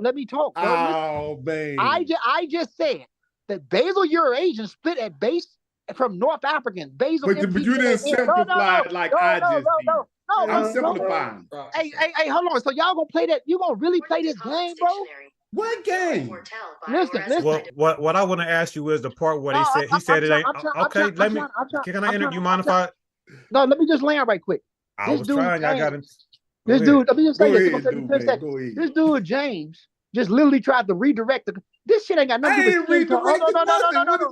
Listen, I said that basal Eurasians, they split off from mtDNA. Ain't no fucking such thing as no basal Eurasian. That's a hypothetical population the Europeans created to hide the fact that there wasn't nothing but no Africans over there on the Arabian Peninsula, the recent Arabian Peninsula. James, listen. You're not understanding what I'm. Whether you want to call. Hold on, listen. Whether you want to call them basal Eurasians, whether you want to call them ancestral North Africans, whatever you want to call them, that's not the question. What I'm saying is that you have a layer. What I'm trying to say is you have a layer that split off from basal North Africans, or whatever you want to call them, go into that area, and some of those people have been going backwards and forth from those areas you just said consistently for thousands of years. Nobody's denied, like your whole migratory route. You was on point with that. If anybody followed this stuff, that's a fact. But what I'm saying is that when you start looking at the splits of these downstream mutations from mtDNA in and following the route, you can see that a population of people came back in. And yes, the earlier people that I agree with that. But here was this contention. I got you, James. This was what I wanted to iterate on what you said. The only contention that it sounded like you wanted to highlight is that you said whenever they went through, they had mutations and maybe turned lighter, but they didn't turn white. No, that's not what I'm saying. That's not what I'm saying. That's not what I'm saying. That's what I'm telling you. So I want him to clear that up. I want him to clear that up. Let him clear that up. That's not what I'm saying. First of all, the lighter variant, the light skin variant only arises 6,000 years ago in expansion. So the earlier population who would even the earlier Eurasians were dark skinned. So that's not even a question. Even the population who mixed with Neanderthals out of Africa, they didn't even have light skin. So that's not the light skin variant for SLC 245 only kicks in. It arose 30. Hold on. No, listen. Never made that claim. I never made that claim. What I did claim is that a phase of people who back migrated 6,000 years ago in a Chalcolithic period, who came from the Lesser Caucasus, those populations came back into the area and they brought the light skin variant. And James agreed with that because he always said, that's all I ever wanted you to agree with. Because you were saying 23,000 years ago. James, listen, James, today with the SLC all in all, man. James, that's not what I said. You got to pay attention to what I got you now, but I'm talking about that. James, listen, no. You remember because you acknowledged that you were being very vague in the beginning. You did admit that. James, why won't you let me talk? Now go ahead. There were Eurasians with brown skin or darker skin that came back in 23,000 years ago who brought mtDNA U6. What I'm trying to say is that those people would still be variant closer to even the basal populations or what we classify as split from base from the populations who came later. So what I'm trying to say is that when you look at mtDNA U6, she does not develop in Africa. She developed outside of Africa. They're closer to something called the Zuzana population that you found in the Lesser Caucasus. So you had a group of people who back migrated, and these earlier people were darker skinned. And then you had another layer of people that was still closely related to them that kept mutating in those areas, who developed later derived mutations, who came back in, who brought the light skin variant. That's what Ngozi is saying. So what I'm saying is even the darker skinned Eurasians who did back migrate 23,000 years ago into Africa in the Upper Paleolithic, they would have been dark. But the populations that came later would have still been more closer to those earlier darker groups, because especially the Gribbetine culture, they would have still been more closer to them than the ancestral North Africans that were there. No, see, that's where we disagree. That's where we disagree. We're talking about 23,000 years ago. Y'all not getting the argument. It's like y'all. I get what you're saying. Nobody, I'm just not what I am. Somebody else said pushback on that because I understand there is no DNA for the basal population. So how do you even get? What do you hold on? Who said? Hold on. Who said that? I can send you something right now. Who said there ain't no DNA? I'm for the talking basal about the population? basal Eurasian. Well, okay, how That's would what it be? James How said. would it be a hypothetical population if it's They, DNA evidence? they're for it? hypothetical. I'm not based talking off- about. I'm no, not no, no, talking no, no, about no. the Natufian population. James. It's only hypothetical in the sense of the population where it's split from. It's not hypothetical in a population who was unique and distinct from other And parts of Gozy, Eurasia. and Gozy, And Gozy, read it back, check on Gozy. and Gozy, will you expound on the hypothetical split, what that means? What I'm saying is they're not denying that there was a split. It's the location of the population that's problematic because they don't know if this population split from ancestral North Africans within Africa or it happened in the Levant corridor. That's the problem. But there was a split because hold on, listen, because you find the downstream. I'm trying to answer the question. If you All right, follow, but I wanted to be clear though. So what I want to ask you is, you saying that there was a hypothetical split, which means that they know there was a. Yeah, go ahead. I'm gonna let you talk. I'm just trying to follow you. I'm just trying to follow you. I'm not trying to interrupt you. I'm really trying to understand. So whenever you say there was a hypothetical split, and you said that they really split, but you just don't know which way they split, and that's what's hypothetical. But they do have the population. But yes. So when you listen, so the problem is with the basal Eurasian thing, they could be classified as just regular North Africans or distant North Africans. The problem is they don't know where the downstream mutation split from. So here's the problem: the nomenclature of it can become problematic. They used to call them Afro-Eurasians. They used to call them Afro-Arabs. Now they have basal Eurasians. Or you could just say, hold on, no, let me finish, bro. Or you could just say ancestral North Africans because they split from North Africans. The problem is they don't know the location. And then you have to understand something about plate tectonics. They play with the Levant and they play with Arabia because the plate tectonic sits on its own plate tectonic, but the Gaza Strip holds Egypt and the Levant together. So they call it the North African Libertine Corridor, or what they call the kissing tip, or the Afro-Syrian Rift. I'm gonna let you keep going. I'm gonna let you keep going, and Gozy. So James, he's saying that you really understood it wrong. That it's hypothetical in the sense that they don't know where this population came from, but the population exist and they have the genetics. But that's when you talking to somebody that don't understand. Yeah, me. The human migration. I want you to. They are clear humans. it up. Listen to me. Do real quick. They are humans. The only humans came was from where I showed you. So ain't no damn doubt about where they came from. No, James, you're not understanding. He was saying where the split happened at. If it happened up north or down further south. Exactly. You're not getting. That's all. That's what it does, James. No. Hold on. Don't try to structure this like I ain't getting it. I get it very well. James, James, if you pull that map back up and reillustrate what I'm talking about. James, listen. If you get with what I'm saying, why are you arguing with me? Because here's the thing. Even the Ibero-Maurutians, who mixed with those crown Eurasians who went north and came back in, they were distinct from the populations who were the Natufians, who were more basal Eurasians. So here's the thing: the Ibero-Maurutians had traces of Neanderthal DNA. The population in the early Levant and the Upper Pleistocene, they didn't have none of that shit in them. So what I'm trying to say is that you have to understand when you say Neanderthal, even the first people who mixed with these Neanderthals were not fair skinned. They still were dark. And even the population that became the Ibero-Maurutians in Morocco, all the way through Libya, they had traces of Neanderthal in them from those population crown Eurasians or those Zuzana groups who came back in. The Natufians they didn't have it at all. So here's the problem. The Natufians, the 68% of their DNA, when you look at from a modern population, from a proxy, they say they're closer to the Bedouin groups of Arabia, primarily like the Socotra people of Yemen, the Mahdi, and those different groups. Those people are closer to something that was ancestral North Africans that they split from. The Cabian groups and the Mushabian groups is what created. Listen, okay, you don't want to hear what I'm saying. Let me jump on. Hold on, Street. Because you're Street, let me talk. Street, hold on. That I already know is factually impossible.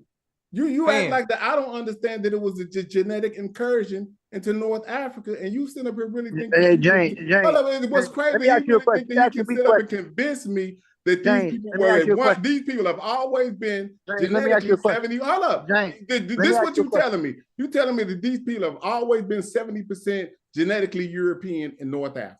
That's basically. You have to, James, listen. You have to be very careful with those nomenclatures and labels, the way the narrative is presented. When they say Why I European, gotta be careful? because I'm trying to tell you how the nomenclatures is. Because Listen, I feel you, because you about to say they might call it one thing, but it's not necessarily the cultural exactly. thing. They genetically is something else. I Hold feel on, listen. the Hold on. nomenclature is messed up in that way. I agree. Yep. Yes, listen, the nomenclatures and labels that they use does come off bias. You have to be very careful with that because the Coptic component, when they said European, that's not actual modern Europeans. They're using that based off the base population cluster. So that term, like when they say Upper Paleolithic Europeans, Upper Paleolithic European is far more distinct than a modern European genetically. So when people hear terms like But when European, you say distinct in what way? What do you mean? You said what? And mutation. So when they say, for example, the Coptic component, they say the Coptic component is a component or a piece of DNA that's reminiscent of ancient North Africans and ancient Middle Eastern people. Ancient is not the modern populations. You know how many population turnovers went on in the Levant? Right. So when they say ancient years, so it's the wording that they say is problematic. I agree, but you have to be very careful and selective with the scientific ear to understand what they're saying, because the words can mean anything. But what they do see in the Coptics, a large chunk of their DNA, and a component only means a piece of your DNA. So let's say 63% or 75%. That's not the overall DNA composition. If you put that sample in a PCA, that's 63% to 75% can sometimes go through something called voltsciates, or it can be something called noise, right? And that can only be only 14 to 13%. You get what I'm trying to say? So you have to be very careful. that goes against you, Gozy. Hell, Mr. Genetics, I heard what you're saying, but dang, if it can be that faulty, only when it come down. That's what that means. No, let that me means explain. it's a whole lot of, it's a whole, 60%. That means it's a whole lot of wiggle room in there. James, listen, I gotta go. I'm gonna say this before I go, and I'm gonna let y'all beat me up while I'm off here because it's fun. Listen, I'm gonna jump back on here, but listen, it's not going against my argument, because my argument is that the modern populations, ranging from the darkest to some of the swarthy to the light, have the same genetic continuity in all phases of their history in that country, and they are distinct from us in Western Central Africa. Just like a South African Khoisan genetically is far off from us in Western Central Africa. If I was to use a modern population to represent the ancient populations as a proxy, it'd be the Sandawe, which represents the ancient East Africans. All non-Africans will be closer to the Hadza people, because the BT gave rise to the BM and the CTM 168 that went out. And then the Yoruba and the Mbuti Pygmies will represent the signatures of ancient Central and West Africans, and the Khoisan will represent the basal or original humans of South Africa. The four main population splits that gave rise to humans. Right. No, I'm just using the proxy of what's used of Sarah Tishkoff in the sense of modern population. So what I'm saying is modern Egyptians, some of these people can be dark, some of these people can be light. They have the same signatures consistently, and it shouldn't be a color variant thing that determine what's a race. Because here's the thing: if they were Arabs, they should have a large cluster of Y chromosome J from Arabian people. Their Y chromosome. But you're using markers to say what's a race, though. You saying it shouldn't be color, but you're using markers. Hold on, listen. Okay. Let me give you an example. Let me say this one. Well, I want you to speak to that specifically, though. Because you say, hold on, James. So how does that not count against? Hold on, listen. If I take you, hold on, listen. I'm gonna give you an answer. If I take you to America, because haplogroups does not represent your overall DNA composition, but it does tell your deep ancestral lineage and migratory route. So what does that say about culture? Oh no, listen. Let me just finish what I'm saying. If I take you to America 2,000 years ago, America was not predominantly R1B. It wasn't. Based on what we see now, we can see that there was literally a population turnover in culture and in the genetics, because most of America is R1B. I wish you could one time you're going to give a concise answer, bro. You never are concise. You got to be concise, Ngozi, because you'll go around in circles and never answer what I asked you. I'm trying to be concise. I'm trying to listen to what I'm trying to say. Where they get their R1B marker from? R1B R comes out of PM45. It comes out of PM40. It comes from PM45. Man, I'm talking about a location. You ain't got to do all that and go like. So strands where? So listen, the R1B that you find in Europeans is R1B M269. That's the predominance of North America now. If I take you back 2,000 years ago, that was not the predominant marker. Now I'm going to use Egypt as an example. Egypt still has predominantly indigenous Y chromosomes that's aboriginal to that country. The only thing that's foreign is their mitochondrial DNA. So this means that these men have been breeding with foreign women consistently for a very long time. Then I take it back to our times. I use Drake, for example. Drake's father is a black African man from Memphis, Tennessee. He descends from kidnapped West and Central Africans. Drake, that man messed with a Jewish woman, right? Gave birth to Drake. Drake turned around and messed with a European lady, a French lady. Looking at Drake's son, autosomally speaking, it has been a whole overall shift, but his Y chromosome, if it's African, is still the same. You can see that happen within a small generation of time. Man, we It doesn't just take showed, thousands we of just years. showed the That's under a illustration. lot of assumptions We though. just showed a No, whole but illustration but how he's this saying the works a same minute thing. ago. But that He works is, against he is, but Ngozie's he's also argument. assuming. So no, it doesn't. It Yes, it proves do, that the modern. because here's the question then, Ngozi. So you saying that we at Drake's son. So Yeah. now let's say you know his marker, right? Yeah, You yes, know sir. his marker. Which is gonna be an E marker. Hold on. So okay, it's an E marker, whatever. But how is that boy gonna profess what he is? Let me ask you that. Just answer that specifically. He's probably gonna that young man or the young boy who has probably our Y chromosome that's common amongst us. Answer He the may. question. I'm trying to answer your Answer question. the question. I'm trying. You won't let me answer it, bro. You gotta give me time to answer it, bro. Just give me just let Come me on. time. The way that young man, I don't know his mindset, but I'm gonna postulate. That's the point. Listen, I'm gonna postulate. He probably would identify as white. I'm just saying. I'm sure he probably would. He probably identifies as white. He don't give a damn about his haplogroup. His culture.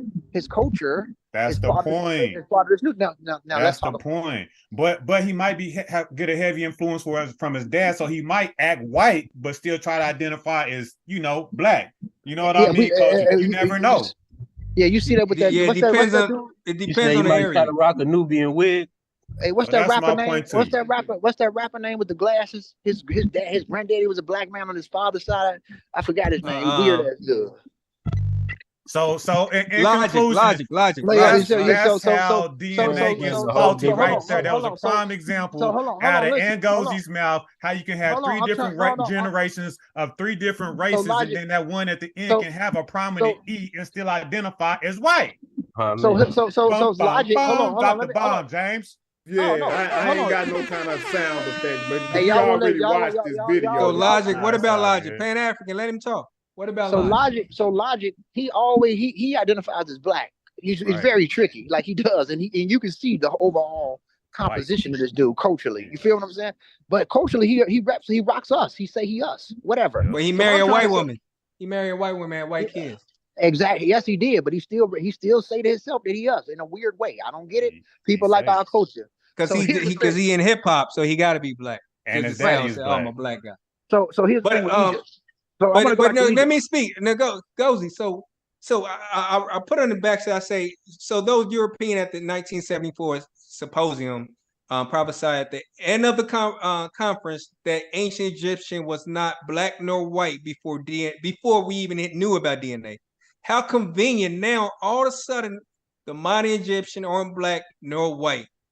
This is the biggest conspiracy. They prophesized this. They knew at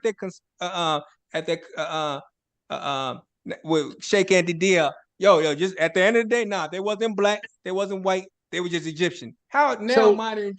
So they prophesized that, right? So we got to give it to those white people at the 1974 symposium that prophesied today.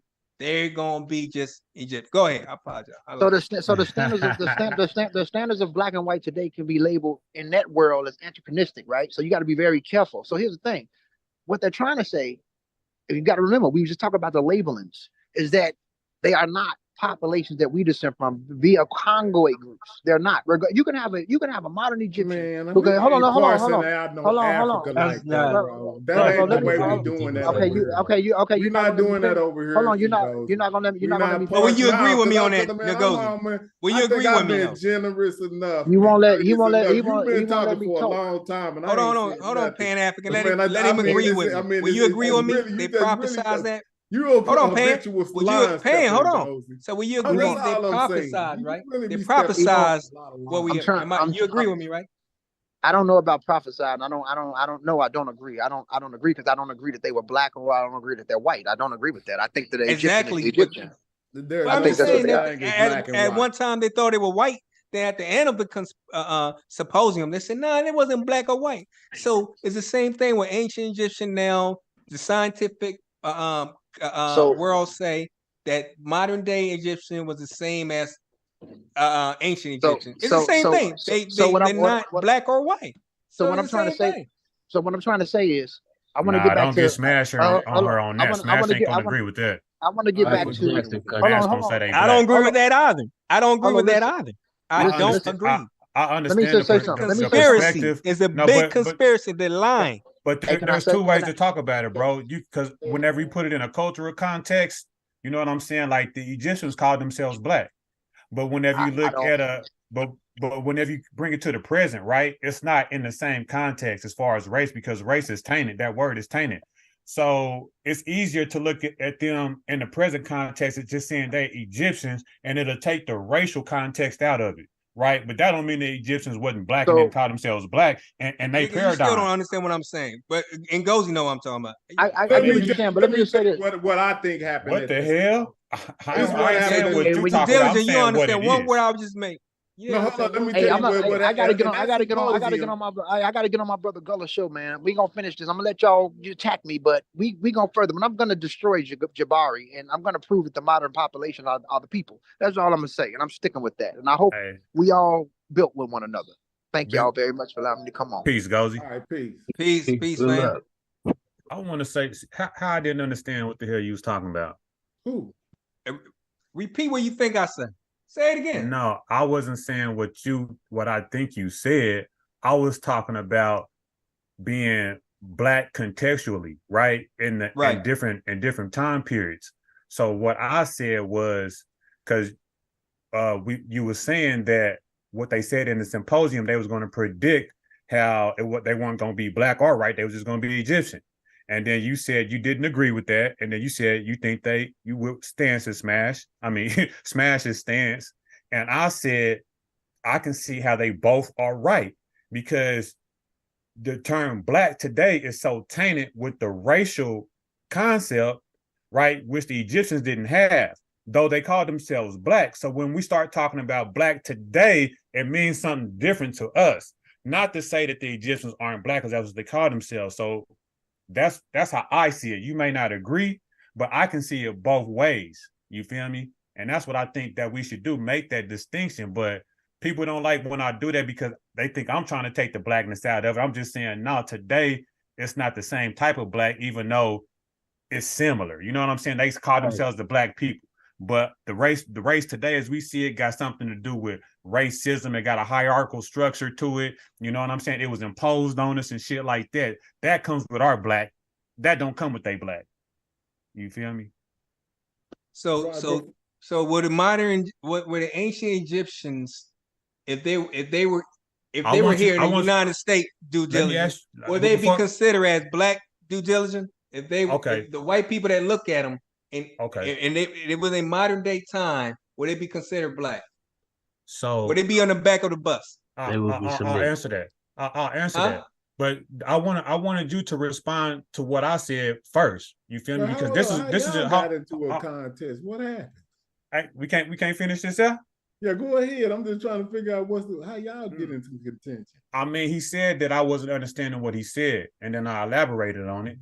But now he want to keep going, because he's trying to. So did you understand what I said? Did that make sense to you first? And then I answer your question, because I want you to elaborate because I don't think you understood what I said. So you saying the ancient Egyptians, even though Smash say they understand what black is, right? But you say in modern day time, because of you know, the word black is tainted, right? Correct. Now, is it tainted for understanding? Is it tainted by the understanding of black people saying black or white people saying black? So now I'm gonna answer your previous question, right? So you said in modern day times, would they be black or what, or white? Is that what you asked me? The ancient Egyptians. So the modern day. So no, he said the ancient. He said if we bring the ancient. Yeah, if you would have brought the ancient here in modern day time, would it be in the back of the bus? Would it be sent to in Memphis right now? Would it be in the back of the bus? So it's erroneous to do that because we have to deal with people in their times. So it doesn't even matter of how they like it Ngozi. doesn't matter. I mean, I'm several trying to. scholars have already made that Hold on, statement. let me answer the question. You can't take people out of their context. Yes, you can. So let you could literally take somebody that look. Hold on. Let me answer the question, bro. Somebody that gotta looks let me black if you don't in Egypt back in them days and put them at the back of the bus and ask that question. If you was looking at them, would they belong in the back of that bus, or do you think that they should be in the front? You can do that. So James, you just want to get in the conversation. No, I'm just saying that could be done. We just did. Welcome, James. So I'm gonna answer your question. James said that you can. But I'm going to say that you can too, but you will be erroneous if you did that because you deal with people in the context that they're in. What point does it serve to put ancient people in a modern context when we're trying to figure out who they was back then and not today? So it don't even make no sense to do it. Yes, you can do it, but it don't work like that. You have to deal with things in context. And no, I'm saying, what I'm saying with the I'm not going to do what you're asking me. No, but you basically, I don't know if you answered. No, I'm saying that he's not going to answer the question. What made you press? I'm not going to go with that scenario that he's based making. on the pictorial imagery that we see of the majorative, I would say that they would definitely be on the back of the bus. And what kind of sense does that make? Because that's the question. It doesn't take all the beat around the bush. What does it mean today, though, James? What does it mean? He's asking you. Okay, now let's do that in the modern. Let's do that same thing in the modern. But what does it mean? In the modern context, because we're trying to show the fluctuation of the population.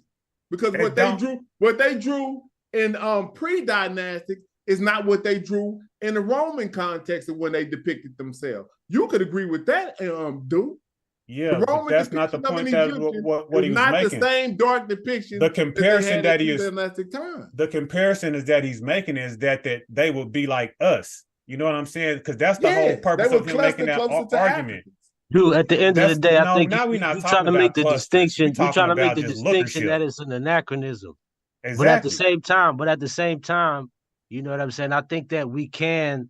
I mean, we can even just say that other scholars who are Egyptologists have already pointed out that if they were here today or in Jim Crow South, they would be in the back of the bus. You know what I mean? That's what I'm saying. We can go with that, but contextually, like there's no point of even doing that. That's us trying to compare ourselves to people in antiquity.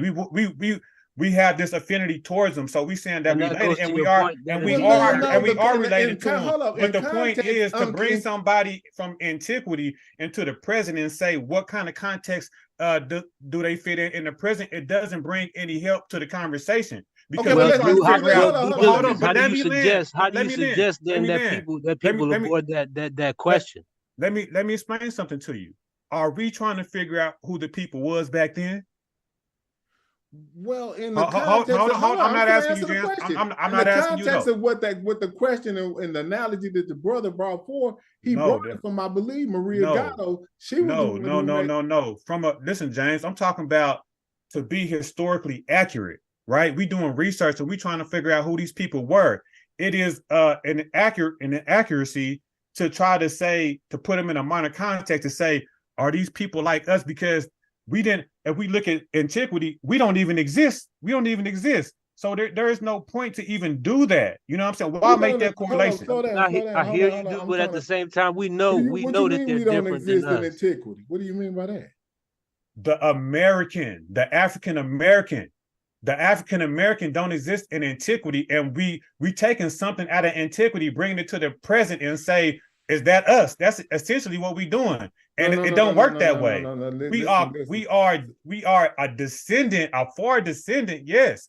But I'm just listening, playing my game. Y'all kind of stuck on this point right here.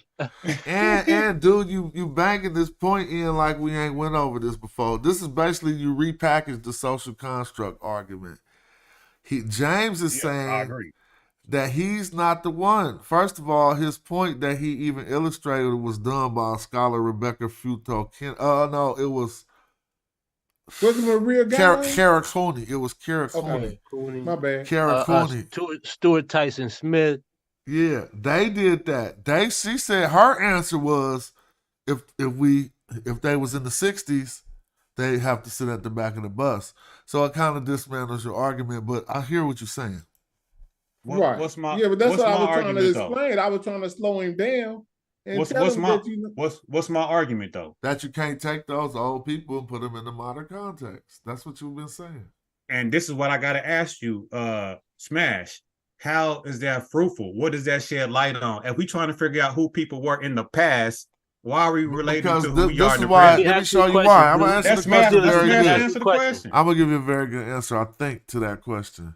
Because as we address it, the way we addressed ourselves today is through racial constructs and secondarily physical appearance. Maybe some, you know what I'm saying? And so people say they black. Some people might go religious first and say I'm Muslim. But most people in America just simply go off the racial construct first. Now, since these racial constructs wasn't there back then, in order to figure out something that was invented by racial structs, you would have to contextual construct of these times. You would have to contextualize. Yeah, you got to put it in that context. So if they were in this context, in the modern context, how would they be classified then? You see what I'm saying? But this is what I'm saying on Smash. Yes, but I'm saying be specific, right? If we having a historical conversation and we trying to figure out who the people was in antiquity, it's not fruitful. Well, yeah, you're right. You're not wrong. Yeah. But the way we normally avoid that is not by placing the modern social construct on ancient people. But what the scholar did was took the ancient people and brought them to the present to see how they'd be classified if they just popped up in a time machine. You know what I'm saying? And if they did, she's saying they had to sit on the back of the bus as if it was the 60s when they popped up. But whenever you say that, people run with it and they run with that though. You know what I'm saying? Like to be honest, I had a whole professor at Kent State. You could look him up. Halim El-Dab. He was a Coptic Egyptian. And he suffered racism when he was here, and he was part of the civil rights movement, was marching and everything. And he said what exactly? That ancient Egyptians was like us? I'm just illustrating the fact that when he came here, he was subject to the racism that we're talking about. Are you talking about the professor that they was trying to make him claim white or whatever? I'm talking about my own personal professor. Oh, well, I'm not. There's no contention with that. I don't know. We can. I guess Smash said we drug this out, so we got to go somewhere else. What Babylon dying there? Goddamn, he good for some. You know what I'm saying? What you were saying was, it was kind of like I say, I'm still confused, but you know what I'm saying, because you said a lot. Like you was like, we ain't. You was like, you said something like, we ain't them people. Well, hold on, dude. This would confuse me about that, because if last I checked, Egypt is in Africa, and the only people that's in America that came from Africa directly is African Americans. So how are we not supposed to be some type of way culturally or some type of way connected to those people? Like, that's why I be saying I hate when people try to parse out, because we don't know where we come from. African Americans have reclaimed all of it. You understand what I'm saying? You don't know exactly where you're from in Africa, so they gave us the right, and that's what makes us more dangerous than anything, because we look through it all.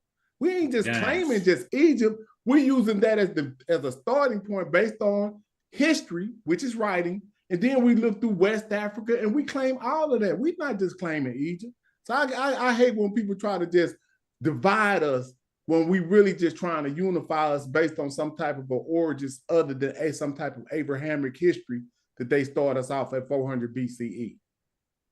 So nobody said that we wasn't like distant related.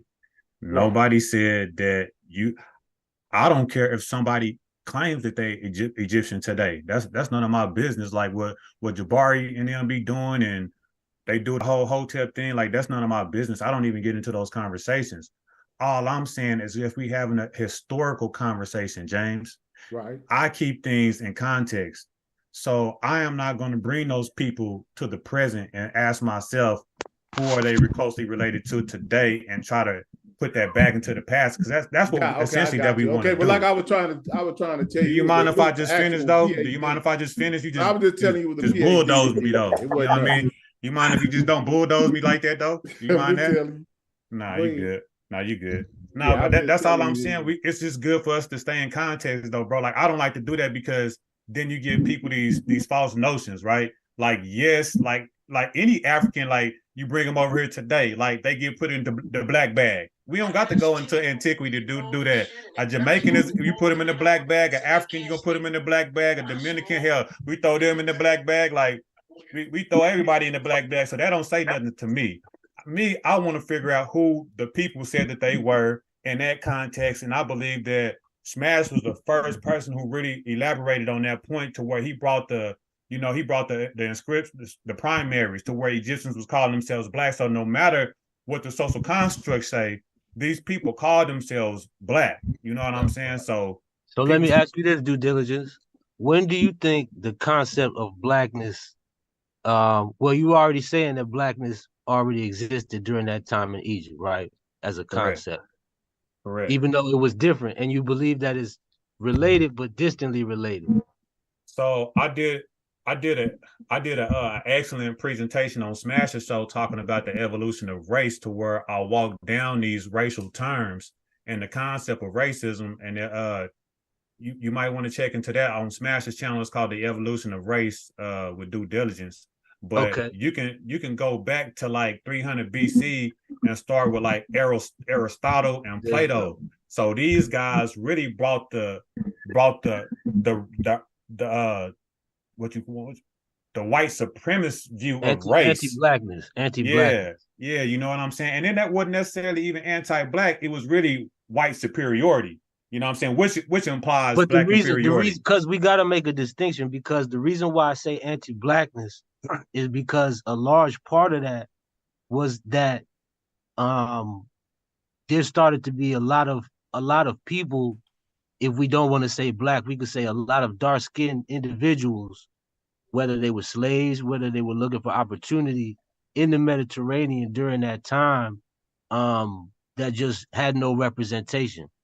You know what I mean? And you can see a change in the artwork from when, Black people were on the vases looking fly, you know what I mean, to where it changed into a proliferation of less glorious illustrations. I agree, man. Slave culture is in all cultures. It's been around for a minute. It's just that, some people turned it into a real slave market, you know what I mean? Like a global market, and that's when shit got ill. But yeah, man, like, yeah, I agree for sure. That happened when they turned the silk from you sound like Peanuts right now. Your mic tripping. Can you fix it? Yeah, can you hear me now? Yeah, we hear you great. Yeah, it sound better. I said that happened during the sub-Saharan slave trade, and what I call the Trans-Pacific slave trade. During the Trans-Pacific slave trade, they call it Asiento. You can look it up, ASIENTO, Asiento, and that's what they named when they deliberately changed over from no longer basically taking Asian slaves, that they would be exclusively bringing Black African slaves.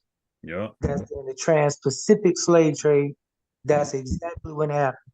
Look up the Manila. Yeah, a lot of people jump over that part in history, you know what I'm saying? Even the curse of Ham and all that stuff, I don't think you can properly understand all of that stuff without. You womping again. Your mic messed sound a up. real robot right now. Yeah. Yeah, your mic is. Yeah. Try to go out and come back in. It's going crazy. So I think if I don't try to talk over nobody. Nah, that ain't it. Nah, that ain't it. I mean, that ain't it, Babylon. It's like it's just something going on. He tried to make it seem like it was somebody else messing up his mic. That nigga's finna blame it on us. Cut it out. Baby D said, "Let me talk, man." Hey, I'm gonna be real quick because I'm in this truck. He said, Hey, this the real issue, man. This the real issue, and I'm gonna be brief with it. Cats is too busy trying to not be black. Okay, if you see an ancient Egyptian that look like Amenhotep III, you gonna walk up to him to say, "What's up, brother?" It's that simple. If you see that cat right there, you gonna think he mixed black and Arab because it's some with me when I went there. They chilling. I'm like, "What's up?" But the other funny thing is, they tell you. My man Muhammad Gabber and them, I said, "Yo, you're from here?" He like, we migrate from Jordan. So it's already, it's not the bag. It's not even like it's a non-known issue. The other thing is this. You're talking about different African clans that migrated together and they all start using the name Tasseti. So you know they're Nahesi. If they're Nahesi, they're Nubian. Now we already opened up the UNESCO book and showed you. They was trying to call Nubians black, but white, which makes no sense at all. Black Other but than white. this, exactly. This intelligent group of black people created this culture. They're white inside. So, They're white mentally. so this is an Egyptian. all. This is an Egyptian man. Yeah, I This is an know. I got Egyptian some man. of my brothers And right over. You want me to show you this the is this video? this I show this them is to you live. this is I was African. there. I can show you a video of a disrespectful Oh no, African there's American going over there telling the people that they're Arabs. there's no What was difference that, because Gozy? I can pull up the Yeah. video of the guy who's related to Ramses II according to the DNA test that you Oh rely boy. on, and he's American. Shall we do that? Yeah, So do it's that. very My simple. daddy's Here, let's stronger than pull your him up daddy. real quick. You Let's know pull what's up the crazy video. about this? Here's And Yeah, another. he Goldie, right on the Another. video. Yeah, Here's another. Goldie came right in, set tripping. Hey, yeah, he right on the Like, video. what the here's hell is another going one. Yeah. on? Here's Now another you, one. Here's an here's the Egyptian, other thing. and this is an Watch African. this. It goes. It go. I You know ain't you finished. gonna Nothing play. about It none goes. about that Hold is up. Watch this. scientific, bro. It goes. How do you No, I got the identify data. black Don't or get twisted. Arab? No. How do you identify black or Arab? How do you identify black or Arab? Yeah, you. Black people. No, They, you. how do I identify black? How How do do you I identify? identify? How Yeah. do I identify black Arab? I identify black people with people who No, descend from do you Jews. Talking about He said, you, identify? cut it are you out. black Hey, or are you Arab? Are you you black? Are you black or are you Arab? Damn, bro. Yeah. He asked me a question and I can't even answer the But damn answer the question. Yeah, question, because you man. He were said, are avoiding the you question. So are You you gotta I'm not black or gonna are have you you Arab? tell the difference between a black no, and an Arab. I'm talking about you personally. no, I'm telling you how I identify black people. How I identify black people as people that descend from West He and doing Central that No, on how Africa. you purpose. identify yourself? How are you black or Arab? Let me simplify it. I'm a black man. I'm Fulani, an African American. I'm black. You I'm a black man, Fulani. an Now, African American. Fulanis are on the list of UNESCO people that were ancient Egyptians. Nah, That's what we pulled up. that's not true. That's not. I'm not no Brother, fucking Egyptian. all you gotta do is pull Stop up the Allah. Stop book. Allah. I don't know Stop about Allah. that. No. Brother, all you gotta do is pull up the book, and you know they're there because they have the Ethiopian connection. That's They're the misinformation, bodies. though.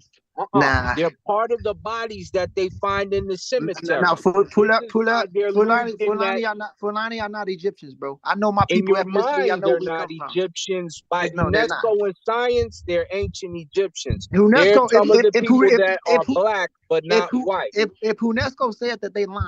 You know what I'm saying? No, they didn't. We are They not did the Egyptians. excavation, and you can First see of the all, bodies in the tomb, bro. first of all, listen, though, brother. Let me That'd be wild, man. Don't start answer that. your No, question. no, no. Let me answer your Listen, question. Let me ask you a question.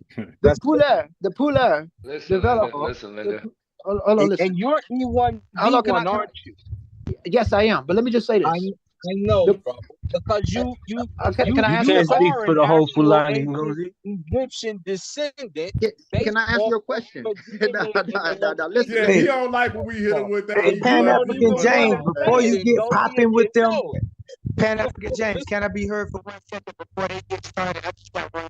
Hey, Your Babylon mic is, Don, hold chill on, for a man. second, You can be man. heard, but Now, your I mic gotta is hop messed off up right because now, Babylon I'm Don. in my I am truck. I not gotta lying. go drive back to the yard. Your mic is bad, Babylon Don. You might need to Babylon. I'm not lying. I'm not trying to make that up. Hey, look. Hey, Can I respond to you and everybody can throw the ball? Can I just say something? Nah, but hold on. Assault was talking. You gotta let Assault finish talking, and then you come in. I'm gonna let you go in because I gotta drive this truck back to the yard. I'm in the whip right now. But I'm telling you, you are an ancient Egyptian and you are closer than any of us here, and you don't even accept that fact. And we know No, that sir. from your DNA. And if you No, was sir. over there with Skip, if you Skip the Truth Gates, if you was over there with any of your brothers that's in Egypt, because I got some Fulani brothers that's over there. If you want to go visit, we'll go right to the town. We'll go right in Cairo. They still there. They're gonna be like, "Oh, you from here?" You're gonna be like, "Nah, I ain't no Egyptian." They're gonna be like, "You look you sure?" And you're gonna be like, "Huh?"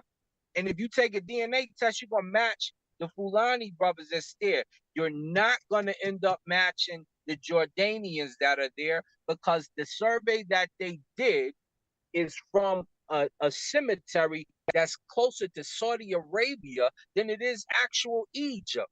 You know that, and I know that. I'm gonna let you out of the floor because I gotta drive. Imhotep, y'all. Peace. Ujataneb. Or Hodabo, as the Yoruba say. But whatever. But let me just say let me just say this. The Fulani, as an ethnic group, they only developed 3,000 years ago, and they represent ancient pastoralists that was lingering around the Sahel.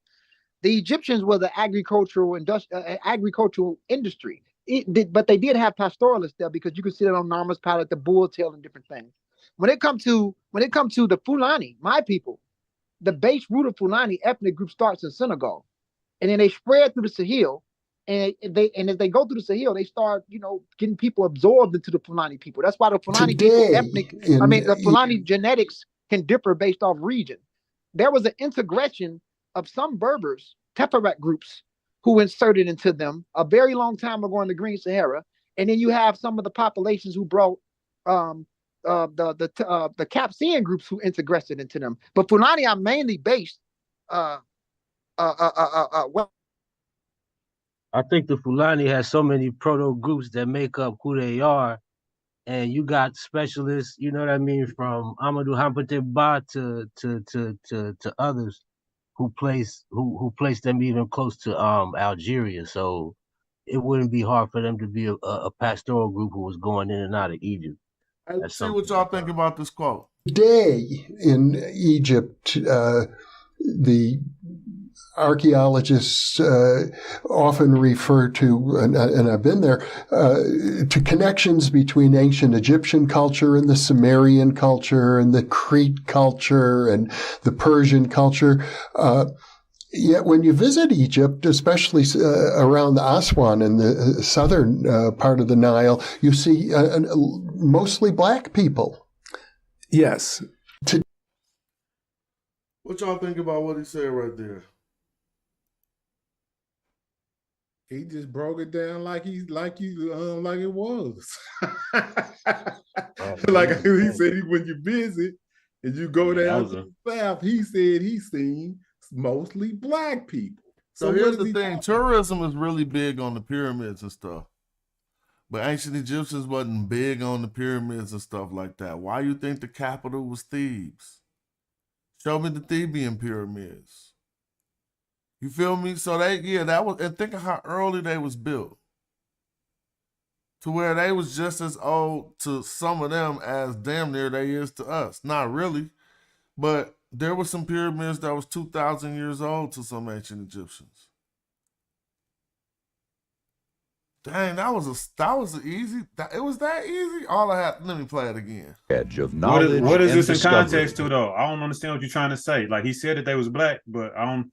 That's a dagger. It's not. I don't know. The modern Egyptians right there, you still see the same people there to this day. So what's the issue? I don't get it. Yeah, I'm confused too. I don't know why you're confused. You're just confused because it's convenient to be confused. To act like you don't know what that's saying. That even to this day, we still see black people right there. I mean, I'm saying who's contention. Yeah, you just the one who mounted the contention. It's simply just showing. Oh no, I'm saying you're doing. I mean, you're not. I don't think you're doing it right now. You're mounting that confusion about not understanding what the man said. I don't know what was hard about what he said. No. This is what I was saying. Who was saying something other than that. Is what I was saying. Well, we were talking about the genetics of the modern Egyptians, right? But you notice how they don't include none of these people that they're talking about in none of them surveys. We could go there right now. Today is what he's saying, and see in the same areas, Aswan, Theban areas in Egyptian Nubia, the same people today, and we all agree to that. And so I'm wondering, we got to know we're being selective with these DNA surveys, right? That video is saying the DNA is bullshit until you get on the soil. You know what I'm saying? No, it don't say it's bullshit. People want it to be bullshit, but I wonder. Can I say something, guys? You have people. Hey, yo, but how many times have we shown that quote that you can't use DNA on this shit? You could use DNA. You use something else and not DNA? Why y'all scared of DNA? Why y'all scared of DNA? Because they already proved that you can't do it. Okay, let me just say this, man. I'm gonna just say this. You got people in the chat. You got people in the chat who say, "You can't tell me that I'm not Fulani, nigga. My mama's a Fulani person. My father's somebody in the chat did that. Don't even trip up. Go ahead, go. Here he go again. No. Hey, Smash, read that shit on the chat, Hold on, Smash. Read that on the screen for me.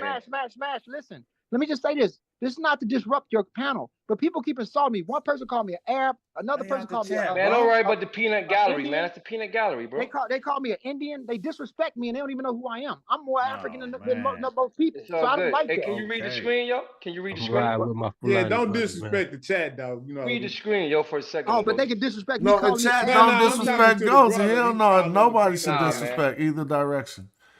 But the screen says traits or trait complexes were conceptualized as having necessarily a single origin.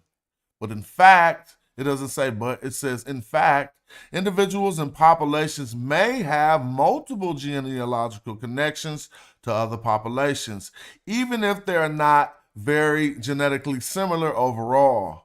Some of these may be ancient, reflecting a deep time relationship due to the shared ancestry or ancient gene flow. Others may be the more recent due to recent gene flow.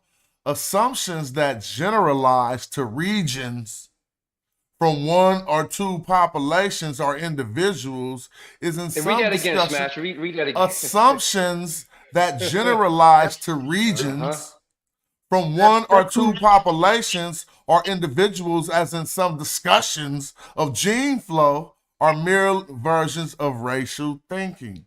All day. All day. All day. So we can't use just the genetics all the time. And that's the only thing you come with. I ain't never heard you say no archaeological evidence. Hey, now or anything else in the written. Hey, wallahi, on Allah subhanahu wa ta'ala, I swear. So that means that he's wrong? Hold on, hold on. I don't know what that means, yo. I don't know what that means. Look. Blow your ass up. I'm gonna say on y'all, on Dua Neter or Nebuchadnezzar, whatever y'all want to call it. I don't know what that means. What I'm trying to say is this, bro. Listen to me, bro. Or on the Ludumari, as the Yoruba say, whatever you want to call it. Listen. Oh, shit. I already said numerous of times, you have to use genetics, anthropology, archaeology. I said this numerous of times. You use that though, but you don't do it. You do not do it. I stick with the reason why I argue. You don't do it. Oh no, you do not do it, Gozy. You won't let me talk. We don't have to let you talk. We know. Why you just want to filibuster, man? You just filibustering. Read the screen. The screen. Did you agree with that? Hey, wallahi, y'all won't let me talk. Listen, let me say what I'm saying. I bring up DNA because the people in the Congoid community, or not y'all, I'm just talking about people, they like to blackanize everything, and they like to consider the people that's in that area now as invaders. I'm here to say that they're not invaders. And I have the DNA studies based off what's been presented and the data to show and prove that their genetic signatures has been consistent in those areas since the inception of ancient Egyptian civilization, which only, in a sense of civilization, which only goes back to 5,300 if you want to follow antiquity. Hey, can you give us some archaeology? That has nothing to do with what you asked them. You hear me? But this on the screen is helpful for both sides of us, and there's a question for all of us to answer. And I posed this before. The problem we have is we're letting the youngest and the most new discipline have authority over the other disciplines. And so the question is asked. There is also an issue of the context of interpretation of data. It says, when should a given discipline lead the narrative? So the question is, when should genetics lead the narrative on who the ancient Egyptians was? It says, does one look at genetics first to interpret a culture or a historical pattern? Or does one look at chronologies or patterns determined by archaeology, history, or language and use genetics within? So I'm going to ask that question to us. What do we think will be the most appropriate way? To use genetics first to interpret a culture or historical pattern? Or do we think we should use chronology or patterns determined by archaeology, history, or language and then use the genetics within that? I'm with The the latter. second. It's the latter, yo. I It's think the latter, everybody yo. used the latter, and I think my brother latter. Gozy Hey, opts for the Smash. former. This is So a Because you that's the good. only way always he can prove his so This point, is though. a He can't good prove his chat. point any This other is a way. good vote in the chat type of situation right here. I mean, no. One, All right, well, one tell for me what's the choice vote. A, Yeah, A or two B. for We're going to choice ask the B. show, what should we do? All right. Yeah, 2 for So, choice yeah. B, 1 for choice A. But that, So, I'm so on material choice B. culture, I'm going material, for B all day. material culture is always primary. You should use genetics to buttress that. You know, genetics helps other things, but never genetics first, because genetics first says more about location than anything. You know what I'm talking about, and people's relatedness. You know what I'm saying? But it says absolutely nothing about culture. So material culture first, whether it be language, you know what I'm saying, archaeology, bones, pottery, that first, and then genetics will buttress it. You know what I mean? It helps out other stuff, but it don't do nothing alone but shows relatedness. It should agree with the archaeology and everything else. It should agree with that. You know what I'm saying? And it does. There's some people try to embellish dates and admixture levels to make it seem like these people was at this level of European DNA in 3,000 years ago.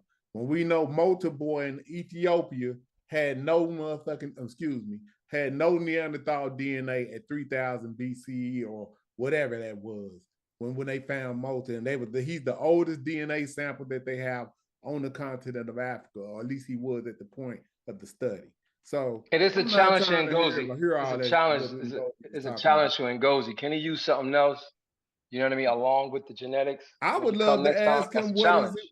I'd love to ask him what is he, with what his analysis is on the DNA, how does he look at what Smash does and combine that and what then come up with his analysis?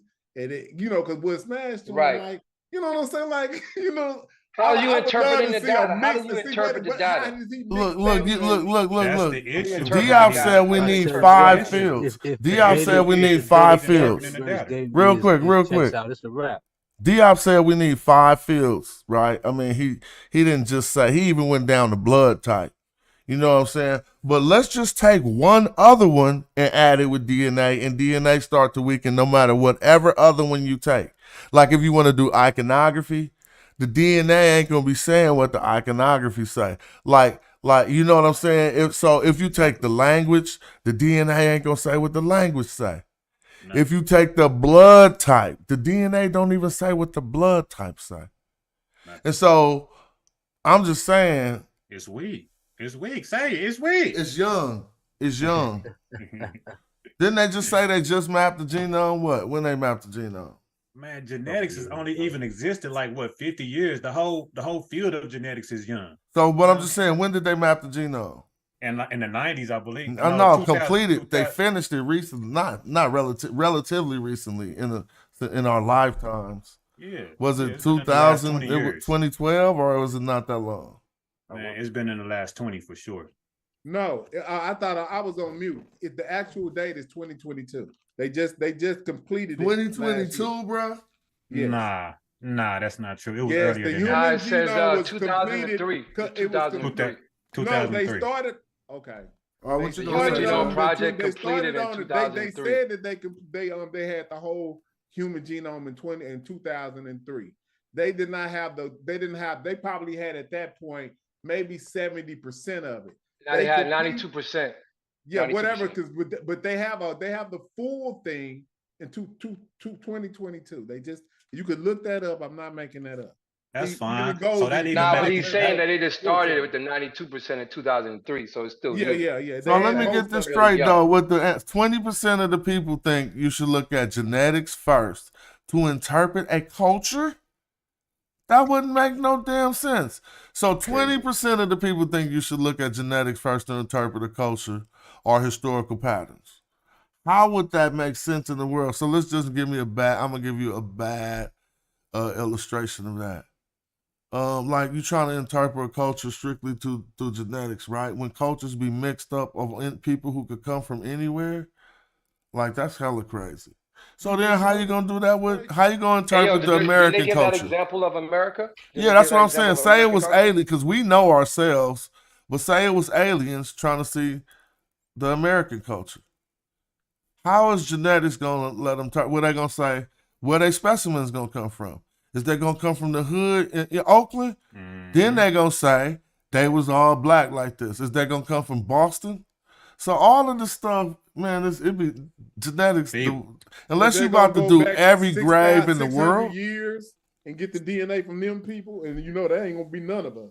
So it does serve its purpose. It has its place, but I think it has to be used with all of the other tools. That's my stance. I'm about to mute though. Yeah. And then when you say all of these numbers, you got to show it, man. 'Cause we don't know if you're really saying the right stuff. You know what I mean? When you say all these numbers and all of that, we really need to see it. We need to see somebody else say what you're saying. Can I speak to? Can I take Hold it back a on. little? We got another special brother in the building. I just want to ask one question. Oh, okay.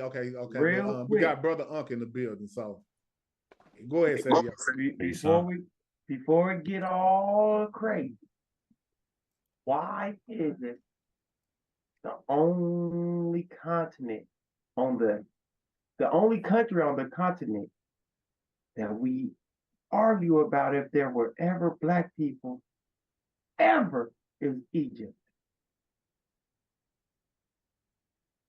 What up, Vaughn? What's up, man? It's a racialized term, yo. It shouldn't be used in these anthropological studies, yo.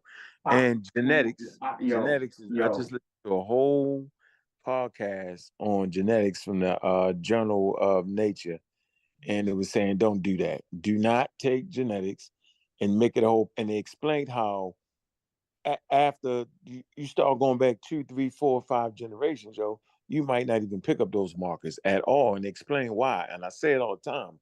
A person's genealogical ancestor may not be their genetic ancestor.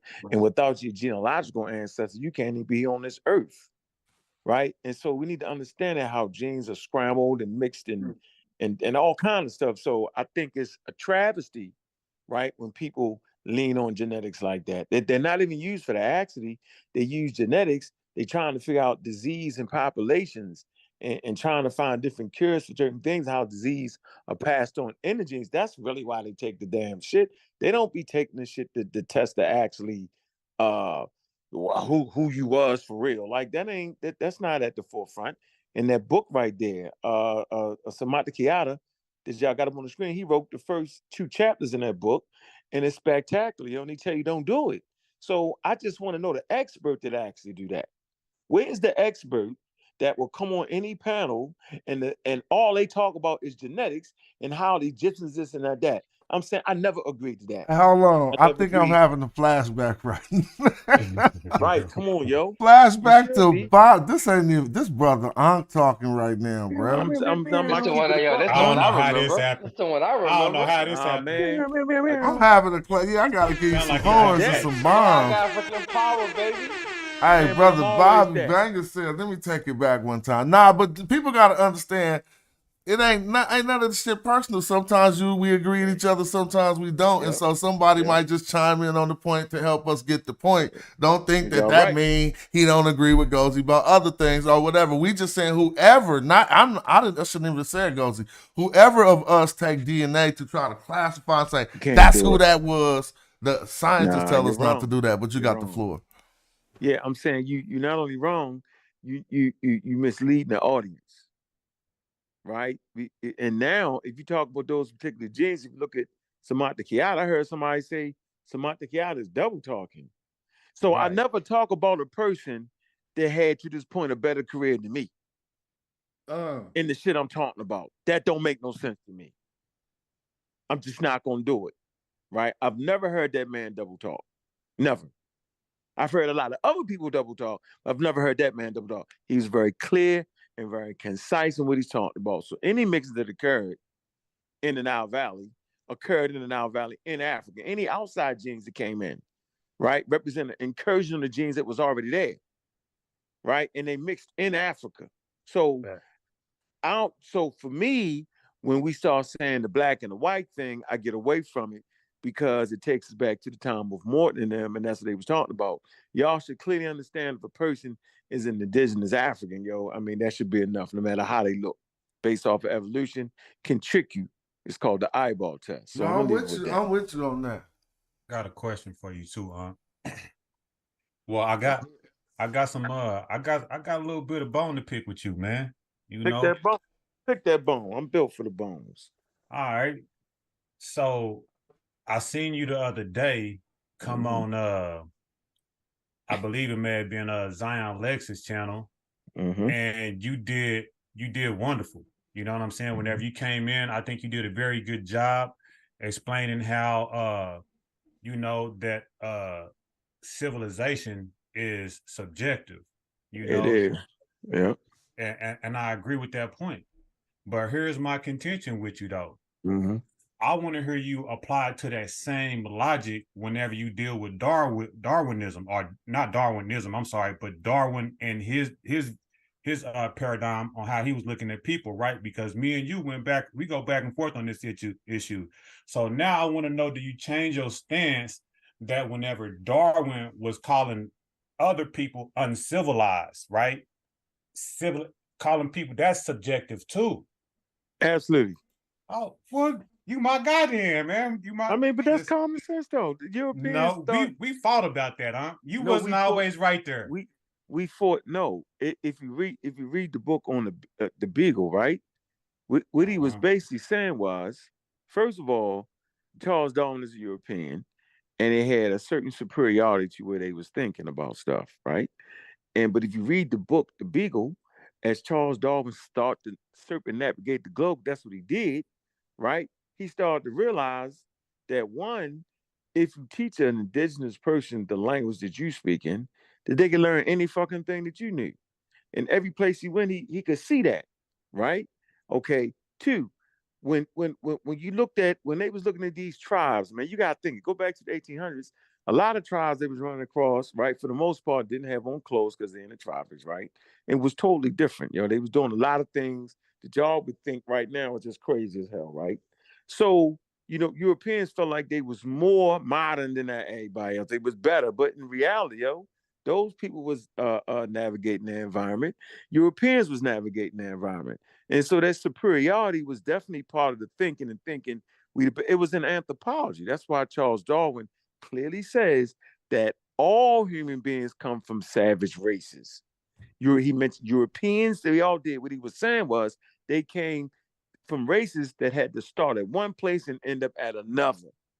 Right now we understand it's really subjective, right? You know what I'm saying? So, but his thinking wasn't racialized.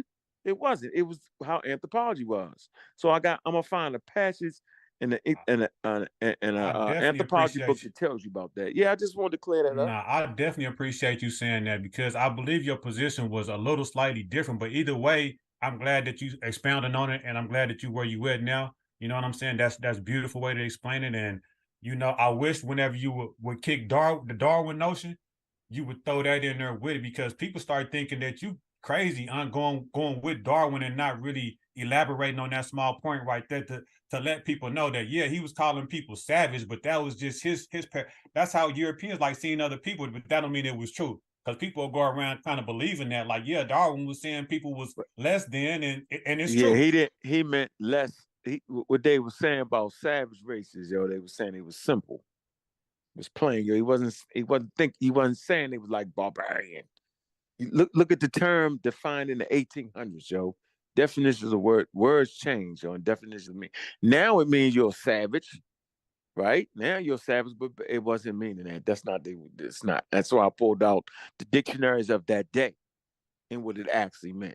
But it was still saying that we was better than, you know what I'm saying? Like y'all, it still was saying we was better than y'all. Look where we at, look where y'all at. Exactly. I agree to that. I ain't never said nothing different than that. But I'm saying you got to define the word. For sure. Yeah, that's it. That's it. Hold Where on. goes he at though? I don't know what goes he went, but my man just made a contribution, and I want to ask what y'all think about his statement. Thank you, Fetty. I appreciate that. Now it says, according to Steverding, it says, what's the schistosomes? Schistosomes underwent evolution in the Great Lakes, then expanded along the Nile. From Egypt, the presence of schistosomes may have expanded via migratory Yoruba people in the West Africa. And this seems to be a quote. Where's this quote from, good brother? If you could put it in the chat. What y'all think about what he's saying? Basically making a connection between West Africa and Kemet. That would be a plausible way of marking it. It's incoherent to me. Yeah, he's using that It's particular. incoherent to me. I don't understand it. None of that. He's using that particular disease as a to show some type of genetic or continuity between the East and the West. That's what he's using. Even if we don't know what schistosomes are or whatever, he said they underwent evolution in the Great Lakes, then expanded along the Nile. From Egypt, the presence of schistosomes may have expanded via migratory. So he's saying some migration of Yoruba people went into West Africa along this migration. It sounds plausible, man. People don't stay in one place. I mean, where's the barrier? Where's this staying in one place thing comes from? If Asians, as everybody else, can move and migrate, why can't we migrate? Why can't we move? Yeah, I mean, I'm just saying, why can't we move? I think we didn't kill that both ways whenever they talk about people can't get past the cataracts is going up and down the Nile the same way people can't go back and forth from east and west because of the desert. Like I don't agree Come with on, those. man. Yeah, I already drove Peace, Zion Lex. I guess they ain't had no foot. They ain't had no feet over there. They couldn't move. Zion, I was giving Garfield a hard time, but Thunder came through and we called the truth. I just was like, oh, you going to show Metatron? I'm going to show Chief X. But we just got that over with. Shout out to you, Zion Lex. Feel free to hit the panel. No, he was frying. That's just when he was frying Garfield back in the day. He fried Garfield? Yeah, he fried Garfield back in the day. It was ugly. But anyway, we off that now. We got a truce. Yeah.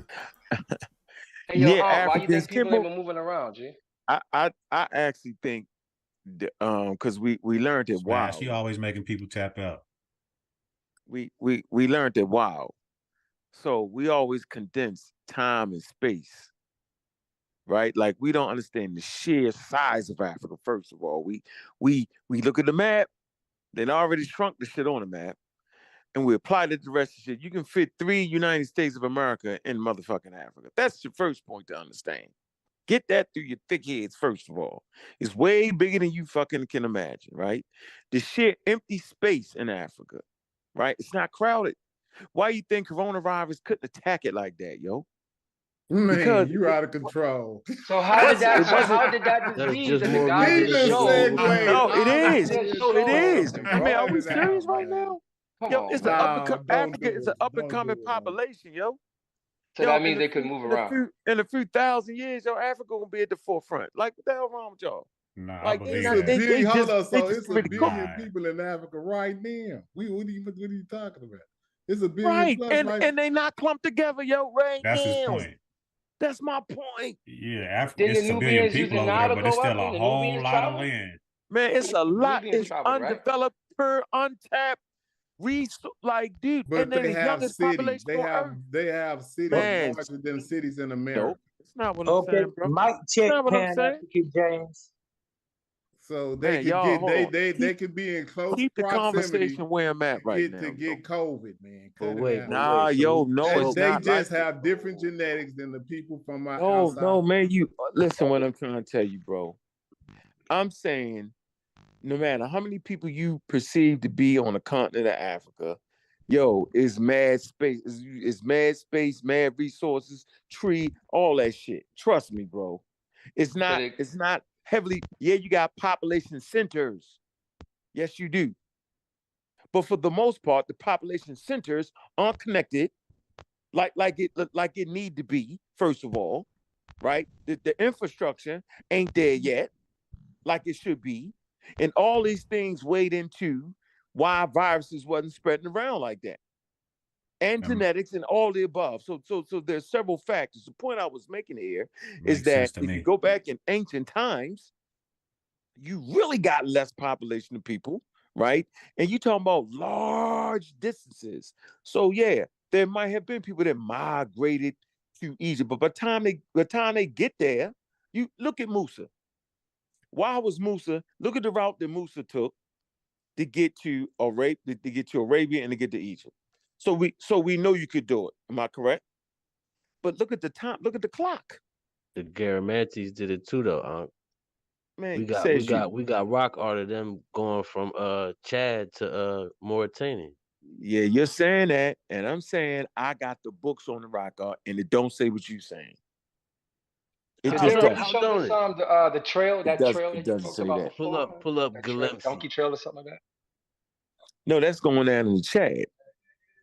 It's called the. But they're So removing hold though, on, right? But they're I'm removing trying to though, right? figure out how did humans. Nah, we Yeah, can show man, the but you same got. I artwork. mean, I thought We that's can a show the part of same. evolution, yo. I thought I that's a mean, part of Same but we evolution. exact all agree artwork that in it's possible. So Mauritania it's and no point Chad. in even arguing because we So all you agree that could it's trade. possible. You could literally trade good. You Hey, could give me really. that quarter. I Y'all heard could that. checkmate the whole thing, right? The way we can find Mesopotamian trade items in Egypt, go ahead and find the West African trade items in Egypt. That's all you got to do to shut me up. I got It's you. easy. That's very easy. If it was such a About to thing, show if you. it was really bubbling like that, you get the point I'm making? You If find it them was in really West bubbling, we're gonna find Africa, West and a African lot of trade these things are items. invisible items, though, like No, gold. no, we don't gotta talk. Go ahead and pull it up. I'm listening. I want to read it I want you to read it to me. Pull All up right, hold on. I'm West gonna go to African UNESCO. trade I'm going to items. UNESCO real quick. Yeah, go ahead. Let me learn So, something. I'm always so going to learn something. basically, I told you, only thing that we're gonna be talking about ever is written history, not prehistory. So Well, let's this talk is about just prehistory. no, Get no, the we don't want to do artifacts that. of We don't, history. we don't need how to do that. But what I'm trying to explain to you, and I mean, what's crazy to me is you said it's like you like people was isolates. But I how never did said that. I never said hold that. on. Well, okay, you didn't say that. But what I'm saying is I'm trying to figure out how did humans or the human or what they call Homo sapiens sapiens populate the whole world if nobody wasn't connected. If Because it's certain big. people, It's and big. then when you What? look at who That's not became, what they space. did. A lot when of you hold space. up and you look at who So became now y'all Homo don't understand. sapiens They sapiens, didn't walk to America when you and look walk up back to who Africa. became Y'all Homo don't get that. sapiens sapiens first, Hey James, they you don't get became that, James. Homo sapiens sapiens across that Sahel Hey James. before they Hey even left James. out of Africa. James, So you I'm don't get just that. like, I They be didn't tripping walk on to it. America and walk back to Africa though, bro. Huh? They didn't walk to America, then walk back to Africa, bro. No, They didn't start a they did. trade between America and Africa. No, They but didn't see, do that. But what people I'm in trying to Kemet do, could have walked what I'm through doing, West Africa right to here, They Sahel. was is what definitely I'm saying. What trading I'm with the saying Ghana is Empire, I though. know and you know that the fossil record shows that the oldest humans across the spectrum is going to be across the Sahel of Africa, from east to west. I'm talking about the oldest human fossils. You know that, huh? So that means that before they couldn't have been humans. That means that the people in West Africa were still primitive or primate species, while the people in East Africa were just humans. And then they left out and everybody else became human. And then they kept back and then West Africa became humans too. You believe that? Or would you believe something like that? With all the archaeological records that we have of fossils in West Africa? Matter of fact, I No, think they said that the West so I don't. African fossil is older than the East African fossil. Okay, I don't know what you're talking about right now, but I'm asking you I'm talking for about is human very DNA. simple. Show me the artifacts, and I would just be quiet. It's not even worth the argument at this point. It shouldn't be no spectacular thing. No, you know what what they I'm say, talking about extraordinary human DNA. claims need extraordinary evidence. So if I say that you can find trade goods from Mesopotamia in the Nile Valley in pre-dynastic times, I should be able to show that. I actually You can. already know they was trading different types of items across the I Sahel. know, It so was a let's find different the type of items. items they was trading. That's cool. So just get the So you will items. find some items. You know what I'm saying? You'll find some bees like in the Kisi You see what you're doing though, right? What? Do you understand what you're doing? What am I doing? You're not playing fair. You're doing what Jabari do to me. I say, Jabari, show me the petroglyph. He talked for 45 minutes and never did it. So you should have that on speed dial in your head. We should be pulling up right now. on the screen. Trade items traded back and forth from West Africa to Egypt, and I'm gonna shut the hell up. And then I'm gonna go on my show and say these brothers brought a powerful source. I now have to change my stance. Peace, That's simple. peace, What's going on? I got a question. No, not even a question. I was seeing You if you gonna could. go past what I'm talking about and go to something? No, no, no, no. I'm trying to Okay. show a source connecting West Africa and us in particular to those Nubians in Kerma. And there's actually a PhD brother who talked about Kerma, saying how the architecture, the wavy dot line pottery, and things of that nature, Wadi Hawar, the aqua. I know that you know all this. I saw videos of you dropping that. And I was saying just go to Wiki and look up the Bassa people of Cameroon and look at the modern migratory paths.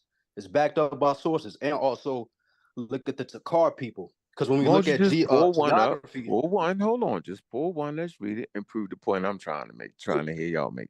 Simple. Yeah, the Bassa. Okay, so when we talk about the Nubians and the Hessi, I'm on my phone. I was saying if y'all could pull it up, just pull up Bassa Cameroon and just look at the migratory routes that they took in AD times. Also the Takar people, because we get confused about West and Central Africans. So you know what you just did now, right? Just for the record, you brought up 80 times. You have now changed the conversation. No. There's a lot of things that move forward. I'm trying to connect archaeology. No, you gotta connect Western the time and Central periods. Africans currently to the current. Okay, go ahead. You can't use what they're doing in current times because we become more advanced. We get trails, animal trails start to turn to human trails. Yeah, the East Sudanian savannah. You get to move a little bit farther. You get to do more things. But if you take it back to the time periods y'all talking about, they hadn't gotten there yet.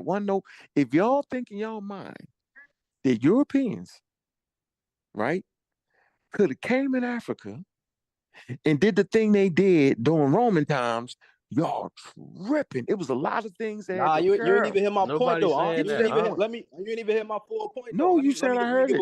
Y'all Y'all said Europeans can do it. Why can't we do it? Nah, No, we know I'm Europeans referencing came through the Sahel. Bro, I'm referencing the East Sudanic time. savannah. That savannah that you're talking about that deals with animals, sorghum.